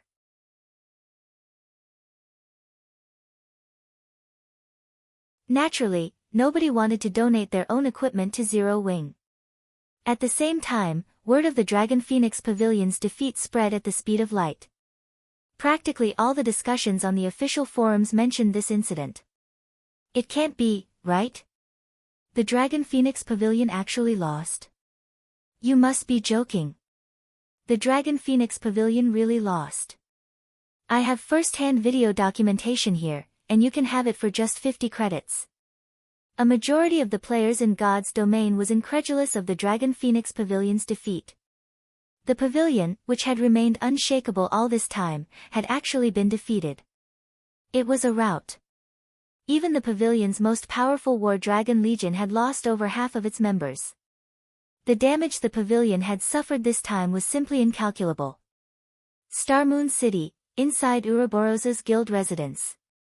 Snow. Zero Wing actually won against the Dragon Phoenix Pavilion, just like you guessed it would. Zhao Yueru's unblemished face was full of surprise when she received the latest news regarding the war between Zero Wing and the Dragon Phoenix Pavilion. There's nothing surprising about this, Gentle Snow said, a bright smile appearing on her face. Black Flame is no fool. Moreover, he has never done anything he was not confident about. Since he dared to pick a fight with the pavilion, he naturally had basis for his confidence. Only, I never imagined that the source of his confidence would be so powerful. We're in luck this time. Since we're allies with Zero Wing, those elders whom Chao Qinghua is planning to pull to his side will have to carefully reconsider their actions, Zhao Yueru laughed. Moments after Zhao Yueru said these words, the doors to the meeting room opened, and a few gorgeously dressed middle-aged men and women entered. Seeing the arrival of these few people, Gentle Snow could not help but smile bitterly as she shook her head. Fate truly knows how to toy with people. These men and women were none other than Ouroboros's few highly skilled and influential elders. Normally, these elders paid little heed to the matters of the guild, focusing only on grinding, leveling up, and raiding dungeons. Even Chao Qinghua dared not offend these elders casually. Previously, Gentle Snow had tried inviting these elders for a discussion on some matters. However, they had simply ignored her overtures. Now, without even requiring her invitation, these people had taken the initiative to come looking for her. This situation left Gentle Snow speechless. Back then, she had only decided to become Zero Wing's ally to repay her debt to Black Flame. Now, however, it would seem that she was growing even more beholden to him, instead. Guild Leader Snow, we truly apologize for before. The few of us have been busy raiding dungeons all this time, so we failed to meet up with you. Now, however, we are already clear on the guild situation. The few of us here have unanimously decided to support you fully.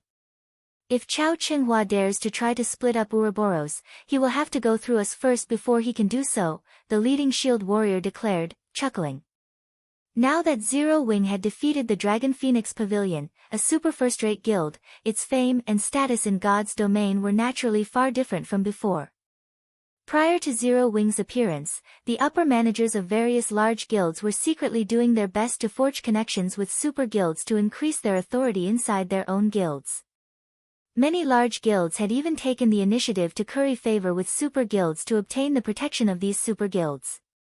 That way, if other guilds wanted to make a move on them, these guilds would have to think twice before taking action against them. After all, nobody wished to incur the anger of a super guild. Meanwhile, now that Zero Wing had defeated the Dragon Phoenix Pavilion, the consequences were obvious. In the future, Zero Wing might very well become another super first-rate guild. When a man became powerful, those near him could ride on his coattails to success as well. Since Gentle Snow was an ally of Zero Wing, that meant that Gentle Snow had the support of what amounted to a super first-rate guild. As long as one was not a fool, they would know which side they should choose. White River City, Zero Wing's residence. Guild leader, I've already tallied up the results of the war. Here are the statistics, Aqua Rose said, a smile on her face as she handed over a list of data to Shifeng. How could there be so many? We've really made a fortune this time.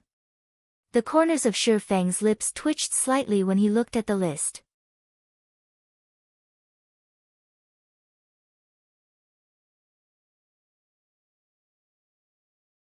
Chapter 559, Growing Stronger.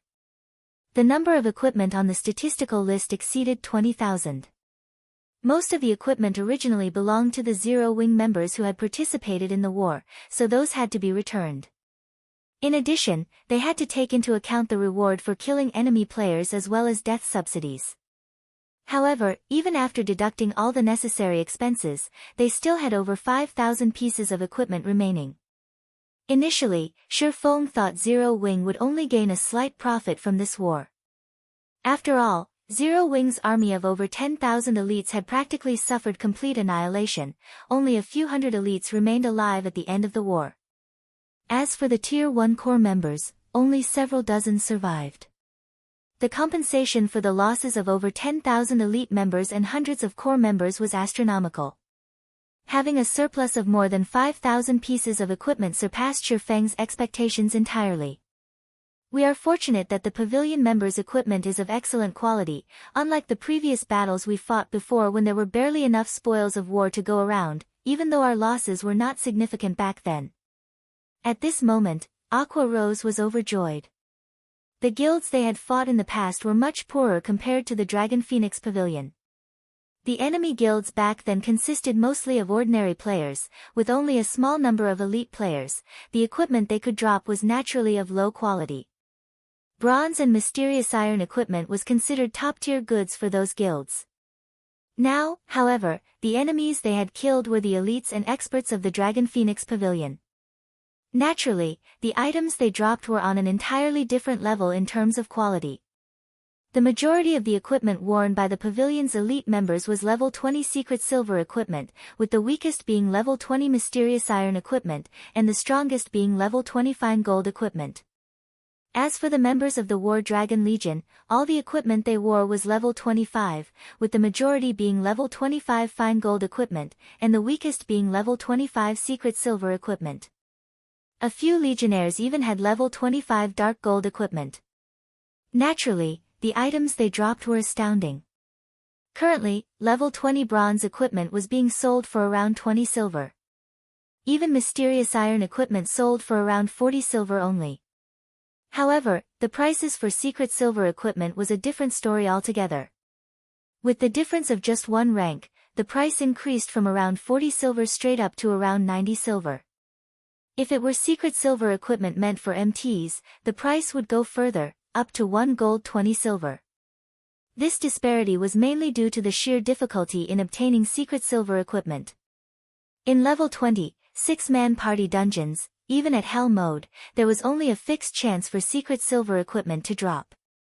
Only 10-man Hell mode team dungeons would drop secret silver equipment with 100% certainty, with a small chance of dropping fine gold equipment. Most players in God's domain were just beginning to raid level 20, 10-man team dungeons, and the number of teams that could raid Hell mode was very low. With the tight supply of level 20 secret silver equipment, it was only natural for prices to be a lot higher. As for level 20 fine gold equipment, its prices were even more inflated. Each piece of such equipment sold for at least 4 gold. Normally, only 20-man Hell mode team dungeons would drop fine gold equipment with 100% certainty. Meanwhile, there was only a fixed chance for one to drop in hard mode. Hence, fine gold equipment was much rarer, and its price much higher. If level 20 equipment was already like this, there was no need to mention level 25 equipment. For equipment, although an increase in 1 rank was equivalent to an increase in 5 levels, level 25 secret silver equipment was much more expensive than level 20 fine gold equipment. At present, each piece sold for 5 gold or more. Moreover, the supply of level 25 secret silver equipment on the market was extremely limited. People usually circulated such equipment within their own inner circles, and players would have to rely on their connections to purchase one. As for level 25 fine gold equipment, they were considered the best equipment currently available in God's domain. Setting aside the fact that nobody would sell such equipment in the first place, if there were some available for sale, the price would be at least 15 gold. Currently, among the 5,000 plus pieces of equipment in Shifeng's hands, there were over 2,000 pieces of level 20 mysterious iron equipment and over 2,000 pieces of level 20 secret silver equipment. As for the remainder, over 600 pieces were level 20 fine gold equipment, over 400 were level 25 secret silver equipment, over 150 were level 25 fine gold equipment, and a total of 12 pieces were level 25 dark gold equipment. If converted to coins, all this equipment would be worth more than 10,000 gold. After fighting a single war, Zero Wing had made a pure profit of over 10,000 gold. Any guild would be celebrating after such a harvest. Not to mention, even if a guild had 10,000 gold, it would not be able to obtain so many pieces of equipment. If a guild wished to develop quickly, other than having experts leading its members, it was also essential to have equipment in the guild's warehouse. The amount of equipment a guild possessed determined the number of members it could sustain. Now that Shifeng had received such a huge influx of equipment, he could definitely advance Zero Wing further, absorbing even more members into the guild. Guild leader, should I place the equipment into the guild's warehouse? Aqua Rose asked. Organize them and place the ones with good attributes into the guild's warehouse. Hand over the remainder to Melancholic for sale, Shifeng instructed after giving her question some thought. A majority of the current players had already reached level 20 or above. Those who hadn't reached level 20 were either new to God's domain, or just ordinary lifestyle players. Meanwhile, all the elite members in Zero Wing were level 25 or above, whereas ordinary members were either level 23 or level 24. Hence, their demand for level 20 equipment was not particularly high. Level 20 equipment was currently considered mainstream equipment in God's domain. Its popularity just happened to be at its peak. After more time passed, level 20 equipment would grow obsolete and lose its value. Hence, now was the best time to sell their excess equipment and maximize their profit. Currently, the Candlelight trading firm continued to expand every day. However, the variety of goods the firm sold was still insufficient. There was a limit to the number of players the firm could attract just by relying on the intermediate mana armor kits and light stones. Only when the firm could sell good equipment in large quantities would it truly be able to hold its ground in Starmoon Kingdom. In Shifeng's previous life, many trading firms would sell the bronze, mysterious iron, secret silver, fine gold and even dark gold equipment produced by its forgers. Only by following that example could the Candlelight trading firm maintain its shop's competitiveness. Soon after, Shifeng logged out of the game to rest. Time passed slowly. On the day after the great battle, the atmosphere surrounding White River City was no longer oppressive like before, and many players on the streets had begun talking about yesterday's war. Damn! I can't believe that, while I was at work during the day, the Dragon Phoenix Pavilion was actually defeated. I know, right? Zero Wing is OP now. If even a super first-rate guild is helpless against it, it would be even more impossible for other guilds. It is a huge pity that you did not get to watch that battle. That Dragon Phoenix Pavilion really deserves its title as a super first-rate guild. The number of experts they sent over yesterday could easily overwhelm any first-rate guild. However, Zero Wing still came out on top. Nobody could have imagined that they actually had such a powerful NPC guard, that one NPC killed hundreds of top-tier experts all by himself. My eyes nearly fell out when I saw that scene back then. Now that Zero Wing has defeated the Dragon Phoenix Pavilion, it will definitely become even more powerful in the future. I heard that Zero Wing has begun mass recruitment again. I failed their test the last time. I wonder if I can pass it this time. Previously, I thought about trying to join a super guild. Now, however, it seems that there won't be a need to do so. I'll go with you to apply for the test. The independent players filling the streets and alleyways of White River City talked fervently about Zero Wing, a fire of anticipation burning in their eyes. These players felt proud just thinking about residing in the same city as Zero Wing, a guild capable of contending against the Dragon Phoenix Pavilion. Compared to those flamboyant first-rate guilds, Zero Wing was far more powerful. In reality, such a reaction wasn't limited to just the players of White River City. The independent players of many other cities, other kingdoms even, began migrating to White River City one after another, every one of them hoping to join Zero Wing. In just half a day's time, Zero Wing completely recovered to its original strength. The number of elite players Zero Wing had right now was even higher than before the war with the Dragon Phoenix Pavilion.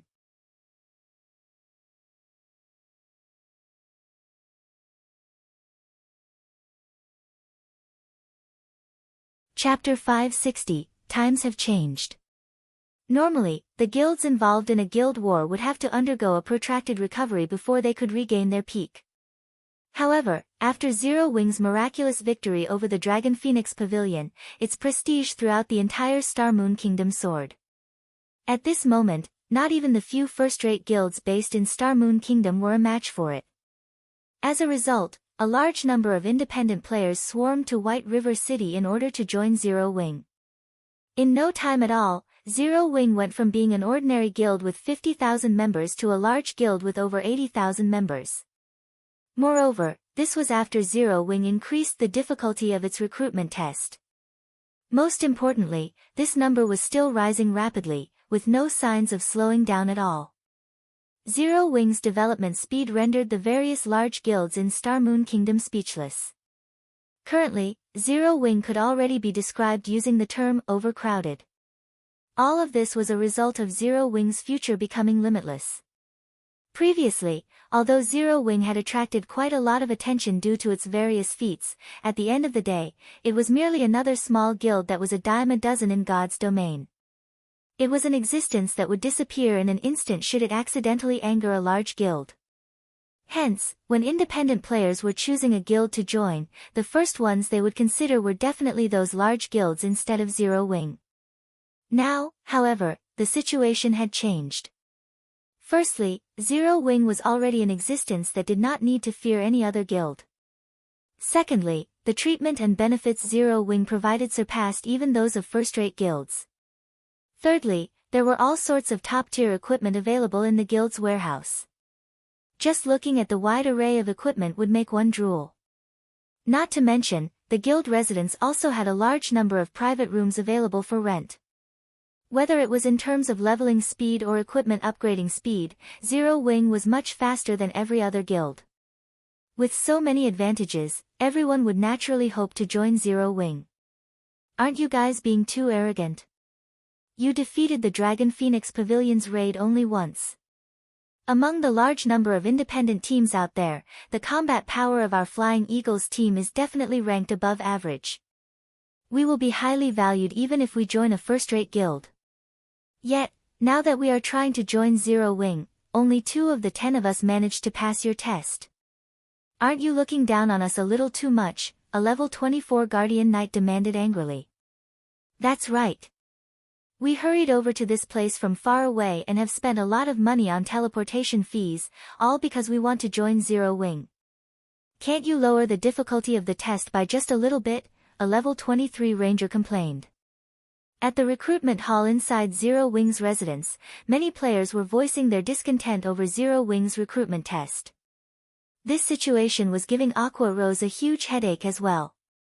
She could not understand why Shifeng suddenly decided to raise the requirements despite these already being very high before, even higher than those of first-rate guilds. Yet, now, Shifeng raised that bar even further. He was practically trying to drive players away from the guild. Guild leader, there are countless guilds in God's domain, and all of them are frantically trying to recruit members. Now that we have defeated the Dragon Phoenix Pavilion, we have the perfect opportunity to develop quickly. If we don't take this chance to recruit a large number of players while we are still popular, it won't be as easy to do so in the future. Can't you lower the conditions a little? Aqua Rose asked. Most of the players who had come from other cities were relatively skilled players back in their own cities. However, in order to better develop themselves, they had come all the way to White River City specifically to join Zero Wing. One could say that these players were the cream of the crop of other cities, and rejecting them right now would be such a pity. I won't change this condition no matter what. Besides, I didn't invite them over, they came of their own free will. In any case, the condition is there. Once they pass it, they can naturally join the guild.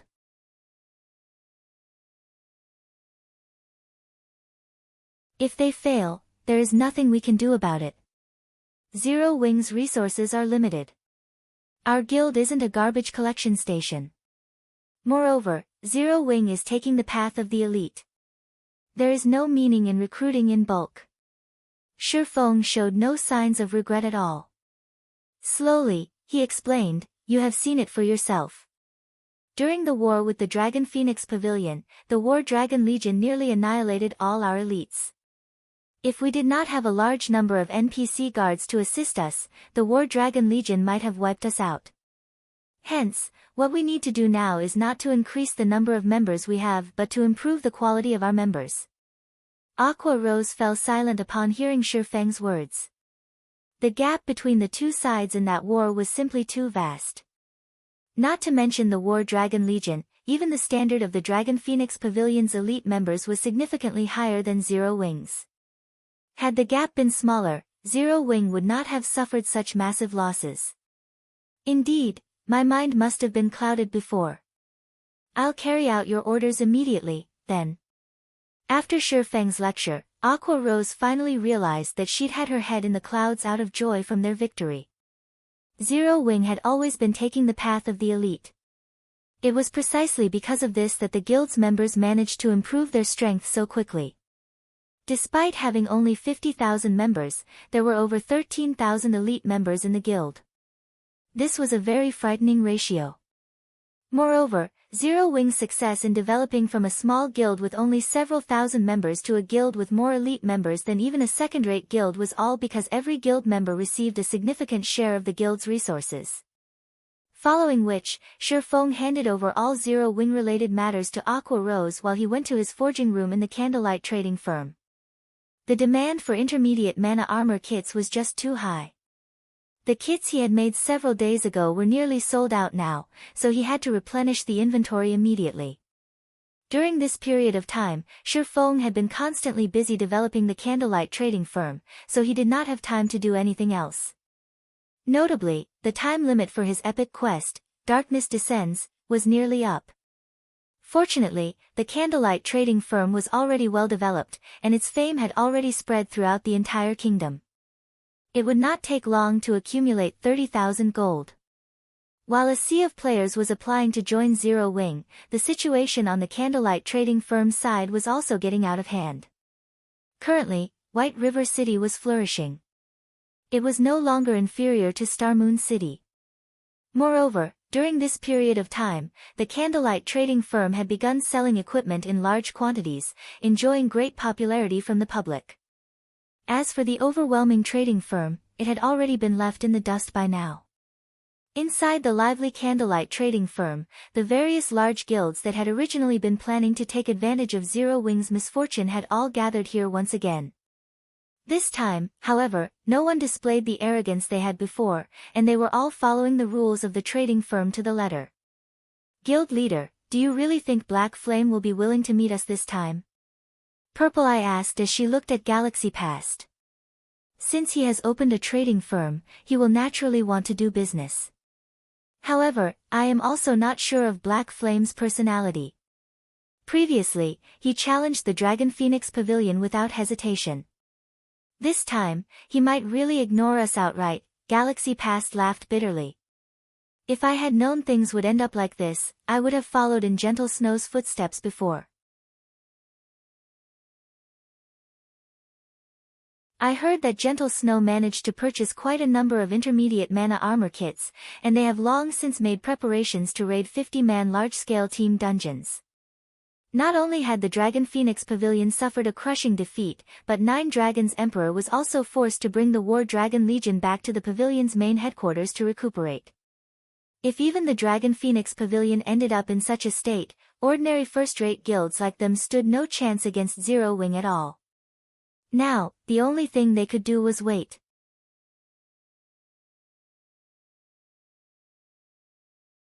Shortly after Shifeng began forging intermediate mana armor kits, Melancholic Smile entered his forging room. Guild leader, many upper managers from first-rate guilds have come to the Candlelight trading firm. This time, they wish to meet and have a proper discussion with you. When you will have the time to do so? Melancholic Smile asked softly. They're finally here. Shifeng stopped what he was doing. Revealing a faint smile, he said, let's head over there and take a look, then. You're tuning in to the Blissful Bookshelf YouTube channel. We're so grateful for your support, and don't forget to subscribe to join us on this incredible journey through captivating stories. Your generosity through donations truly makes a world of difference, as it's the primary source of revenue that allows me to expand and enhance this channel for you. Thank you from the bottom of my heart for being a part of this adventure.